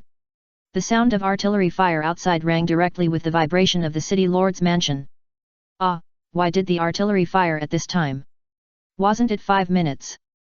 The young guard was a little stunned, and had no idea why the artillery fire was fired in advance. Chapter 81. It doesn't seem to be an assassin. The city lord's mansion was bombarded. Broly felt it, but he didn't know why someone would attack here. It's over, it's the lord of the city who led the army back, he wants to treat us all as abandoned pawns. Someone in the city lord's mansion saw the army outside through the window, and saw that the army outside fired at the city lord's mansion without hesitation. Thinking of the key to the matter, some people's faces quickly turned pale, and after the bombardment began, they collapsed on the ground. I don't want to die, I just got married, my wife just got pregnant, and I still want to see the birth of the child. Another person lay on the ground and shouted in a somewhat collapsed manner. Woo, Mom, I should have listened to you earlier and not come to work in this city lord's mansion. The sound of the bombardment was rumbling. Although the building materials of the city lord's mansion were relatively solid and it had not been blown down by the shells yet, it was only a matter of time before it collapsed. Once the building structure collapsed, not to mention that there would be shells coming, even if there were no shells, the collapsed buildings alone would kill a lot of people, and everyone felt desperate. You said the city lord is outside. Broly came over and lifted up the man who said that. The city lord is still inside. Who dares to fire directly? It's because they escaped. We will die, and you, the assassin, will die too. Everyone will die, ha ha ha ha, damn city lord, damn. The man who was lifted up was already a little scared and stressed. When he was about to curse Broly, the shell went through the window of this floor. Broly lifted the man and raised his other hand to catch the shell.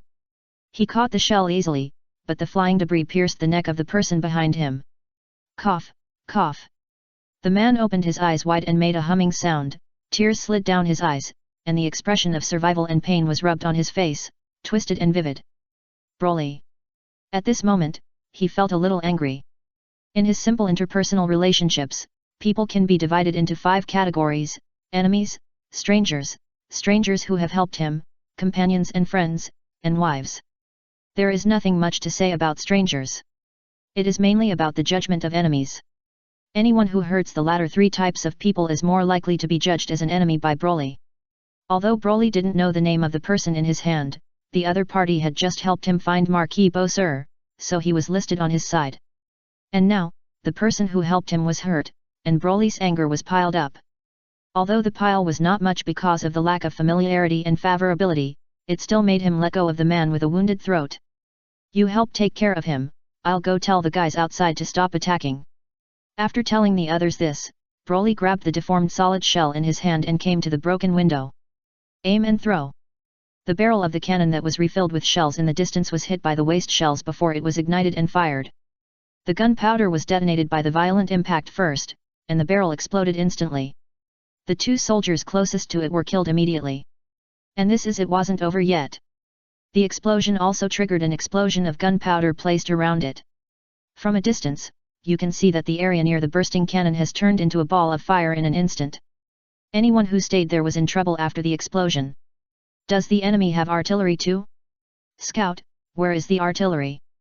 After being counterattacked, the army formation became a little chaotic. The officer in charge of the artillery immediately asked the scout. Sir, that's not artillery, that's something the enemy threw with his hands. The scout opened his mouth wide and his voice trembled a little, but he still told what he saw. Things thrown with hands, are you kidding me? The commander of the artillery team pointed to his own artillery, which had been destroyed one by one, and roared. That's him, he is the assassin who broke into the city lord's mansion, hurry up, kill him. Holding a telescope, seeing Broly breaking the wall over there to throw, Marquis Bowser said excitedly. The commander of the armament department, who also saw the assassin throwing things with a telescope and accurately destroyed their artillery, fell silent. He really wanted to ask the Marquis beside him, is that something a normal human can do? But knowing the temper of Marquis Bowser, he did not ask, but after the artillery was almost destroyed, he ordered the soldiers to launch a long-range volley at the enemies that appeared. Pang, pang, pang. The dull sound of rifles rang out in the army like firecrackers. Over at the city lord's mansion, Broly had already dusted his hands and was ready to stop throwing things after he dealt with the artillery attacking this side, but he didn't expect a bunch of bullets to suddenly hit him. Broly wanted to take it, but there were too many bullets, just like raindrops, bang bang bang, he was hit. The power of rifle bullets was not weakened at a distance of 50 or 60 meters, but Broly only felt a little numb where he was hit, which was unexpectedly comfortable, like the feeling of an ordinary person experiencing a massage for the first time. So Broly turned his back and let the rain of bullets hit his back, experiencing this unique massage method. Until someone on the third floor of the city lord's mansion wanted to move, but was accidentally hit in the arm by a stray bullet and cried out in pain. Only then did Broly react. The current situation seemed to be an attack from the opposite side. He grabbed a handful of flying bullets and threw them at the army not far away. Like the effect of a shotgun, a small group of soldiers fell where they were thrown. "Hey, guys over there, can't you stop attacking?" Broly asked loudly while throwing. "I just came to ask Marquis Bowser a question, why do you all want to attack me like this?" Broly felt a little aggrieved that he came to the city lord's mansion to ask the Marquis a question, but was attacked by a group of people, but his grievance was destined not to be understood by the soldiers on the opposite side. The soldiers looked at their companions who kept falling around them and saw the heavy losses of their own side. Because of the chain explosion of gunpowder just now, 3 digits of people had died. Although the number of casualties was not too much compared to the army of 5,000 people, the enemy on the opposite side was only 1 person. After paying such a loss, they did not even cause any damage to the enemy who appeared at the window. This made the frontline soldiers who could see the situation most clearly feel a deep and powerless despair.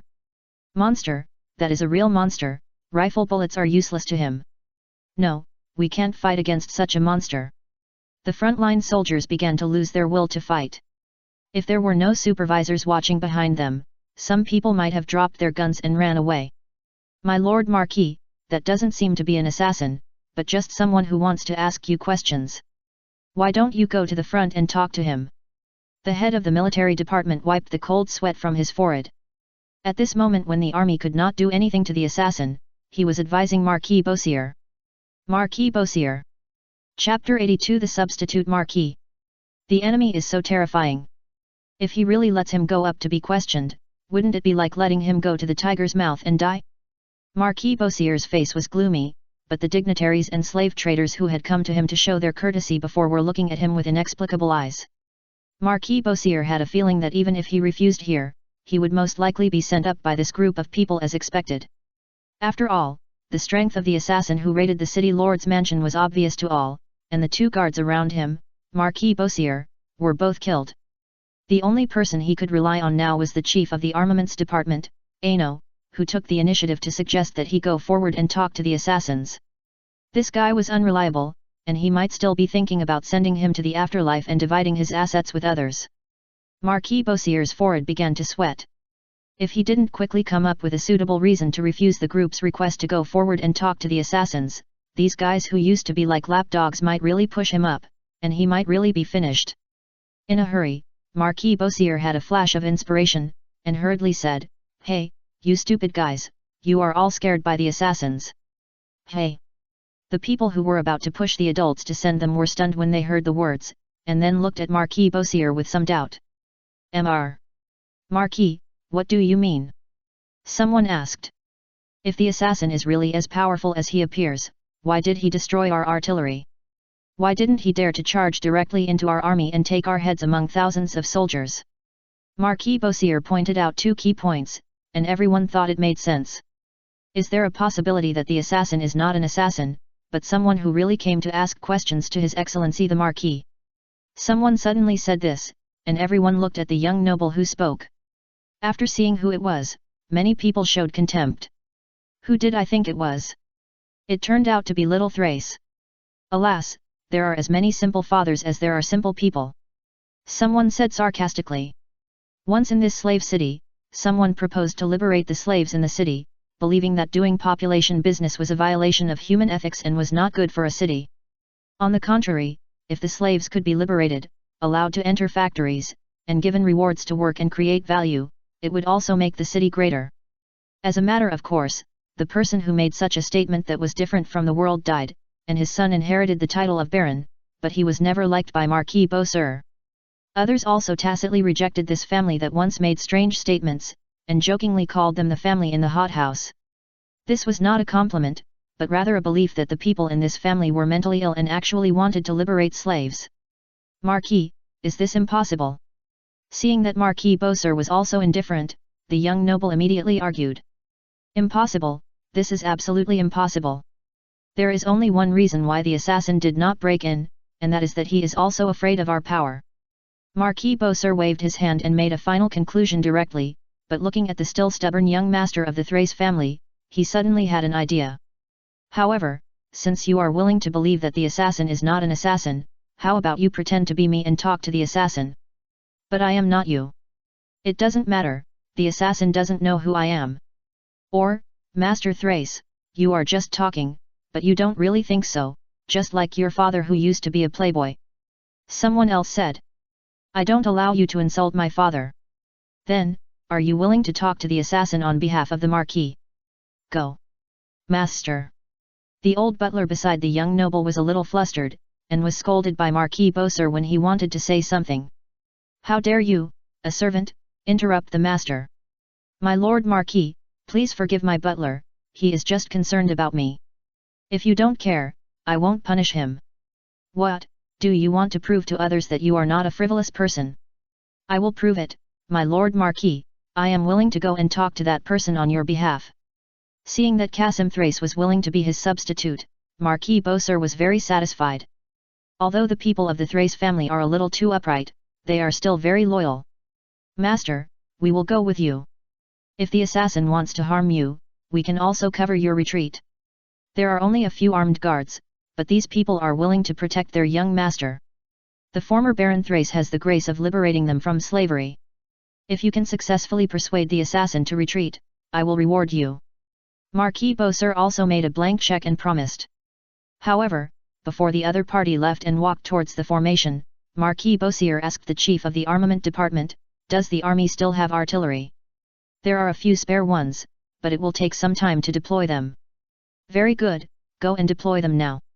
If the assassin really comes out to talk, after the artillery is deployed, aim at him and fire directly to attack.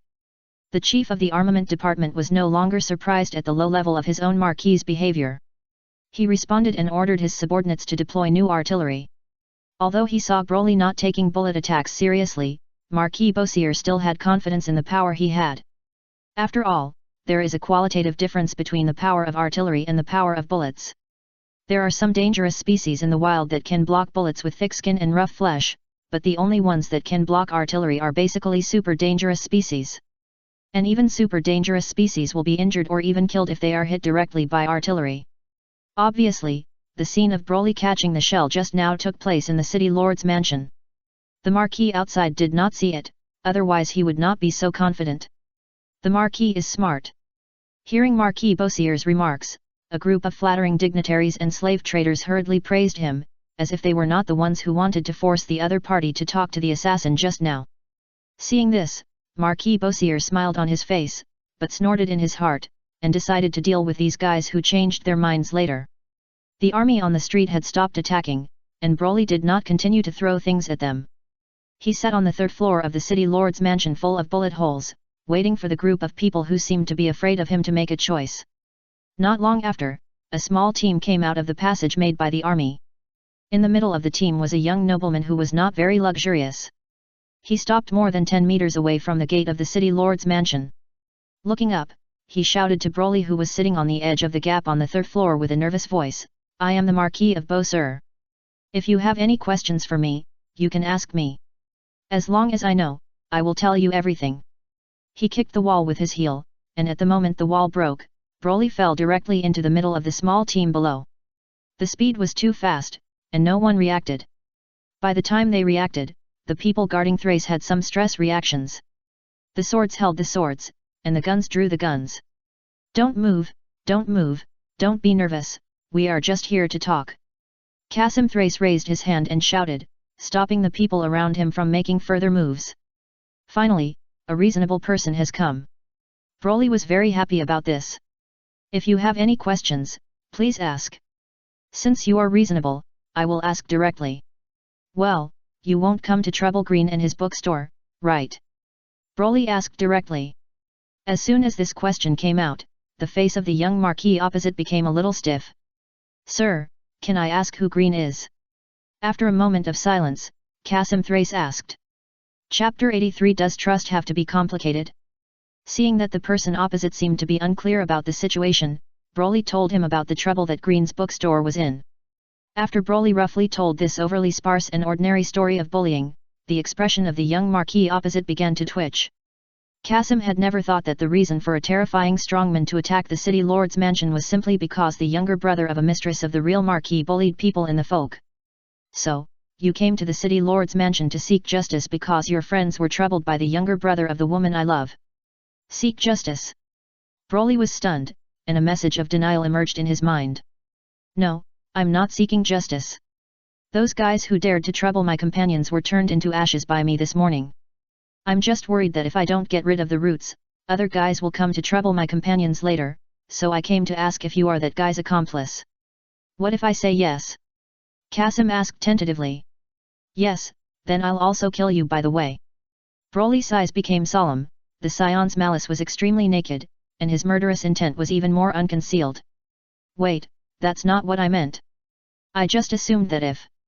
Feeling clearly that his life might be in the palm of his hand, Kasim quickly denied it. Now he really wanted to slap himself twice, blaming himself for being too talkative and curious. Assume. Broly frowned and asked, so, will you come to cause trouble? Of course not. This answer must be the same as the answer given by the real Marquis. After all, just for the trouble caused by a mistress's brother, he provoked such a terrifying person. Anyone with a normal mind would not take on such a terrible thing. And according to the temperament of the real Marquis Beausir, I'm afraid that after knowing the truth about the attack on his own city lord's mansion, the other party would only want to kill the bastard who dared to provoke him. Hey, so you won't cause trouble, then I'm relieved.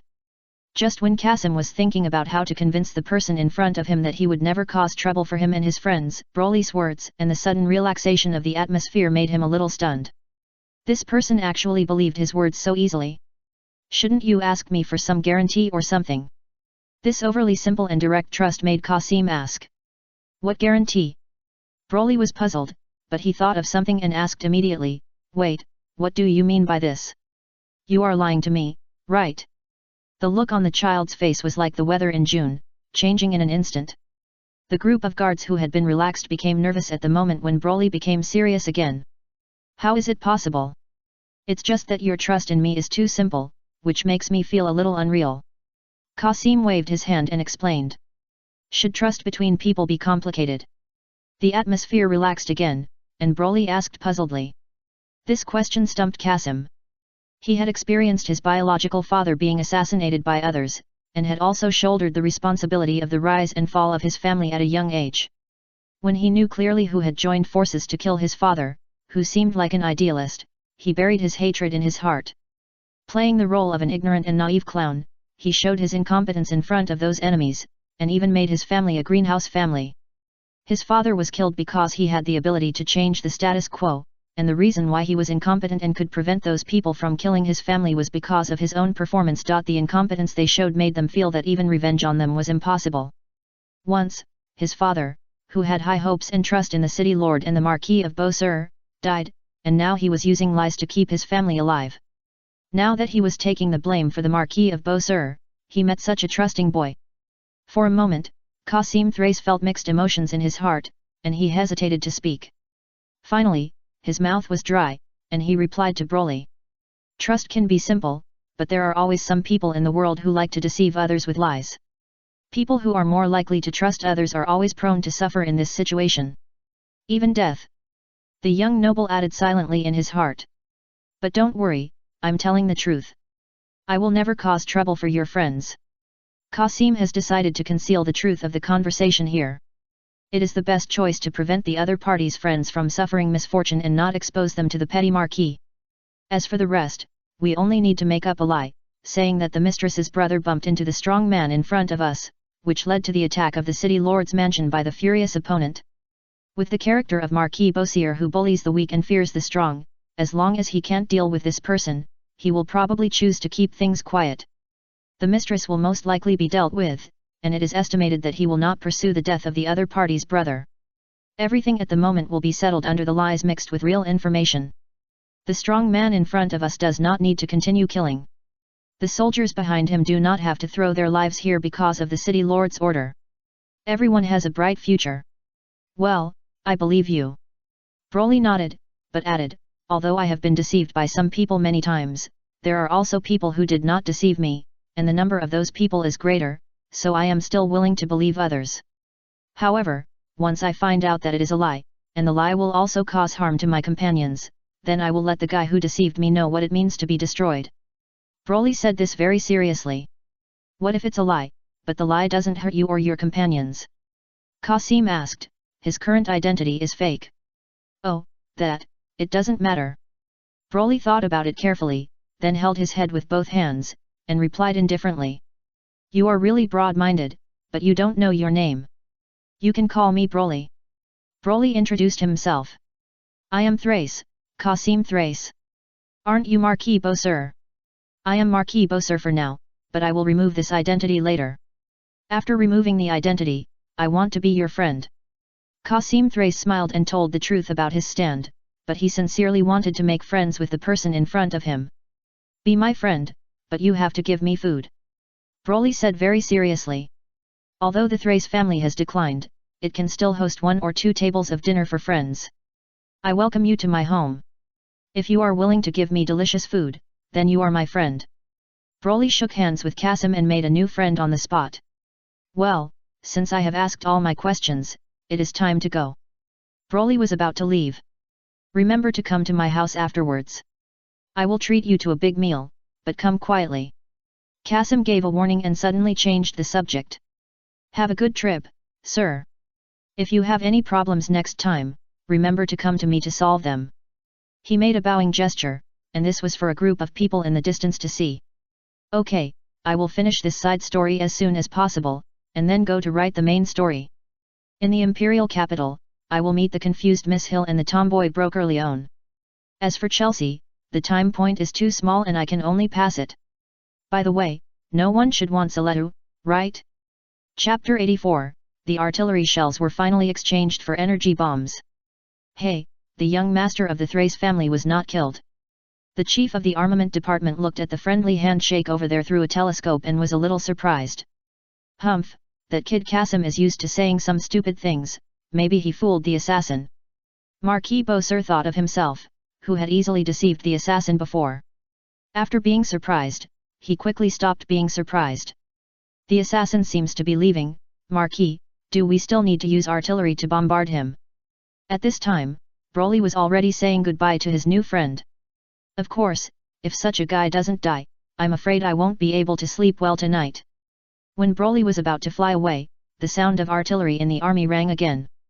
Dozens of solid shells were fired, and in an instant, they formed a covering attack on the area where Broly was. The fire flooded the area. Broly. Qasim Thrace's eyes widened.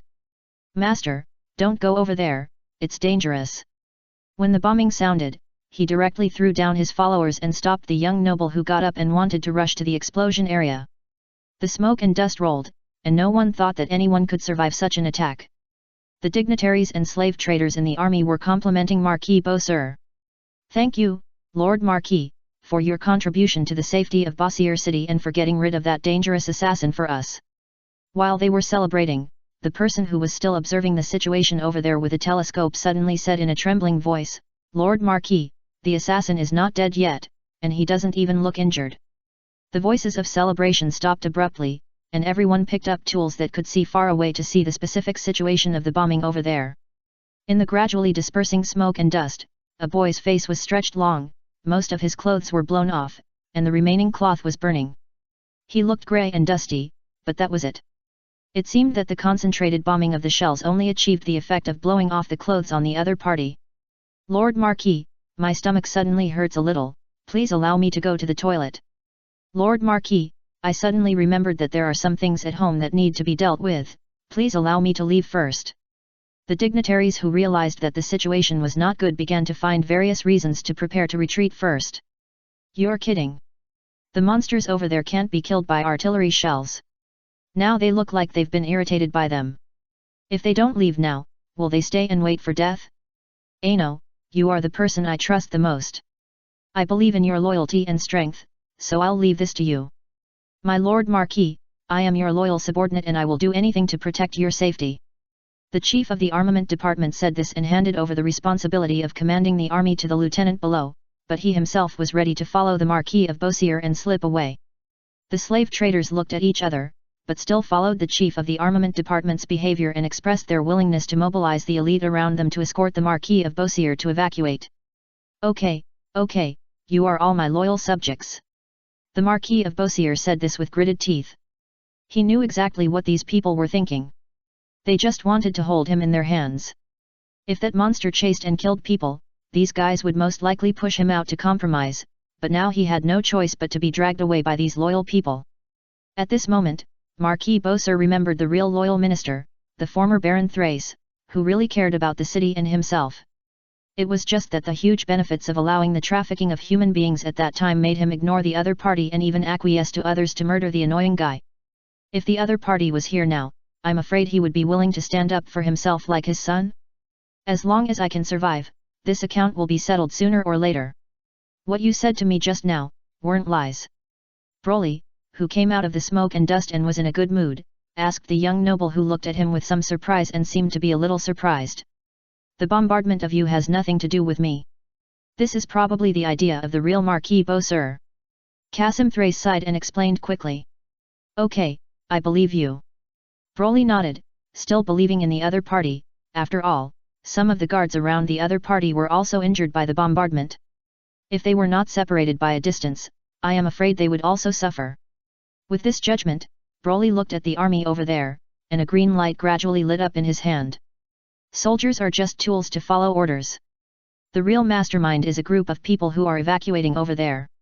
He was not injured in the bombardment. Qasim had a clear understanding of the strength of this new friend. The other party casually counterattacked and killed those who attacked him. Obviously, he was not a merciful master. Now this matter must not be settled peacefully, but most of the soldiers over there are just people who make a living. Qasim is a smart man. He immediately pointed out the position of the mastermind who commanded the army to attack the other side. Got it. Broly paused, then responded and lowered the power of the energy bomb in his hand. The body floated up and aimed at a team that was fleeing behind the army. Waving his hand, he threw the energy bomb the size of a ping-pong ball over. The energy bomb landed and expanded rapidly.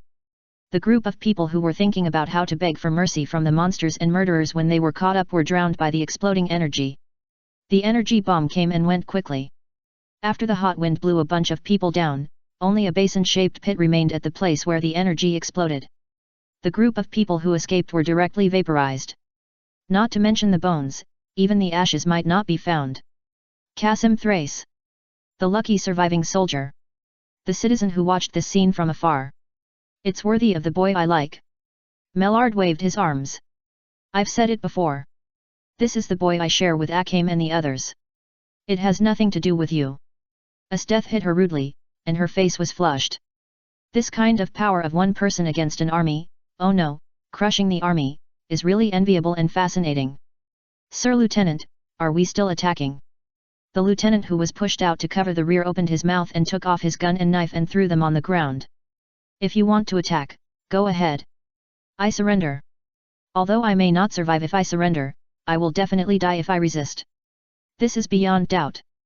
Like dominoes, after the lieutenant dropped his weapon and knelt down, other soldiers also dropped their weapons one after another.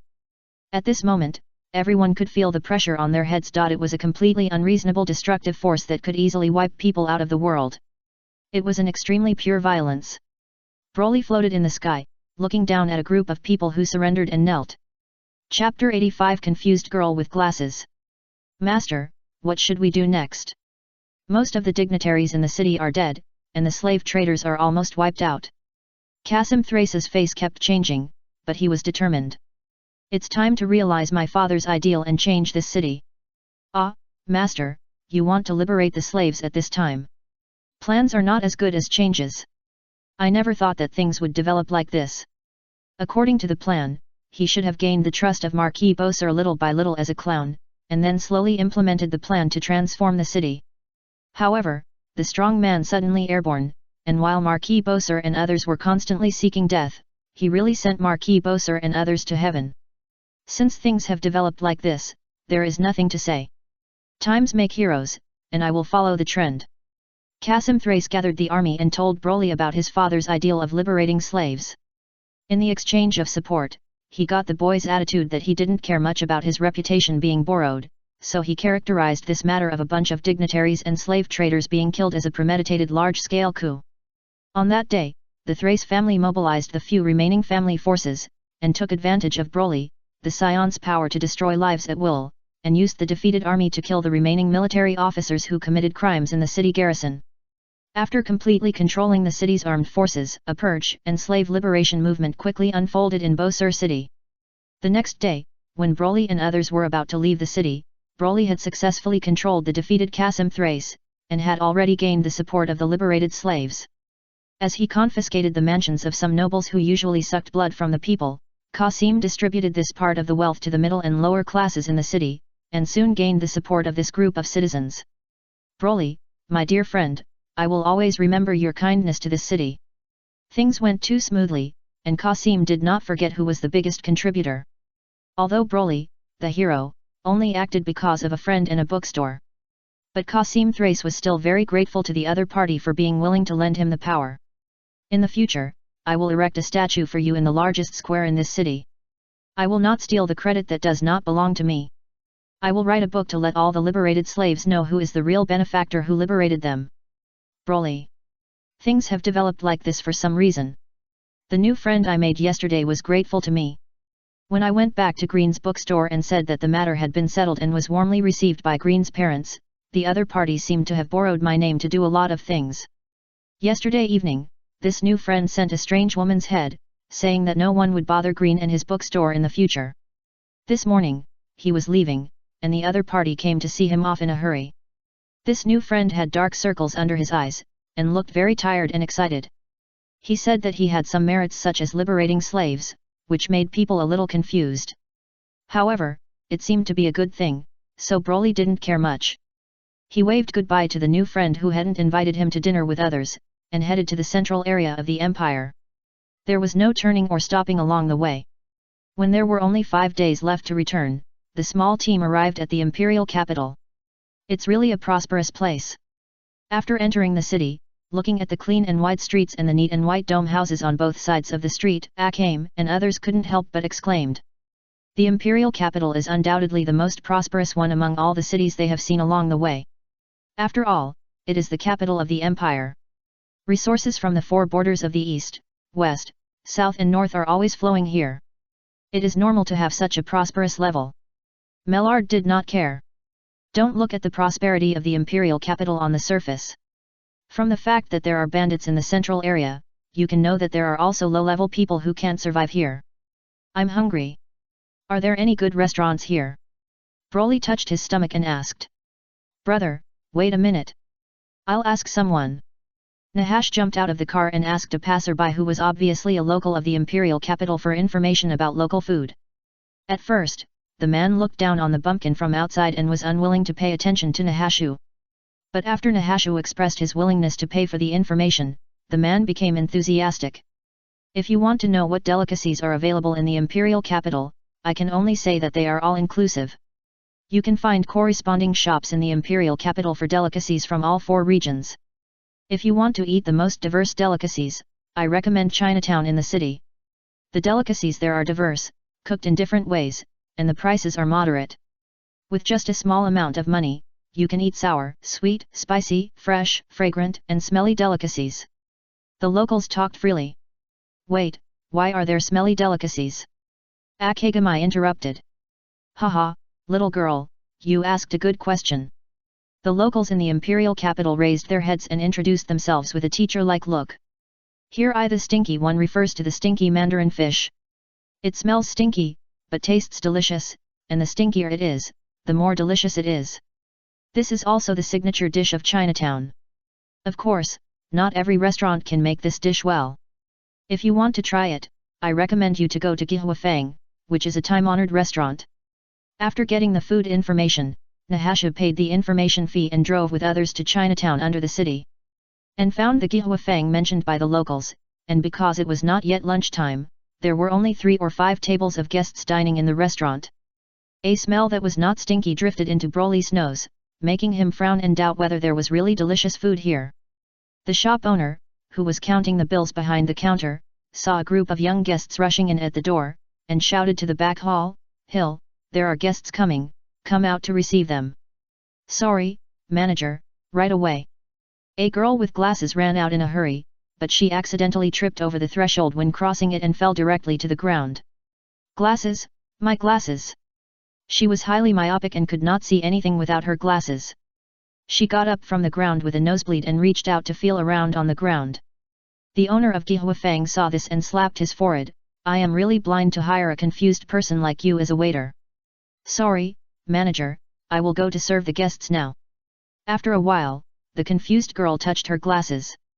Don't mess things up for me. No. She was bleeding from her nose and wearing glasses with a crack. She still looked a little untrustworthy. I hope so. The boss of Gihuafang waved his hand helplessly and let her go to work. The new guests were just a group of children, so it should be easier to receive them. The boss sat down again, looking at the beautiful back of the girl in Cheongsam, thinking whether to arrange this confused girl who had nothing good except her figure and face to stand at the door as a tool to attract customers. But soon, the boss shook his head. Gihuafang is a serious old restaurant, not a place for drinking wine. What's the point of putting a beautiful girl standing at the door to attract customers? Forget it, try it for some time. If it doesn't work, fire her. Miss Sieter, who just turned 16 this year and is a little confused, doesn't know her career crisis yet. She came to a group of young guests and asked in a gentle voice, "Excuse me, guests, do you need anything?" Broly looked at the girl with glasses in front of him, then looked at the prompt of the Crystal Palace. His eyes lingered on the face of the Cheongsam girl with a little nosebleed, and then he put forward his needs. I want a friend who can be my wife, can you meet my needs? Chapter 86, Rejection of the Request. Hey! The confused girl tilted her head, unable to understand the meaning of the words of the little guest in front of her. I want you to be friends with me first, and then come to be my wife in 5 days. Broly said concisely. Hey! The children were shocked, and the confused girl also reacted. Customer, our store does not provide the request service. Miss Seal, who is still 16 years old, said with some embarrassment. Hey, it's your blessing that our big brother likes you.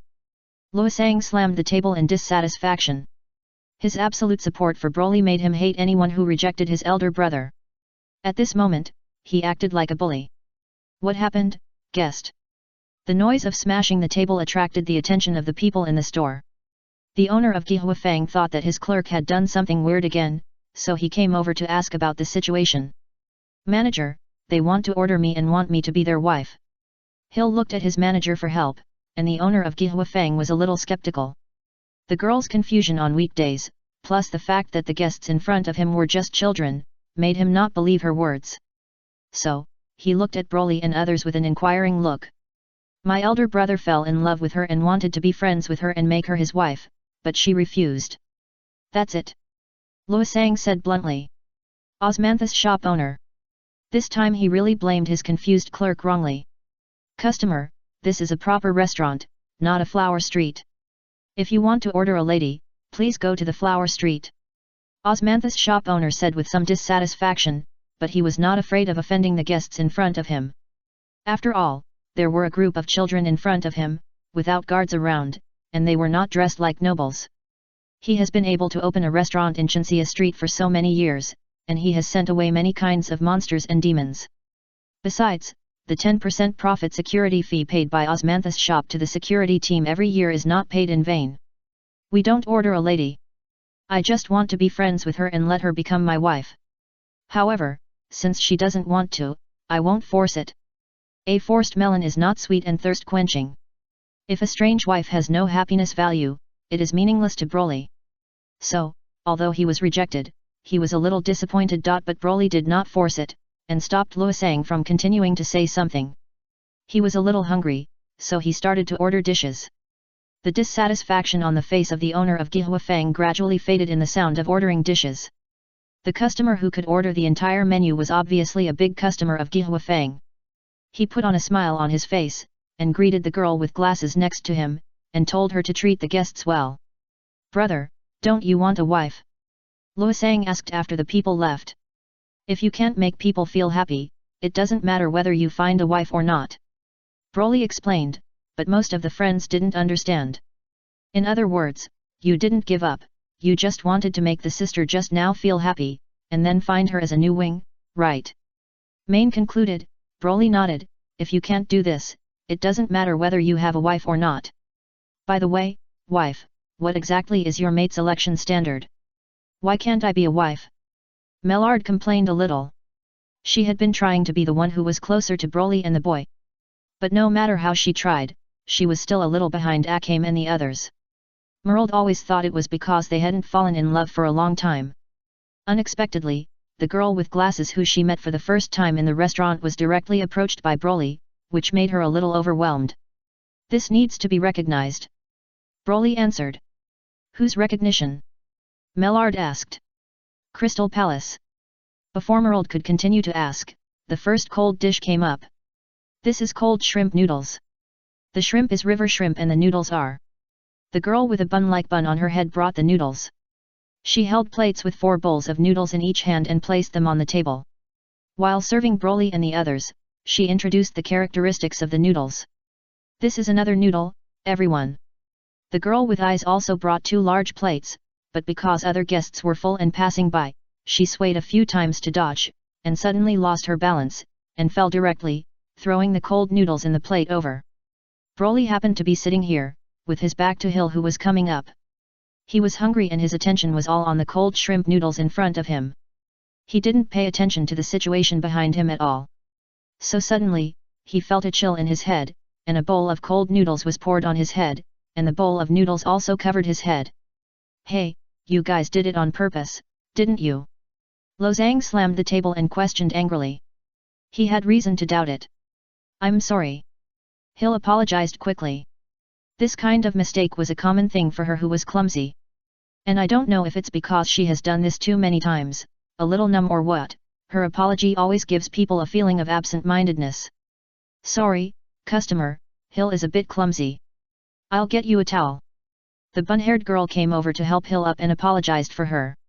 Over there, the owner of Osmantha's house noticed the situation and was already scratching his head. I thought it was a big deal, but when the first main course was served, that confused guy messed it up. If the guests at that table just walked away, he wouldn't be able to say anything. After all, it was the fault of his own waiter. Okay, now I have to go to the kitchen and stop some dishes that haven't been cooked yet, lest the guests really leave and my store suffer heavy losses. Lawson, it's okay, I just got a bowl of soup. Broly didn't care about the fact that a bowl of noodles was inexplicably covered on his head. He was more concerned about the changes in the happiness value of the newly discovered target in the Crystal Palace. After the girl with glasses made a mistake, her happiness suddenly dropped, but it could not drop any further. After she forgave her for her behavior, her happiness rose again. This confused girl was obviously not as absent-minded as she appeared. She felt sad when she made a mistake, and felt happy when she was forgiven. Thank you very much, guest. Hill bowed and thanked him, and quickly took the towel from his companion and helped Broly wipe his head. Broly's head was shaking because of her push. If it were an ordinary person, he would definitely not be able to eat properly. But Broly's head was shaking, and he was sucking noodles with chopsticks without any effect. You can take off your clothes later, guest, and I will wash them. After drying the boy's head, Hill continued. Broly did not refuse. It was a good thing to have some interactions with the new target. If the other party changes his mind, he can have an extra meal ticket. After a big meal, the owner of Gihuafang took the initiative to give him a 10% discount as an apology. Next time if you come again, we will give you a 10% discount at Gihuafang. The Saiyan boy, who had changed into clean clothes, nodded. The stinky mandarin fish recommended by this restaurant was indeed very stinky, but it was also very delicious. If possible, he would still be willing to come here for a few more meals before leaving this world. After handing the dirty clothes in his hand to the confused girl, a group of people left the restaurant. Let me see, the hotel nearby is. Just when Nahaxio was looking at the map and preparing to find a good hotel to stay, a beret-wearing mandarin fish came to him. A figure suddenly came to the side of the carriage.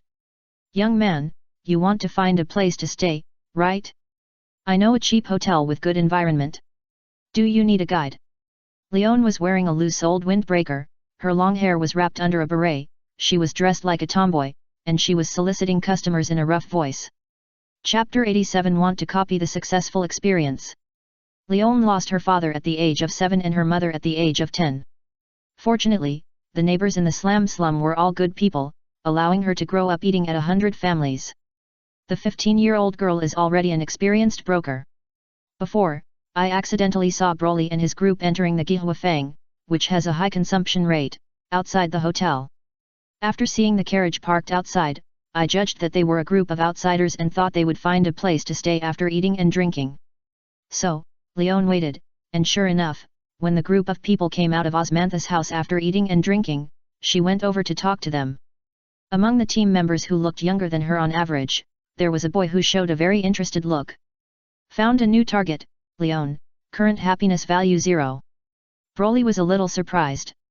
He didn't expect that after being rejected by the confused girl in the hotel, a new target would appear at this time. Sorry, we have a map with some basic information about the hotel. I don't think we need a guide. Those damn shops selling maps.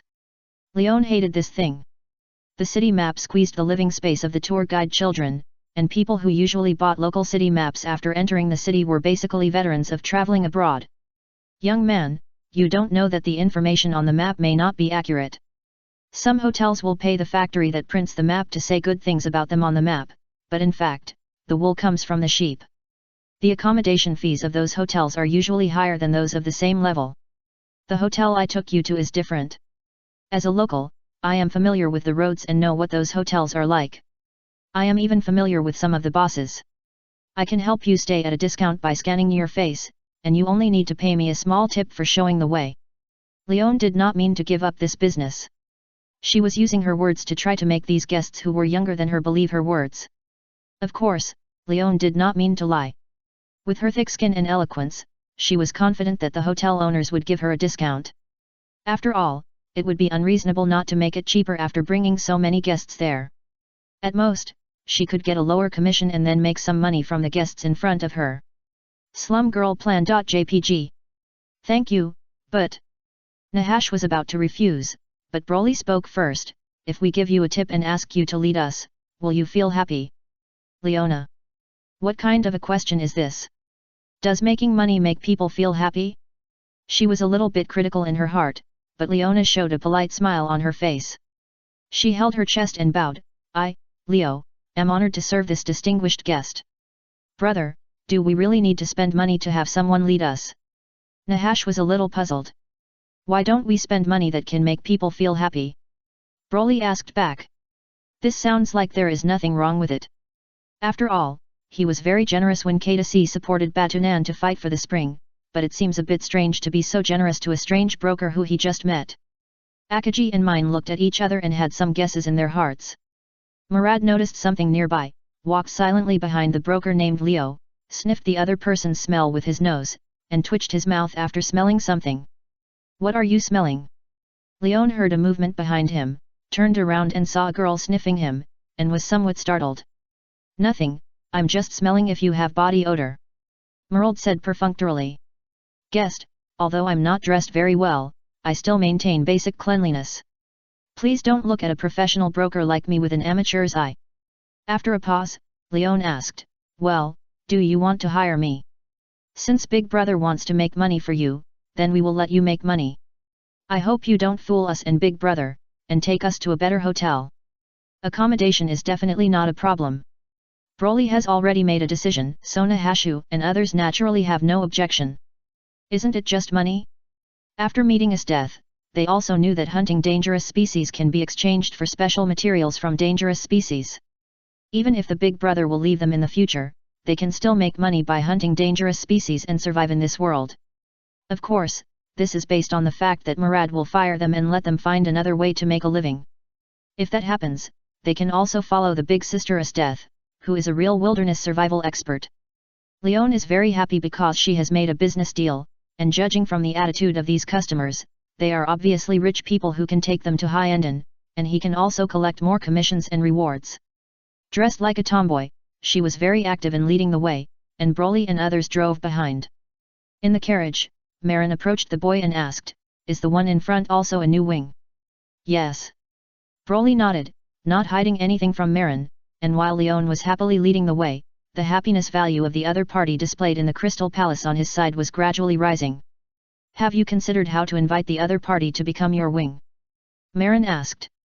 Broly thought about it, and said to Marin, how about we form a new posture where you are all my wings, and sincerely invite the other party to join. Broly actually doesn't have many ways to invite others to become his wife. Most of the time, he is straightforward, but he failed once in Osmantha's house just now, and now he thinks of the successful example of inviting Marin in the room, so he wants to copy the successful experience. I don't think so. Such performance art is too advanced. If I hadn't received your kindness, I would definitely not agree to become a wing. Main told the truth. She didn't want to imitate wings, or tail feathers. What are you talking about? Esteth found that the two of them were whispering, so she came over from behind to ask. Nothing, just talking about the situation when he successfully invited me. Main replied that there was nothing to hide from the equally recognized members of the wings. Main mentioned this mainly because she wanted Esteth to persuade Broly not to invite new people and let them gather together to form a new Depend spreading wings diagram. Just thinking about that posture makes people feel a little embarrassed. Chapter 88 Maintaining Contact. It sounds like it's interesting. However, Main overestimated Esteth's sense of shame, or it can be said that she underestimated the northern girl's acceptance of new things. After hearing that Broly and Akame and Kurom had done such a strange thing, Esteth was also immediately interested. Akame and Kurom will be the wings, and you, mine, will be the tail feathers. Then I will be the crown feathers.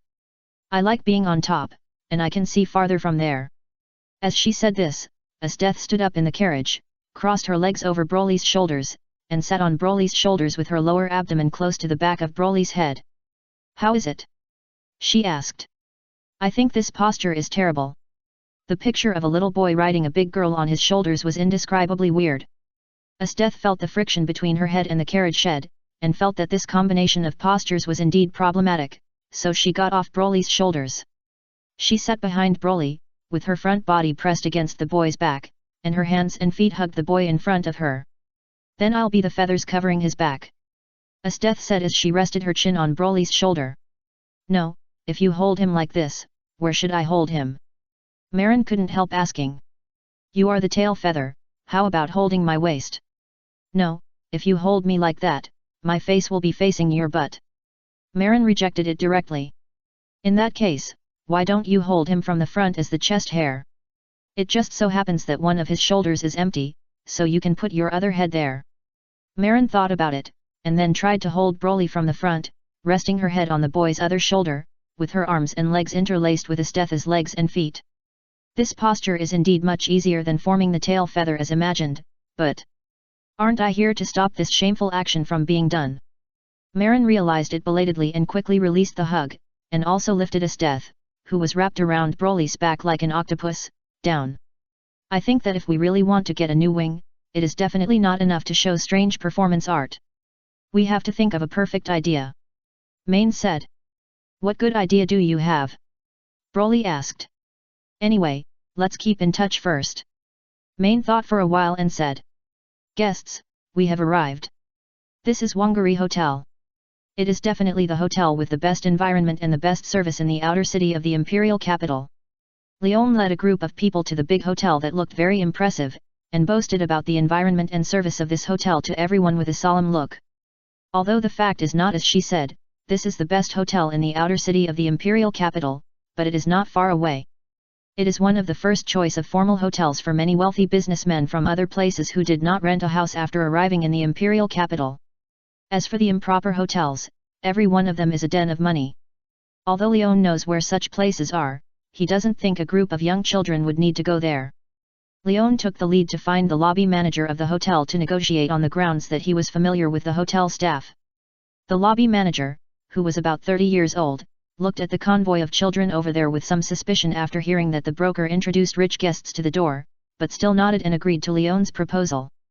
If those are really guests staying in the hotel, you will be able to get 5% of their room fee as a reward for this introduction. This is a normal broker introducing new guests. The commission that people can get. No, Mr. Manager, you only need to give me 3% commission. The remaining 2% commission, half of which I will give you personally, and the other half will be regarded as a discount for you to give to those guests for my sake. How about it? The hotel manager touched his chin and felt that the young man in front of him was very interesting and a clever guy, so he nodded and said, if this deal can be made, you can lead other guests here in the future. I can give you 6% commission, but 1% of it is mine. It should be. Leon negotiated the terms with the manager and soon led the other party to Broly, looking like he had achieved his mission and got a discount. I don't know what kind of room you want, guests. The hotel manager asked. Don't choose the best, just the most expensive. We want the most expensive suite. Broly spoke directly. The most expensive suite in our hotel costs 100,000 a day. Do you want to stay?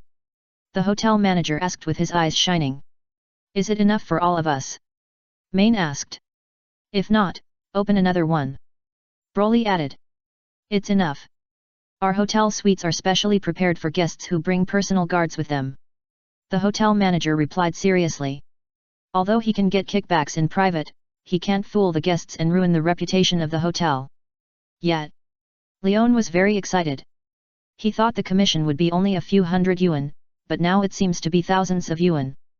Broly was even more satisfied. The happiness value of the new target continued to increase. Although he was not completely sure that he could invite the other party successfully, he was happy to see the happiness value of the other party increase. That was his potential capital to exchange for food on the planet Vampa. This is your reward. Broly handed over a large tip for leading the way. Hey, is this too much? Leon looked at the thick tip and felt a little strange. We are very satisfied with the inn you recommended, so we gave you a little more. Broly explained. Thank you, boss. Leon's eyes lit up and he thanked her, and his happiness index rose again. By the way, if you are free tomorrow, can you continue to come here to take us around the imperial capital? We will pay you. Broly asked again, this is to maintain contact. No problem, I am honored to serve you, boss. Leon agreed immediately. She would not miss a good opportunity to make a lot of money. Leon left happily. After Broly and others paid for the hotel, they just put down their luggage in the suite, and Main started a discussion meeting in the big suite. However, the theme of the meeting was not to discuss the purpose of the team's visit to the imperial capital this time, but to discuss Broly's sudden encounter with new wings. How should they, the old wings and the external wife followers, help the new wings to become their companions in the future? Chapter 89 The So-Called Strategy. Mellard thought it was outrageous that the girls like Marin, who considered themselves Broly's future wives, were holding a meeting to help boys find more wives. There is a very high-quality wife here, but they turned a blind eye to it. Mellard complained. Miss, you look sour when you can't eat grapes. It's really ugly. Cass and Dora complained on the side. Moreover, rather than discussing how to help find a wife, they are more like discussing how to recommend Broly to others and make others admire him. No, I am also a part of this, I have to join the discussion. Mellard watched for a while and then joined the discussion. The different methods discussed represented the situations of different children being conquered by Broly. Although there are no dangers in the city like those in the Gifonora Sea Forest, the environment is not dangerous, but we can create dangers artificially. At that time, as long as Brother Broly jumps out and shows his skills, he can complete the rescue of those in trouble. Those two people will definitely be unable to help but worship the Big Brother, and then they will be successfully accepted by the Big Brother and become our new companions. For the children coming out of the forest, the Big Brother saving people and the hero saving the beauty are the most cliché copyright D and typical kingly strategy methods. It sounds good, but how is it different from fraud to use this method to capture others? Think about it, if Brother Broly didn't rescue us at the beginning, but we were taken in by the group of guys from the Empire who drove us into the forest, and afterwards they wanted us to be grateful to them, how disgusting is this? Of course, some people also raised objections, and the children put themselves in their shoes and thought about it, and they were disgusted. Although being a hero saving a beautiful woman is the best way to capture a woman, it would be hard to overcome my psychological bottom line if I were to play the villain. If you ask me, since deliberately acting as a hero saving a beautiful woman is disgusting, why don't we just be the villains and knock those two people out, then carry them back and conquer them by force to become new companions? What do you think? The only one who could say such words about making friends by force was Esteth. She felt that forcibly conquering the opposite sex was a courtship mode that conformed to the laws of nature. Because on the northern ice field, some dangerous species deal with their partners in this way. Esteth, not everyone is like you, and will feel happy after being defeated. Broly shook his head and rejected her proposal. After making a request at Osmantha's house in the afternoon, the happiness value of Hill, the new target of the strategy, was prompted by the Crystal Palace to be declining. Obviously, tough means are not a general solution. It's my turn, it's my turn. Mellard said as he stepped forward and raised his head to give his own strategy suggestions. How can we win the hearts of girls with rough means? We should use means that make girls feel happy to conquer them. I created the 28-bed techniques myself, but I am willing to teach them to you tonight. Broly, come to my room tonight. Okay, next one. As soon as Mellard finished speaking, Maine waved her hand, indicating that she could go down. No, you don't plan to adopt my method. Mellard was puzzled. Your bed technique is very dirty, licking and touching people, and it can only be used on people around you. If it's someone you don't know, I'm afraid they will be scared away by you. No, no, no, even if it's someone around you, it's easy to be scared away. Akagi added that the last time she shared a room with Mellard, she was almost scared by the other person who came to her bed in the middle of the night. She carried her sister to sleep with mine at night to avoid being harassed by this guy at night. That's because you are still young, and your body has not been developed to feel pleasure. Before Mellard finished speaking, Esteth grabbed the back of her neck and took her away. My suggestion didn't pass, and your suggestion won't pass either. Just sit on the bench with me. Next, another child went up, it was Bonnie, but her suggestion was even less good. After all, what is inviting people to eat mushrooms? Do you want to use poisonous mushrooms to induce hallucinations to attack others? A group of children discussed, but there was no good solution, so the ball returned to Marin. Since there are no good suggestions, let me tell you what I think. As the saying goes, knowing yourself and knowing the enemy, you can fight 100 battles without danger. The so-called strategy is nothing more than catering to their preferences and solving their troubles. In fact, Marin was well prepared. Holding this meeting was nothing more than pointing out a general direction to her partners. Of course, if someone could come up with a better idea, it would be great, but no one did. Tomorrow, let's work together to investigate the information of the two new winged people. At the end of the sweet meeting, everyone got tomorrow's action task. Leon, who had no idea that he was being missed, had just chopped a few roast chickens and returned to his home in the slums. He was holding a bag of candy in his hand and knocking on doors from house to house to deliver food to his neighbors to improve their lives. Leon, why are you spending so much money again? After receiving the roast chicken from the tomboy girl, the neighbor's mother-in-law kept muttering. It's okay. I was lucky today and met a group of wealthy customers. They asked me to be their tour guide tomorrow. This little money is nothing. Leon, you are thoughtful. I used to be well taken care of by my uncles and aunts. Now that I have made money, I naturally have to give back. Sister Leon. A group of children ran out, and after seeing the candy in Leon's hand, they came over like little greedy cats. Those who call me sister will get candy. Leon announced, and a group of children cheered, and lined up in front of the tomboy girl under the helpless eyes of their parents. The poor slum street became more lively and lively this evening because Leon came with roast chicken and candy. In Shenxia district, Huafang was busy until night before closing. Hill was scolded by the store manager again because he accidentally knocked over a bucket. What a clumsy girl, it's better not to help her. The other waiters also complained to the girl with glasses because she knocked over the dirty bucket and now had to clean up the floor again. You go first, let me clean up here. The girl with the bun head stood up and took the responsibility of cleaning up.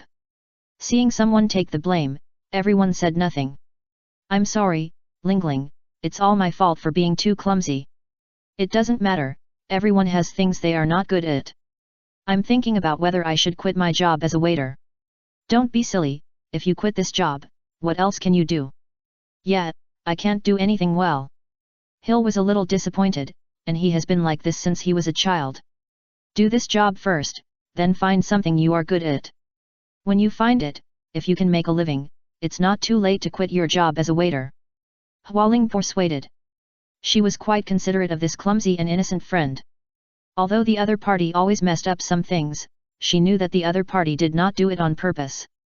By the way, Hill, don't forget to take the guests' clothes back to wash. After cleaning up and closing the store, Hualing couldn't help but remind the girl when she saw that she had nothing in her hands. Ah, I almost forgot. Hearing this, the confused young man the girl finally reacted, ran back to the lounge to find the guests' clothes, and then ran out again. But when she came out, she still accidentally hit the threshold, and she was in pain and half knelt on the ground, rubbing her big toe hard. Are you okay? Do you want me to help you wash? Hualing was a little worried. No, I can still do things like washing clothes. Even if I can't do it myself, my mother will help me. Hill waved her hand. She couldn't always rely on her friend. She waved and said she would see her tomorrow, and then limped away. Is it really okay? The girl's clumsy situation made Hualing really worried. Chapter 90 The Clothes That Were Favored. Hill, you caused trouble for others in the hotel again. Sorry, Mom. Why do you have such a confused personality, kid? Listening to her mother's words, Hill lowered her head. She didn't know how to answer this question. Forget it, you are 16 years old, you should take responsibility for your own mistakes, and you should wash the dirty clothes yourself. Hill nodded, without refuting his mother's words, and went to the well with a bucket to fetch water for washing clothes. That child made a mistake in the restaurant again, won't her salary be deducted again? In the next room, the voice of the father asking the mother came. I didn't ask her, maybe, it depends on the mood of the boss at the current workplace. Hey, she is so old, but she is still confused and can't do anything well. That child is like this, didn't you know it a long time ago? It's really a loss. How can you say this about your own daughter? In the room, the parents' quarrel came. The girl who was washing clothes was somewhat lonely. After all, she is still pretty, and when my son. I will give her. The parents' quarrel stopped, but a deliberately suppressed voice came.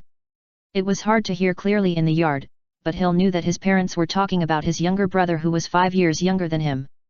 Compared to her daughter who was not valued since childhood, her younger brother, who was a boy, was the treasure of the whole family. He was held in the hands of the whole family since he was a child and always remembered in their hearts. Even when the family fell into decline, his parents still considered his future marriage. After all, the family didn't have much money, and it was still a bit difficult to find a good wife for his brother. However, as long as I, who was pretty, was married off, my parents could find a good wife for my brother without spending any money. Now think about it, I can eat enough in this family, probably thanks to my younger brother, otherwise I, who was confused and always made mistakes, might be kicked out by my parents after I became an adult, or married off to someone else early to recover the cost of raising me. Hill was thinking about it, and the clothes were washed quickly. She didn't mean to complain about her family. She was just worried that when her brother grew up, she would be married to someone else by her parents. Would she be a good wife and mother when she was confused? When she thought of this, Hill was a little unconfident. Maybe she should find some books that teach people how to be a good wife and a good mother and learn more. Thinking like this, she suddenly thought of the boy who asked her to be his wife in Gihuafang today. The other person looked about the same age as her brother. Maybe she would be married to such a child in the future. Hill thought about the boy who was drenched by her clumsiness today, but did not scold her loudly. Standing in the yard, she looked up at the bright moon in the sky and could not help but gently express her expectations for her future partner. It would be great if the person I want to marry in the future is someone who can tolerate my confusion. Back to the house, she met her younger brother in the corridor. He was a cute boy, but when Hill reached out to touch his head, he slapped her hand away. Stupid guy, don't come close to me and touch my head casually. What if you pass your stupidity to me and make me stupid too? It's not contagious. Stupidity is not a disease, and my sister is a natural fool. Hill explained. I don't care. Anyway, stay away from me. Everyone in the family dotes on her younger brother, and Hill also wants to dote on her younger brother, but her younger brother hates her very much and thinks she is a big fool. For example, now, after her brother slapped her hand away, he ran outside to wash his hands in disgust, as if he would be infected with some stupid disease if he came into contact with her. Ah! Hill sighed. She couldn't change her brother's deep-rooted ideas, and therefore she was not close to him.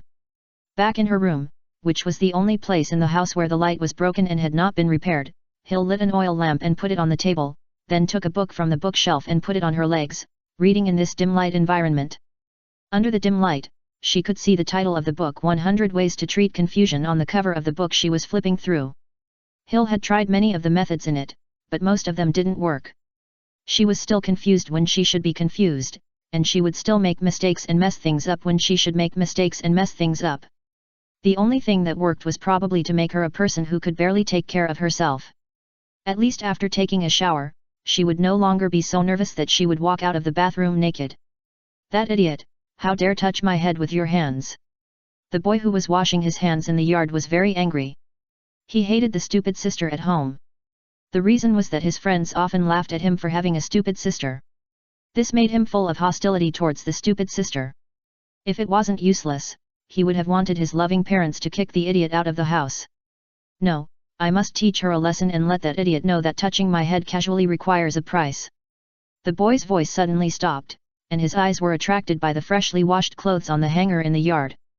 The clothes that Broly was stained with were provided by the Rabbit Chamber of Commerce. The clothes of this Chamber of Commerce are considered a famous brand in the Empire. And the clothes given to Broly are the latest models launched this year, but they are not officially sold on the market. Mom, did you buy that dress for me? The boy, who was a little moved, ran into the house and asked his mother. Which dress? The woman was a little confused. It's the one that was just washed outside. Oh, that's the customer's clothes that your sister accidentally soiled while working in a restaurant, so she took them home to wash. The woman replied. Can I keep it? What do you want to do with clothes that others have worn? The woman frowned. That's the latest new clothes from the G-Rabbit Chamber of Commerce. I saw them on the display stand of the specialty store. But that's what your sister will take back to return to the customer tomorrow after washing it. Don't worry about her. My good son, if you want new clothes, Mom will go with you to buy them tomorrow. This dress isn't on sale outside yet. Then wait until it's on sale before buying it. It'll be too late then. By then, everyone will have it, and that dress won't be special anymore. The boy was very anxious, stamping his feet in the house, pestering his mother. Listening to her son's noise, the woman had a headache and decided to let her daughter down. Chapter 91 Want to work in Hwaja. The next day, Sieter got up and washed, and when she was about to collect clothes from the clothesline, she found that the clothes she washed last night had disappeared. Mom, did you see the clothes I washed last night? She searched in the yard but couldn't find them, so she could only go back to the house to ask her mother, but there was no need to ask this question after she walked into the house. She only saw her brother at the dining table wearing the clothes he washed last night. There is wind in summer, and the clothes will dry overnight. Your brother wanted the clothes, so I gave them to him. The woman was somewhat helpless when she replied. Her son, who usually slept in, got up early today, fearing that his clothes would be taken away by his sister if he got up late. After getting up, he yelled at her to collect the clothes. When the clothes on the clothesline were still a little wet, he put them on. But those are the guests' clothes. Hill said with some embarrassment. No, they are mine. The boy was beside his mother, declaring his sovereignty over the clothes on his body. That's not yours, don't get it dirty, take it off quickly. Hill wanted his brother to take off his clothes, but the boy didn't want to hide behind his mother. Isn't it just a piece of clothing? Don't embarrass your brother. After the two of them walked around for a few times, the woman spoke. But I brought the clothes back but couldn't take them back. How can I explain to the guests? Hill asked his mother. She didn't want to embarrass his brother. You have been working outside for some time, and I have never seen you buy any decent gifts for your brother. How about this second-hand clothes worn by others, just treat it as a gift from you to your brother. As for the guests, you can tell the guests that you accidentally lost this clothes, and then you can take some money to compensate. Hill wanted to say something, but was pushed out of the door by his mother. I didn't cook your meal this morning, you can go to the cafeteria of the hotel where you work, your brother is still young, you as a sister should be more considerate of him. The woman said a few more words, and didn't give her room to say anything else, and directly closed the gate. Bang! Looking at the gate closing in front of her, Hill fell into distress. Hill had no choice but to go to Gihwafang first. What, your brother occupied the clothes you took back to wash? Hualing, who was drinking porridge and eating buns in the store, was stunned after hearing about the accident that happened to her friend. Didn't you tell your family that those were not your clothes, but the clothes of the customers in the store? I told them, but it was useless. My brother didn't listen to me at all. Don't your parents care? My father doesn't care about it. As for my mother. Hill shook his head and repeated his mother's attitude and words at home to his friend, and then continued, in fact, I gave my brother a gift before, but he thought the gift had the stupidity of my stupid sister, so he threw away the gift I gave him. Your mother is really biased. It's my fault that I'm too stupid, so I'm not liked. What are you going to do? I can only apologize and compensate. The texture of the clothes is very good, and it doesn't look cheap. However, the little customer yesterday liked you very much, so he shouldn't make things difficult for you. Hualing said, and seeing that her friend was still frowning, she couldn't help but ask, what's wrong? I don't know if I have enough money to pay for it. Hill told the truth. I remember you don't have much to spend money on, right? Hualing was a little surprised. Except for buying books, there is really no place to spend money, but I always make mistakes and my salary is deducted. 3/4 of the monthly salary I get has to be given to my family. Now I have less than 400 yuan in my wallet. Ah, this. The monthly salary of a waiter in Gihuafang is 6,000 yuan. My friend has been working here for almost 2 months. Although he has been fined a lot for making mistakes, he can't even take out 400 yuan, which is really miserable. Lingling, what do you think about me going to Huaja to work at night? I heard that you can make a lot of money just by touching the hands of customers. Miss Hill consulted her best friend. Don't, Red Street is a quagmire for women, we shouldn't go there. Hualing was shocked and quickly stopped her friend from going to Red Street to work. Hey, if you really don't have enough money to pay, I can lend you some. She sighed and took out her small wallet. Is it okay? Hill looked over with wide eyes. Of course, we are friends. Hualing smiled. It is said that this street was sent by the conquered indigenous tribes in the empire after the founding of the empire by the first emperor. The descendants of the indigenous people who surrendered to the power of the first emperor settled here for generations, and then formed a street. At noon, Leon talked about the history of the birth of the street, which was not sure whether it was true or not, and came to the entrance of Gihuafang with Broly and others. Before dawn in the morning, she went to the entrance of the hotel to wait for the guests who asked her to be a tour guide, and took a group of little guests to visit the scenery of the imperial capital for a whole morning. Then guests, you are going to have lunch, so I won't disturb you. After you finish lunch and come out, if you want to continue to visit the imperial capital, then we will continue to visit. Leon's forehead was sweating, but she was smiling. She got a lot of tips for showing the way last night. Today, she worked so hard as a tour guide. These generous guests must give her more tips. Looking forward to it, she squatted in the shadow of the roadside, took out the steamed buns she brought in the morning, and paired them with the roast chicken left over from last night wrapped in butter paper, and prepared to use them to deal with today's lunch. You won't be full if you eat this. Come in and eat with us. But before she started eating, she was stopped by the generous boy yesterday and invited to eat in Gihuafang. We'll treat you. You don't have to worry about the money. Just order the dishes and eat. That's not good. I'm a tour guide, and I'm going to the table with the guests. There's nothing wrong with it. It's just one more person eating. Being pulled by Broly, the tomboy-looking Leon half-pushed and half-reluctantly entered the Osmanthus house. It was her first time to come to such a big restaurant, and she became a little restrained after entering. As an orphan in the slums, Leon, who had not bargained for a belt-type imperial weapon at the black market, lived a cautious life. Boss, we are here to take care of your business again. Is the 10% discount you said yesterday still valid? Of course, what do the little guests want to order? First, bring a menu, and make 2 more copies of the signature dishes. Okay, there is a private room upstairs, please take a seat. Chapter 92 No money, but body compensation? Nahash ordered the dishes, and the owner of the Osmanthus house personally sent them to the private room on the 2nd floor. There was a large round table in the private room, and it was no problem to sit more than a dozen people. Where is Miss Hill from yesterday? Can she come to serve us? Broly asked. In just one morning, the happiness value of Leon, the new target beside him, has reached 30. Now he wants to see the happiness value of another new target, Hill. Of course, judging from the information displayed in the Crystal Palace, Hill's happiness seems to be a bit weak.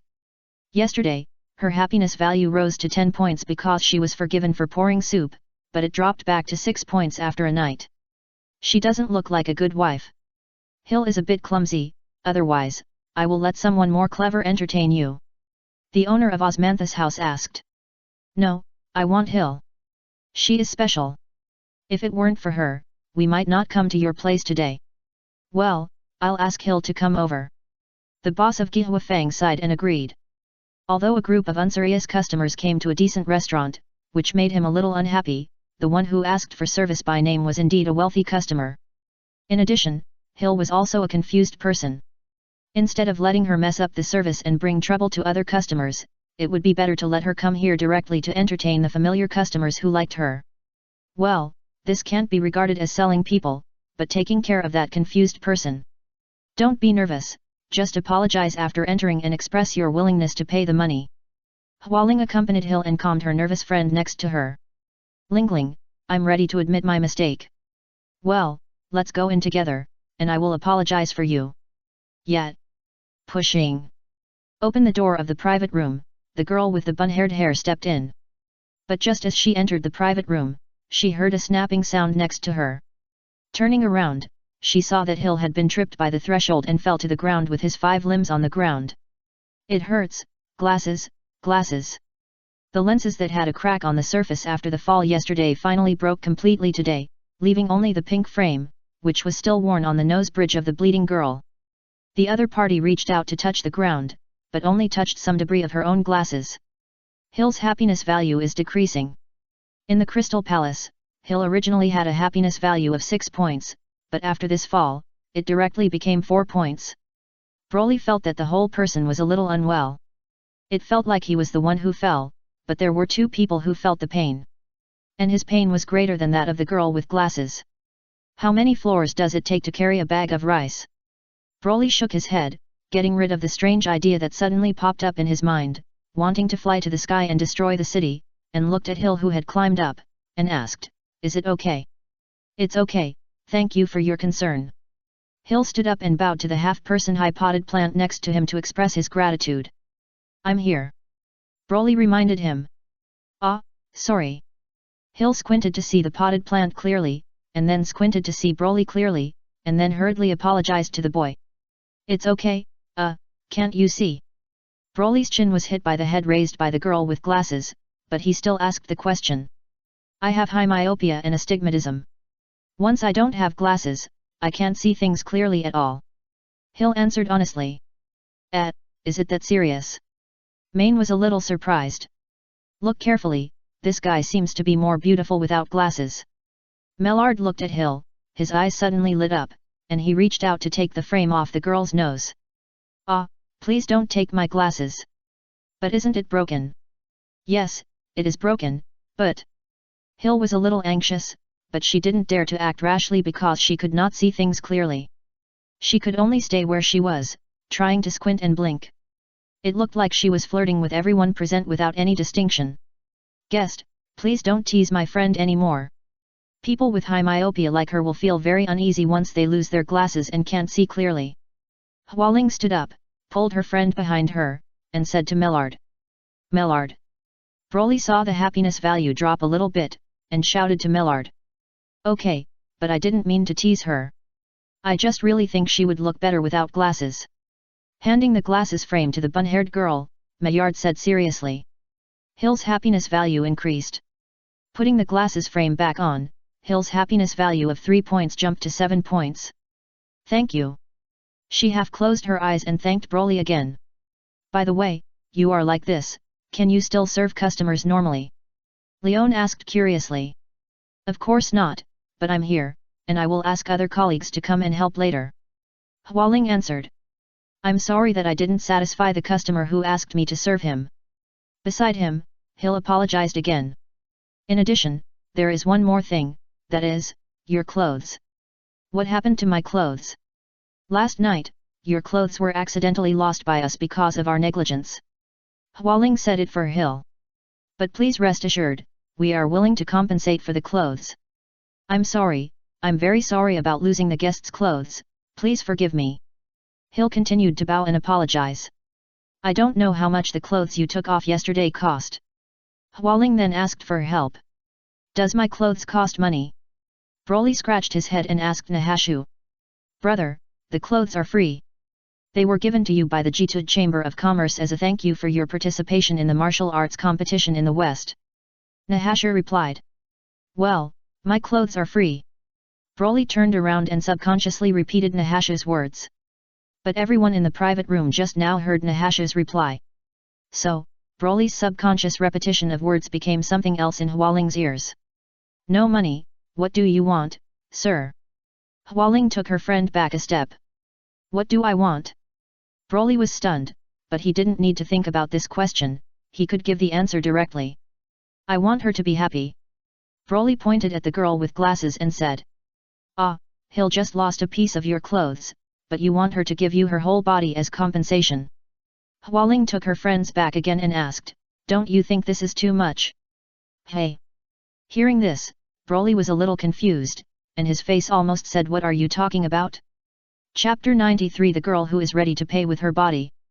The logic here is a bit complicated, and Broly's linear thinking mode cannot figure out the connection here. The bun-haired girl asked how much the clothes cost, and he asked Nahasuo and knew that the clothes were free, so he answered that they were free. The bun-haired girl asked him what he wanted, and he needed the happiness of the new target of the strategy, so naturally he answered that he wanted the girl with glasses to be happy, which was also correct. Later, the bun-haired girl's question about paying compensation for a piece of clothing made him unable to understand. Because Broly only understood the literal meaning and said the literal meaning, but Hualing thought too much, and she thought too much, so she asked more questions. Pa.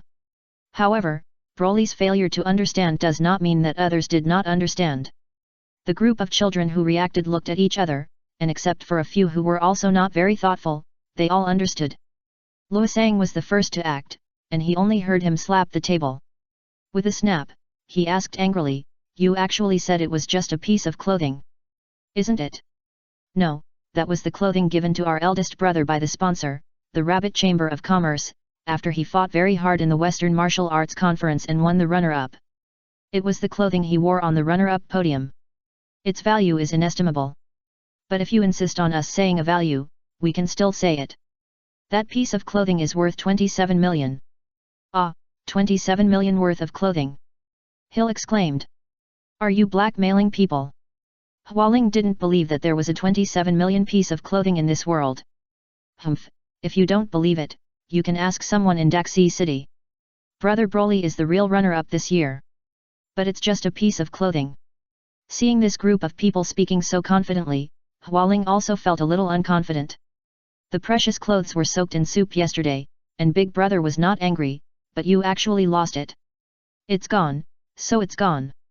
Big Brother Broly just asked her to compensate someone. Is this too much? Do you think this is too much?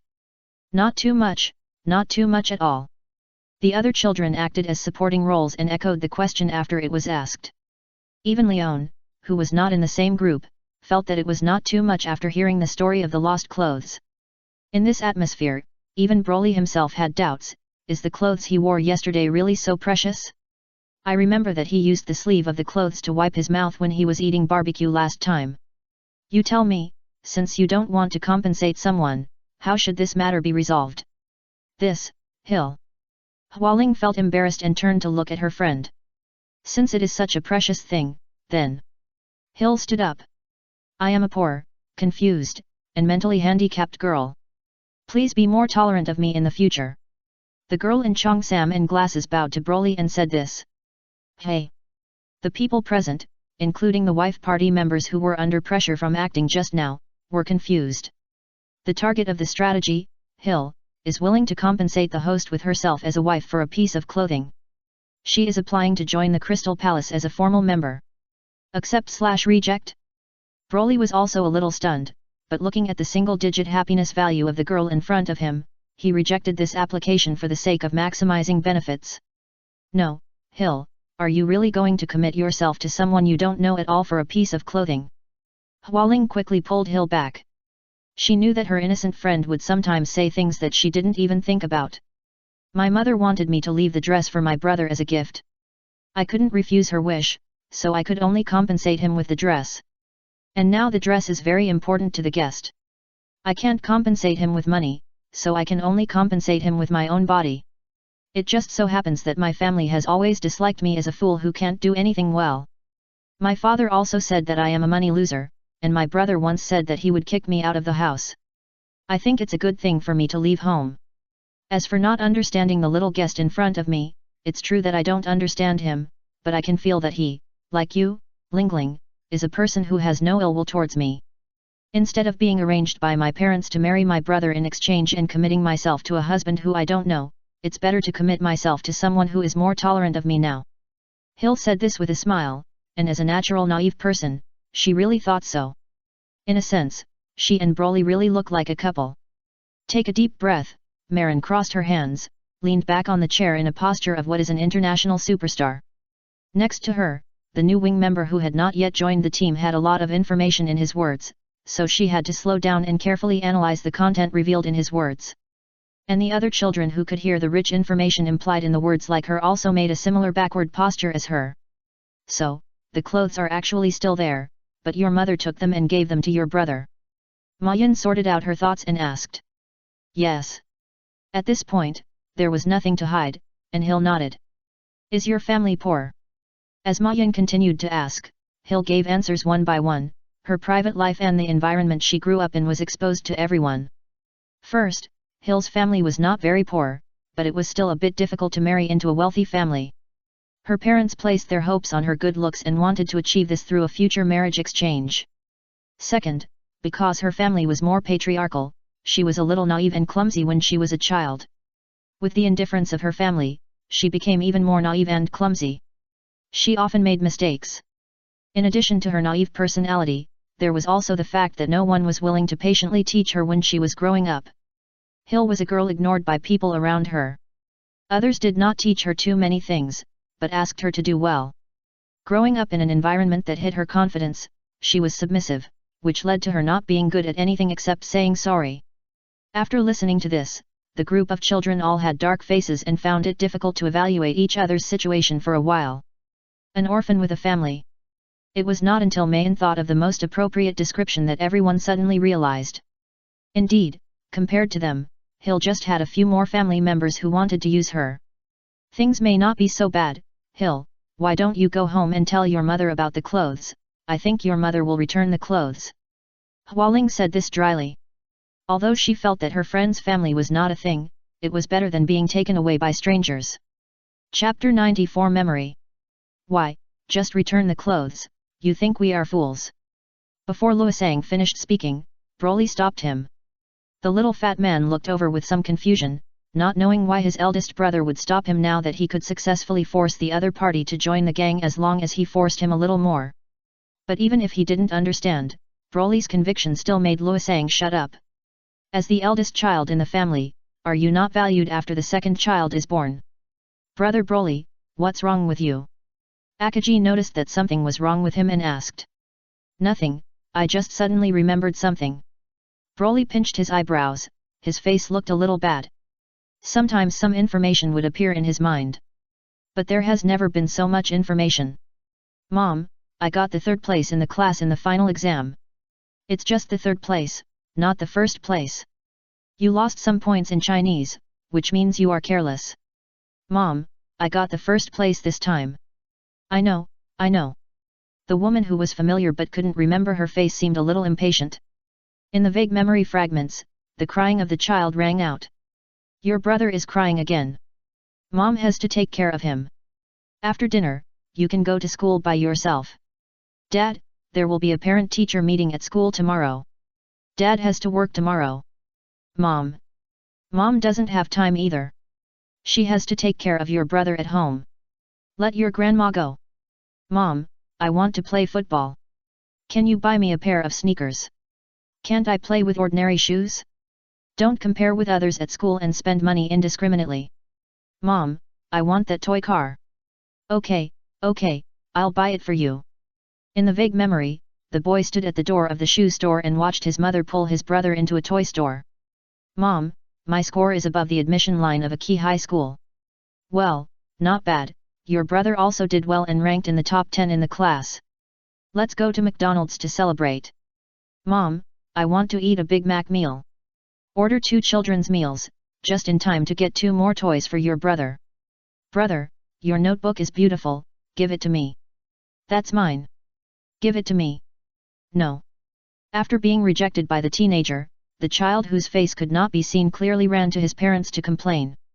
Your brother is as old as you are. You are so old, but you are still angry with your brother. It's just about some notebooks. I'll give you money to buy a few more. As for these, just give them to your brother. The teenager was scolded by his parents. No matter what he did, in his parents' minds, he was always inferior to his brother. If he did it well, it was what he should do as a brother.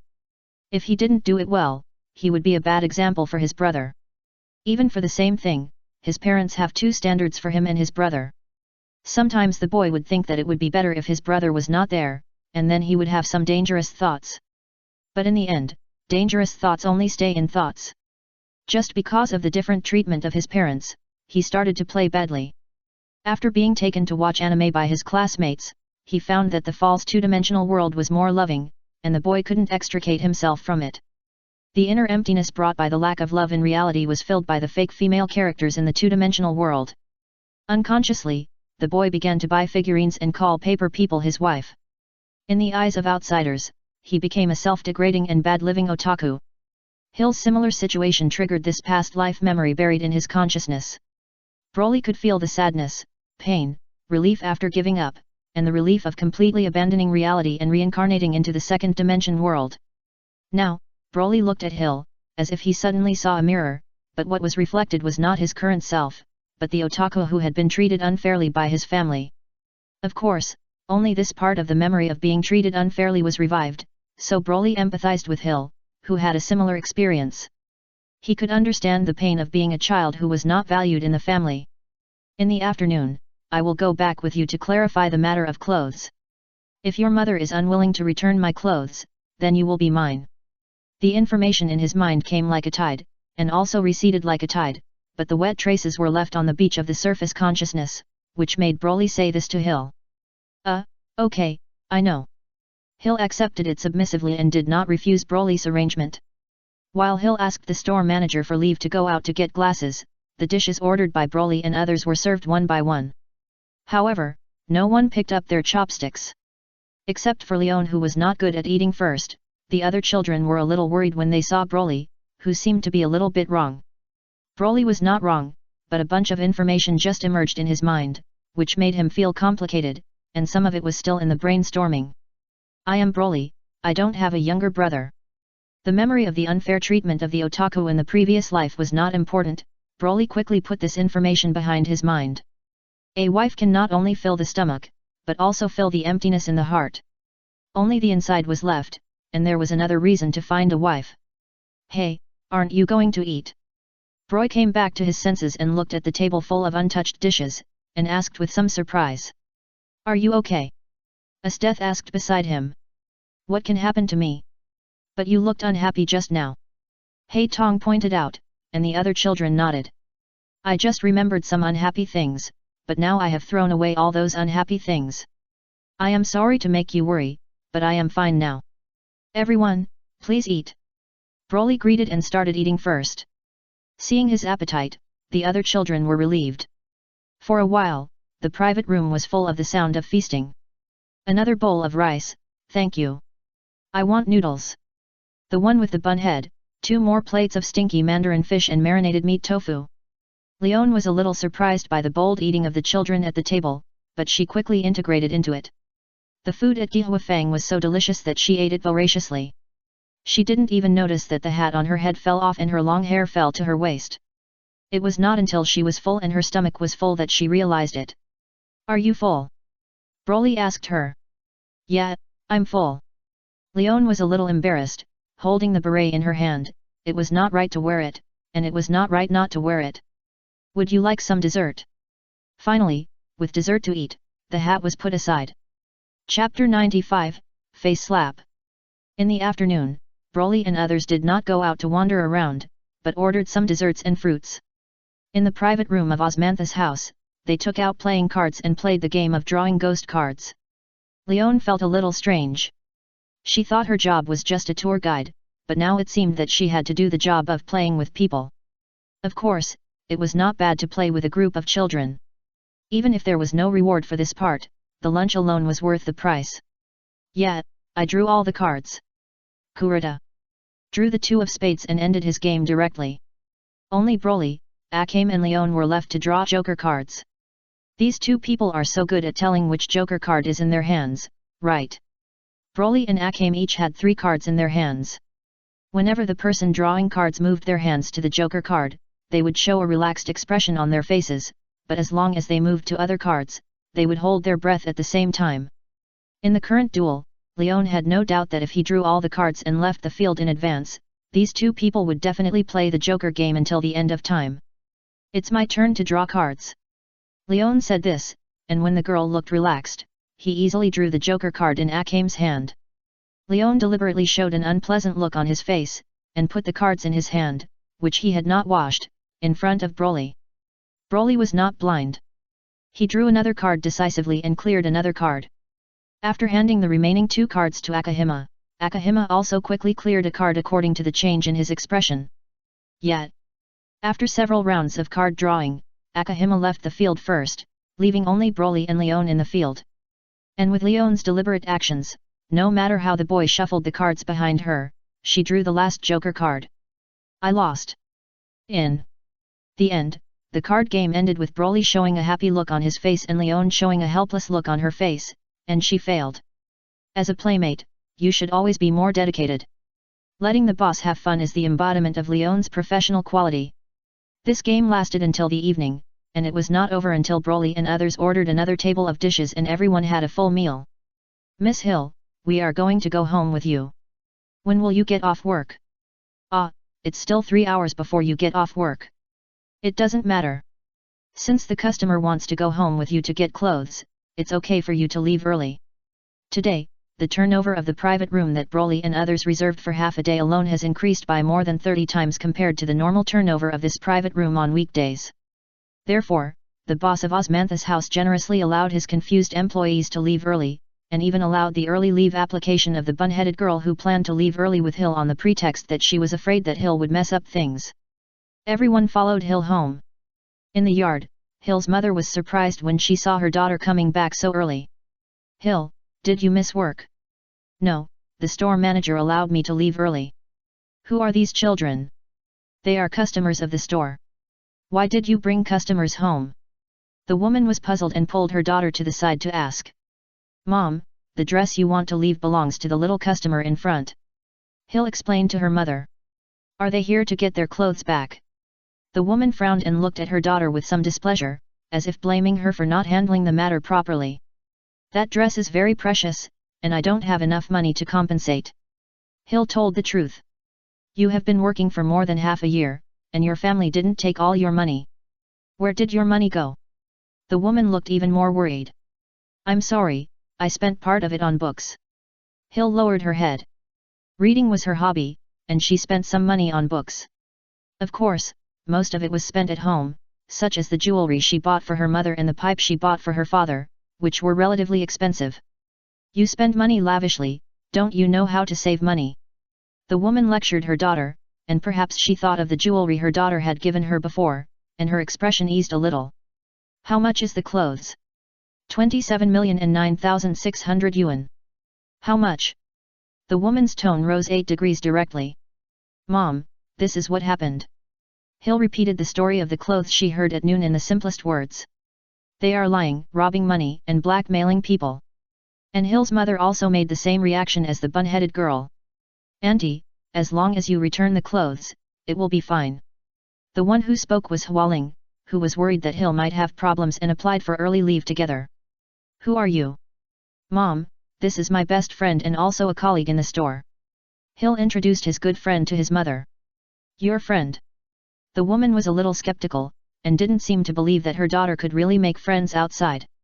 Auntie, now is not the time to talk about this, you have to return the customer's clothes. Hualing urged. Could this be a trick you came up with for my daughter, just to get back the clothes for my son? The woman looked at the bun-haired girl with some suspicion. How is it possible? Hualing widened her eyes. How is it impossible? My daughter can't think of such a thing. The woman seemed to really think so, but it was not easy to get angry with outsiders. She turned to look at her daughter in front of her and started to educate her. Hill, Mom has told you many times that you should give in to your brother. Your brother likes that dress very much.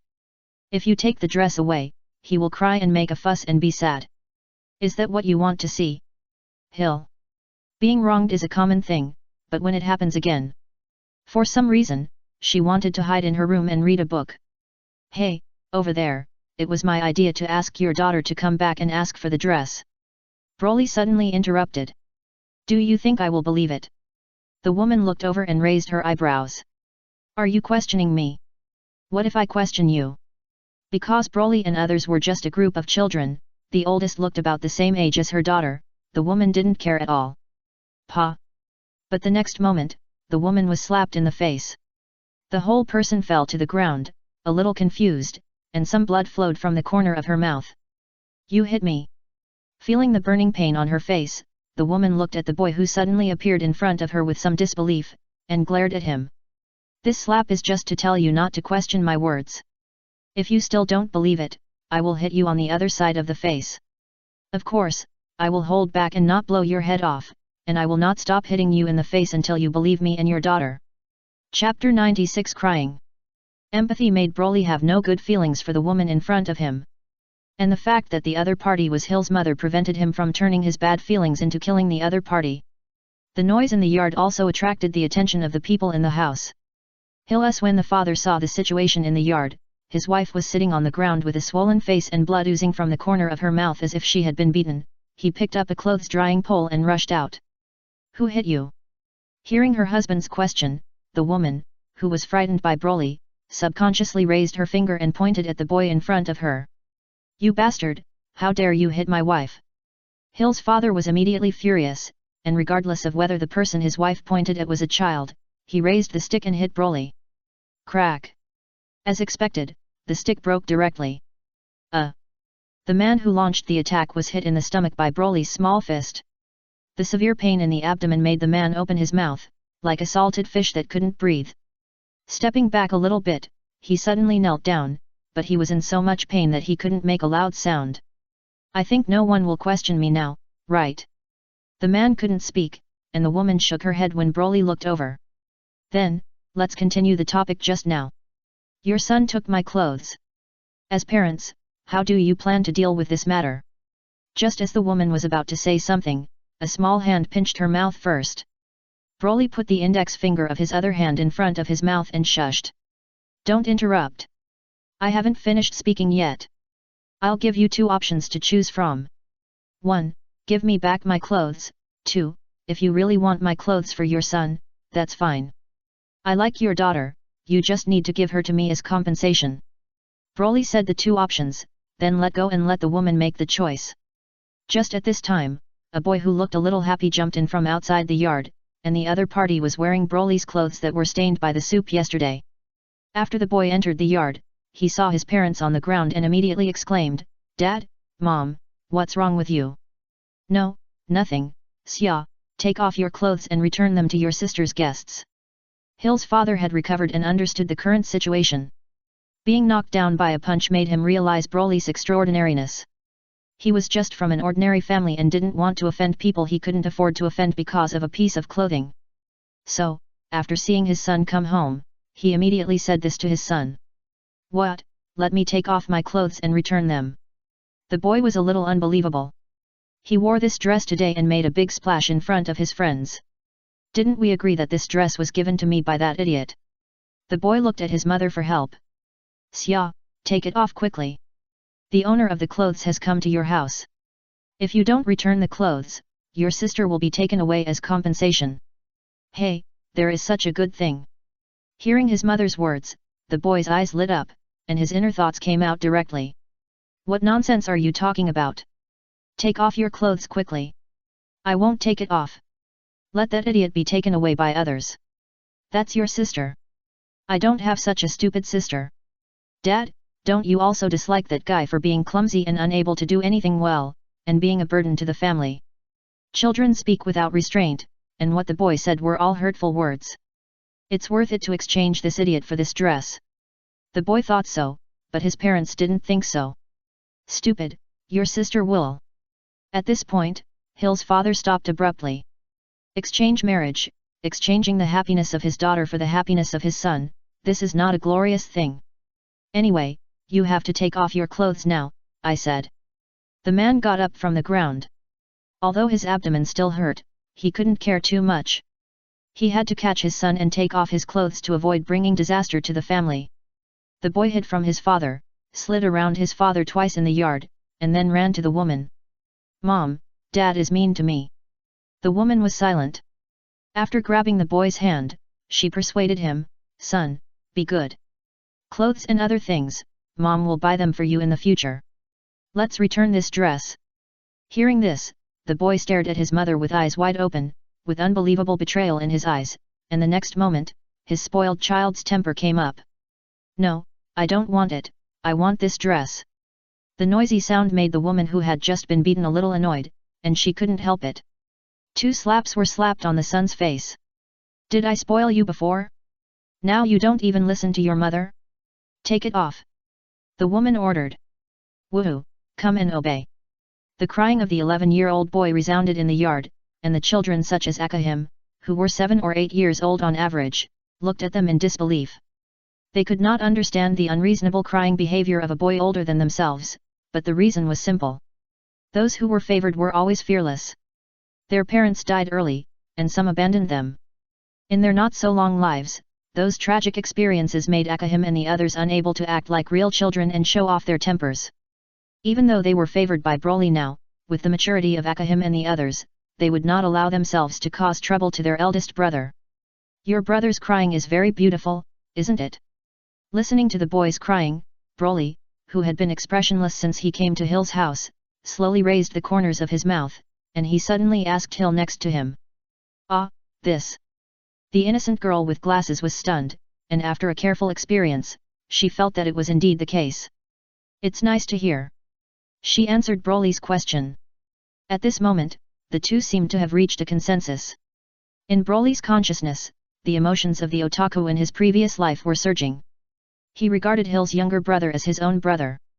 So, at this moment, Hill's younger brother's cry became a wonderful piece of music. Nothing can make a child who is treated unfairly by his parents feel more happy than this. Thanks for the reward. Chapter 97 Old Cloth Possession. But unfortunately, this pleasure did not last long. The boy was stripped of his clothes by his parents, even his pants. Guest, these are your clothes. If you feel they are dirty, we can wash them and return them to you. This time, this will not happen again. Hill's father respectfully handed over the clothes in his hand, as if he was worried that the dirt on them might make Broly feel unhappy, but he also added the following words. Broly felt a little disappointed. The beautiful cry was gone so quickly. How about killing the 2 people in front of him and making that guy cry again? Dangerous thoughts appeared, and the killing intent was boiling because of the high emotions. Killing 2 ordinary people was an easy thing for Broly. And this was not a meaningless killing. Killing them and letting the boy continue to cry would bring him happiness. This reason alone was enough for Broly to do it. But in the end, Broly did not do it. The surging emotions of the otaku in his previous life were affecting him, but his kind nature was also affecting him, which gradually calmed the boiling killing intent in his heart. Looking at the clothes in his hand, and then looking at the tearful appearance of the boy who had realized that his parents would not indulge him this time and was beaten by the doubles of men and women, Broly's mind emerged with some information, and he had another idea. A guy who longs for my clothes, while watching the things he longs for, being deprived by his parents, how cruel it is. Broly said this to the boy who had stopped crying with an exclamatory tone. What do you want to say? The boy wiped his tears, holding the resentful thought that if this guy hadn't come to ask for clothes, his clothes would not have left him, and he looked at Broly angrily. What I want to say is that I will not wear my clothes that others have worn. I will throw this clothes away, but it is a bit wasteful to throw away a good piece of clothing, so I want to throw it to someone in need. Do you need it? Ah, this. The boy was stunned and widened his eyes. If you don't need it, then I will throw this clothes somewhere else. Broly said again. Ah, no, please don't throw it somewhere else. The boy shouted hurriedly. So, you need this clothes? Broly asked. Yeah.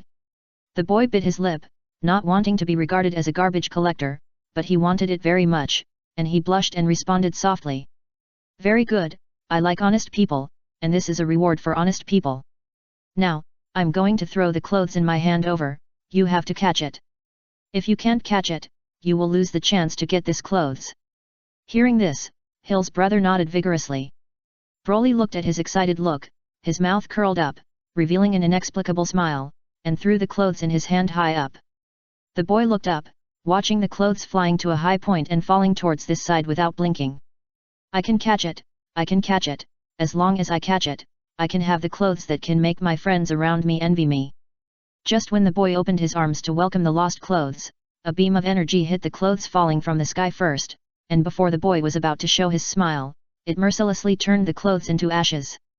Some ashes fell on the boy's hands, and the boy subconsciously held them, but he could only hold the residual warmth of the ashes. He stared blankly over there, raised his hand and pointed at Broly, who was emitting an instant energy beam. The stunned expression on his face seemed to ask Broly why he did this. I don't want something, even if I have to destroy it myself, I won't give it to a guy like you. Broly put his hand down and explained with a smile. It's a pity to have someone else disdain what you desire, and to have it destroyed when you think you're about to get it. How do you feel about this feeling and this atmosphere? The 11-year-old boy cried and made a scene in his short life, but he didn't cry because he was sad. However, when the clothes he cherished turned into ashes in front of his eyes and he heard the ridicule of the person who did such a cruel thing, the boy felt angry, sad, and even painful.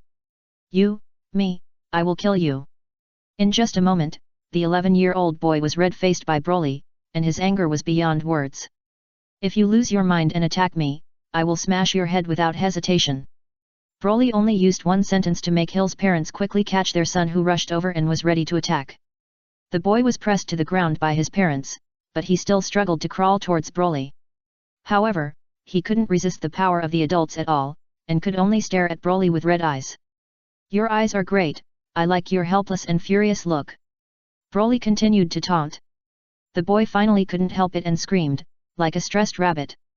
This was an extremely strong humiliation, a feeling he had never felt since he was loved by his family. Tears finally burst out. Woohoo! In the yard, Leon, who was brought here together, looked at the scene in the yard and felt that this was a bit of bullying a child. Although Broly is also a child, and the brother of the girl named Hill is not a good thing, it is really bad and bullying to seduce the other party, give the other party hope of getting clothes, and then destroy the hope in front of the other party when the other party is about to get the clothes. No, our eldest brother is not the kind of person who will take pleasure in the sorrow of others. Nohesuo and others immediately denied Leon's words. Then what's going on? Leon pointed to the situation over there and asked. There must be a reason for abnormal things. Main said. Think carefully, when did Broly's abnormality begin to appear? Someone answered Main's question. It was after knowing Miss Hill's situation. That's right.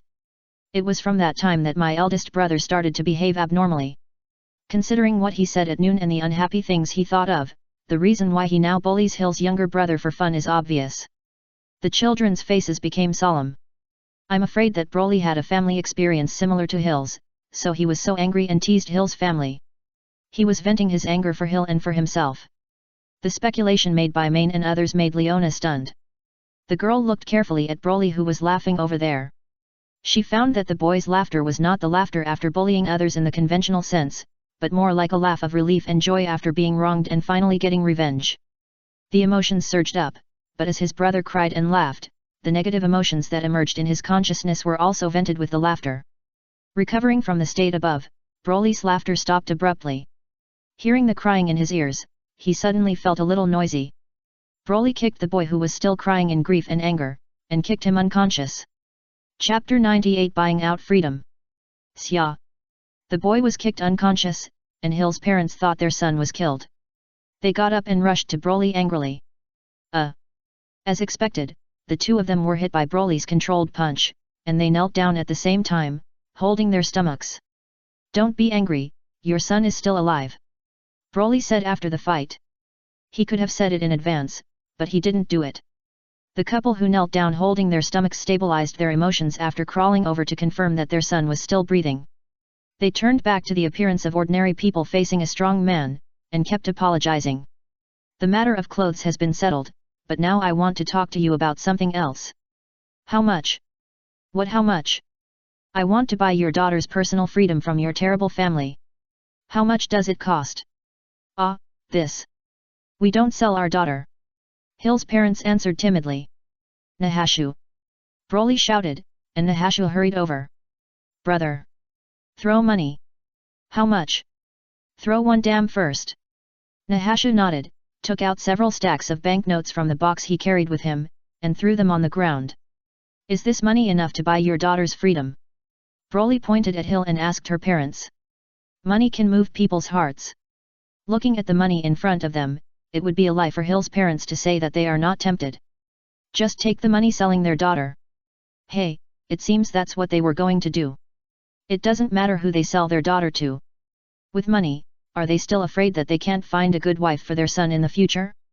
Besides, can they still refuse the scary boy in front of them? No matter what Hill says, she is still my daughter. Add money. Although we have neglected her, we still love her.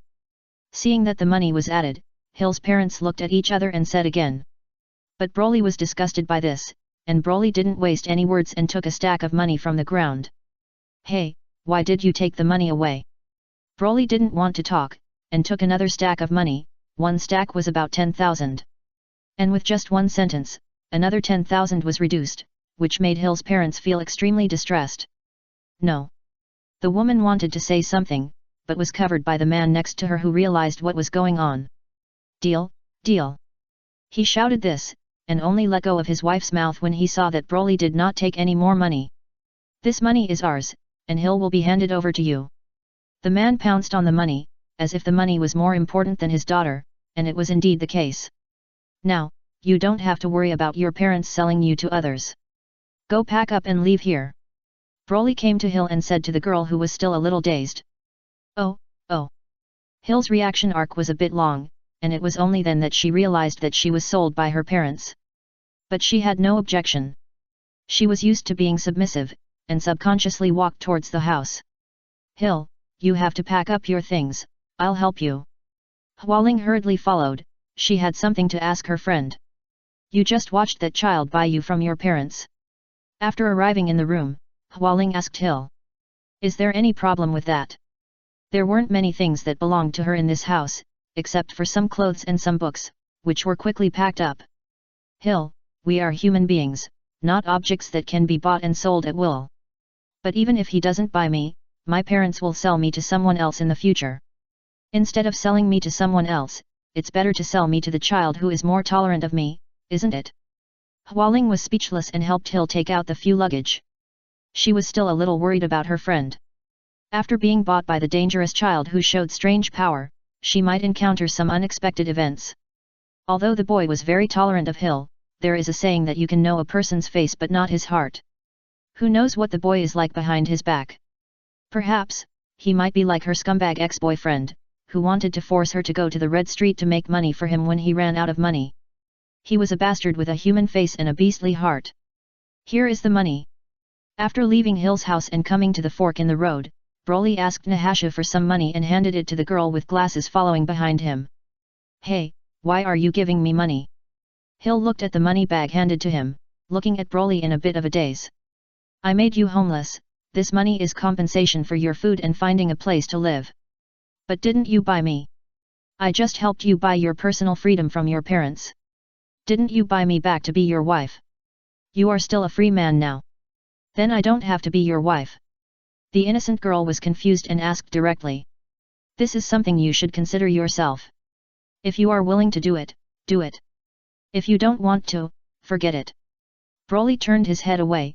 Because of Hill, his consciousness had a part of memory information, and that part of information made his emotions like waves, ups and downs.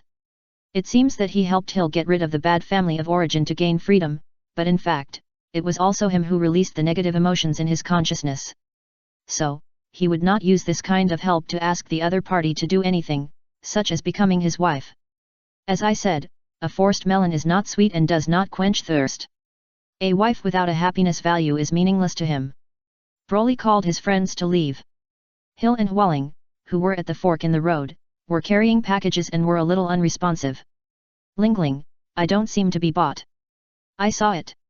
At this moment, the bun-headed girl felt a little ashamed and thought she was too mean. What should I do now? Hill was a little confused. If she was bought, it would be simple. She just needed to follow the person who bought her. But in this situation, she didn't have any opinions and didn't know where to go. My house is quite big. If you don't know where to go for the time being, why don't you stay at my house for the time being? Hey, won't this cause you trouble? Will you cause me less trouble if you don't live at my house?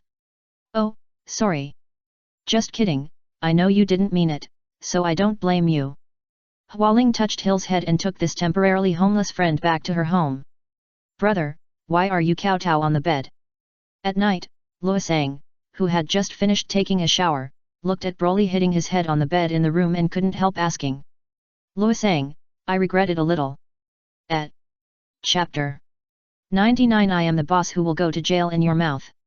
The forced melon is not sweet and thirst quenching. That is the problem of the melon, not the melon eater. Now, the Crystal Palace has a reminder about Hill, and the other party's happiness value is rising rapidly. Obviously, Hill's melon is not only sweet, but also very thirst quenching. This directly makes Broly, who has returned to normal, regret it. How much pork chop rice should that be? Listening to the big brother's regret for not repaying his kindness at the time, Luosang didn't know how to comment for a while. If he can't comment, he can only put on the big brother filter and enter the chat mode. This is also the fault of that guy for not being grateful. If it were me, I would definitely be grateful for the big brother's help and become the big brother's virtuous wife from then on. What he said was a bit corny. Broly didn't feel anything before, but now, for some reason, he was a little uncomfortable. Luosang, why don't you stop for a while? What's wrong, big brother? The little fat man was a little confused, he was just talking about excitement. Your words gave me goosebumps. Do you want me to rub you? I'm going to find Akame and the others. Broly jumped up from the bed and fled from the suite compartment. Where's big brother? At this time, Nahesu had also finished his bath. Seeing Luosang on the bed raising his hand towards the door, he couldn't help asking. Big brother went to find Akame and the others. Luosang replied.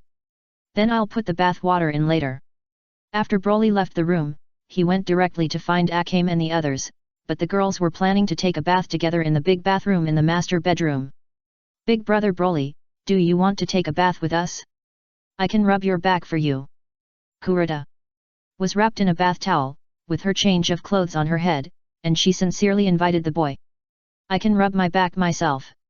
With tail there, it was easier for Broly to rub his back than for others, and he didn't need help from others. Of course, if someone else was willing to help him wash his body, he would be happy to do so. But looking at the other girls in the room, he subconsciously felt that it was not a good idea to wash together. So, Broly rejected Kuroa's invitation. The revival of some memories of his previous life seemed to make him aware of the differences between men and women. Although this awareness was not very clear, Broly did things according to his heart. If he suddenly felt that it was not good, he would not do it. In the somewhat regretful eyes of Murad, Broly jumped out of the window directly. Broly easily came to the roof and sat cross-legged on the roof of the hotel. Looking at the bright and colorful city below, he suddenly wanted to find Hill. Broly wanted to apologize to the girl with glasses, and then tell her that he wanted to repay a favor, but he had already told her to think about it himself, and he had to go to her to repay a favor before some time had passed. It felt a bit embarrassing. Between losing face and possibly losing food, Broly actually hesitated. The part of memory that was revived made him grow from a shameless toddler to a child with a bit of dignity, which caused him to have some symptoms of difficulty in making choices, and this symptom also made Broly feel a little anxious. Just when Broly was anxiously thinking whether he should go to Hill to ask for repayment, the prompt message of Leon's rising happiness value suddenly appeared in the Crystal Palace, which diverted his attention. Well, let's leave Hill alone for now and let her think carefully about whether to become his wife. Broly plans to go to Leon to see if he can continue to increase the happiness value of the tomboy girl who always loses to him when drawing ghost cards, and get her promise to be his wife. Thinking of this, Broly closed his eyes and sensed carefully. The population of the imperial capital was large, but he had already memorized the aura of the new target recognized by the Crystal Palace. Now he only needed to identify the aura he had memorized from these complex auras to easily find the person. Well, finding someone is much more difficult than blowing up the city, but Broly still distinguished the two memorized auras from the large amount of complex auras. He took off to the aura closest to him, and saw the glasses girl in a courtyard, preparing the room for people to live in. Ignoring the other party for the time being, Broly flew directly over and came to the top of Slam Street in the slums. In the air, he saw Leon distributing things below. When they parted, Broly and others gave Leon a large sum of money, and with more spare money, Leon spent more generously. She bought a bunch of discounted toiletries and asked the neighbors to come out and pick them up. During this lively street event, Leon boasted about how she managed to please the generous boss and get a big tip. The reason why she used the word boast to describe this experience sharing is mainly because the tomboy girl attributed the main credit for getting a big tip to her own cleverness, and meeting generous customers like Broly seemed to be a secondary reason. My boss doesn't know how to play cards at all. When he drew the Joker card, the expression on his face changed as if he had revealed his cards. I feel like any kid on our street can easily put my boss in jail if he plays Joker with me. But the wonderful thing is that I not only didn't let the boss go to jail, but I personally went to help him out, which made him happy. When the rich boss is happy, my tour guide fee today has increased several times. You guys should learn and remember well. If you have the opportunity to meet such a generous boss in the future, you must be smart. Leon said this while distributing toiletries to the neighbors. Next, name, identity. Leon bought a lot of toiletries sets, all of which were used to distribute to the neighbors, but the number was limited. When distributing, the identity information of the recipients should be recorded to avoid the situation where the greedy people repeatedly receive multiple copies, resulting in the situation that others cannot receive them. My name is Broly, and I am the boss you said who will go to jail directly if you play Joker without you. Broly lined up in front of Leon and said to the tomboy girl who was writing names on paper with a pen. Hearing the boy's words, Leon's body trembled, and he raised his head with a stiff movement. After confirming the identity of the boy in front of him, he squeezed out a somewhat awkward smile on his face. Leon ignored Broly's words and asked in surprise, "Boss Broly, why are you here?" Chapter 100 Visiting the Black Market. So, you came to me because you said some big words and regretted not repaying the girl named Hill.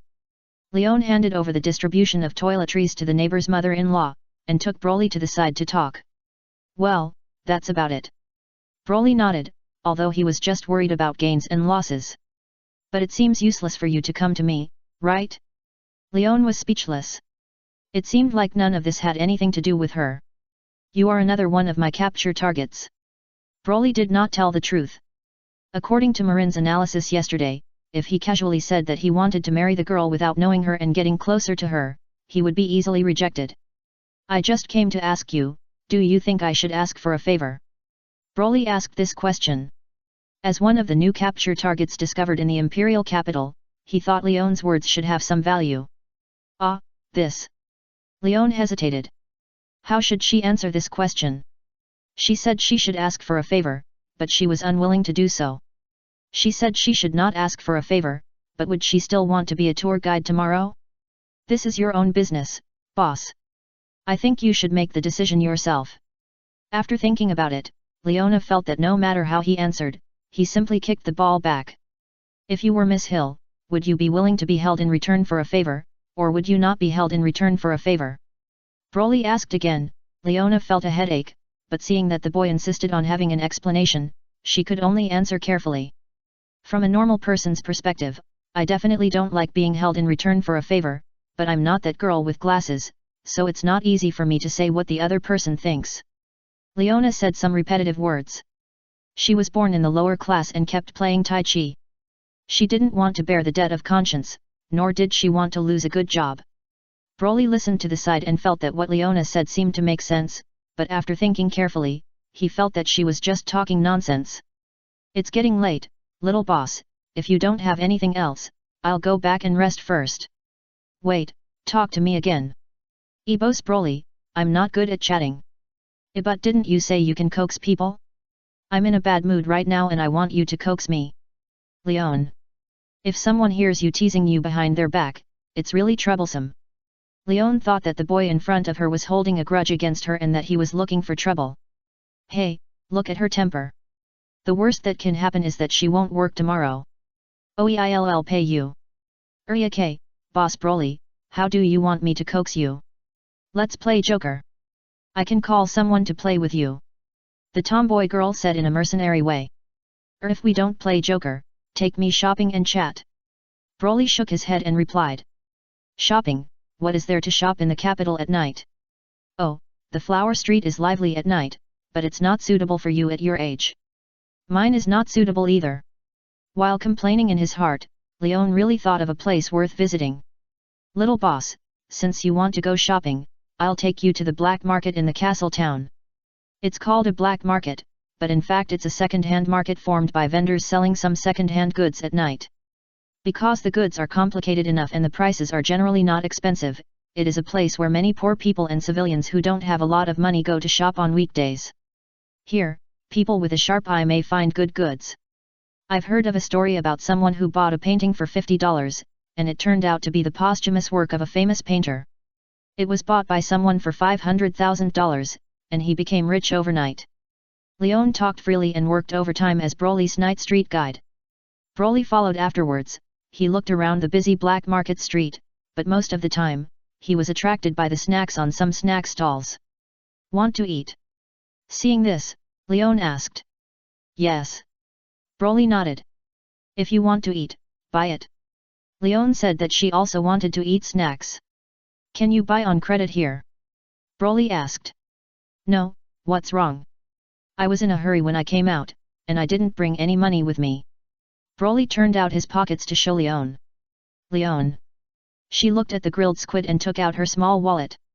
How about this, little boss, I'll give you this money on credit first, and you can pay me back tomorrow. Leon bought 2 grilled squids, one for herself and one for Broly. Leo, you are such a good person. Take the grilled squid, Broly said sincerely. No, I just lent you money temporarily. Leona felt a little guilty. She didn't buy the grilled squid with her own money, but it was charged to the account of the boss in front of her. By the way, don't call me Leo. My real name is Leona. Leo is the pseudonym I use to make a living outside. After thinking for a while, Leona said again. Why do you use a pseudonym? Broly already knew her real name, but he didn't know why she took a pseudonym. Life in the imperial capital is not very stable. Sometimes there are intrigues and deceptions. When you go out, you use a pseudonym. When something goes wrong, it's not easy for others to find you. It can avoid a lot of trouble. Leona explained that she was willing to tell her real name only after she thought Broly had no ill will towards her. Of course, this may also be related to the fact that she has been found. Since her residential address has been exposed, it would be a bit unkind to lie again. I see. Broly was educated. Leon, what do you think about becoming someone else's wife? The two chatted while eating squid. After finishing the squid on the grill, Broly suddenly asked the tomboy girl next to him. Hey! Leon was stunned by the question. I don't think I have any opinion. What do you mean by no opinion? Leon typed a question mark, not because she had a problem, but because she thought Broly had a problem. In our slums, it is a very normal thing for a girl to grow up and marry and become someone else's wife, just like a boy will marry and have children when he grows up. Since it is a very normal thing, it is treated normally. There is no opinion. Thanks to the fact that the other party is the boss, Leon patiently explained. So, you don't reject becoming someone else's wife, right? Broly asked. Of course. Leon hesitated. She couldn't imagine herself getting married, but she answered. What do you want from your partner? I haven't thought about it, but I want to live a rich life in the future. So, regardless of other things, I hope my future partner will be a rich man. Leon thought about it and gave the first request. Do you think I'm rich? Broly asked. Wait, your question. Leon looked at Broly and suddenly realized. Ah, little boss, you are not interested in me, are you?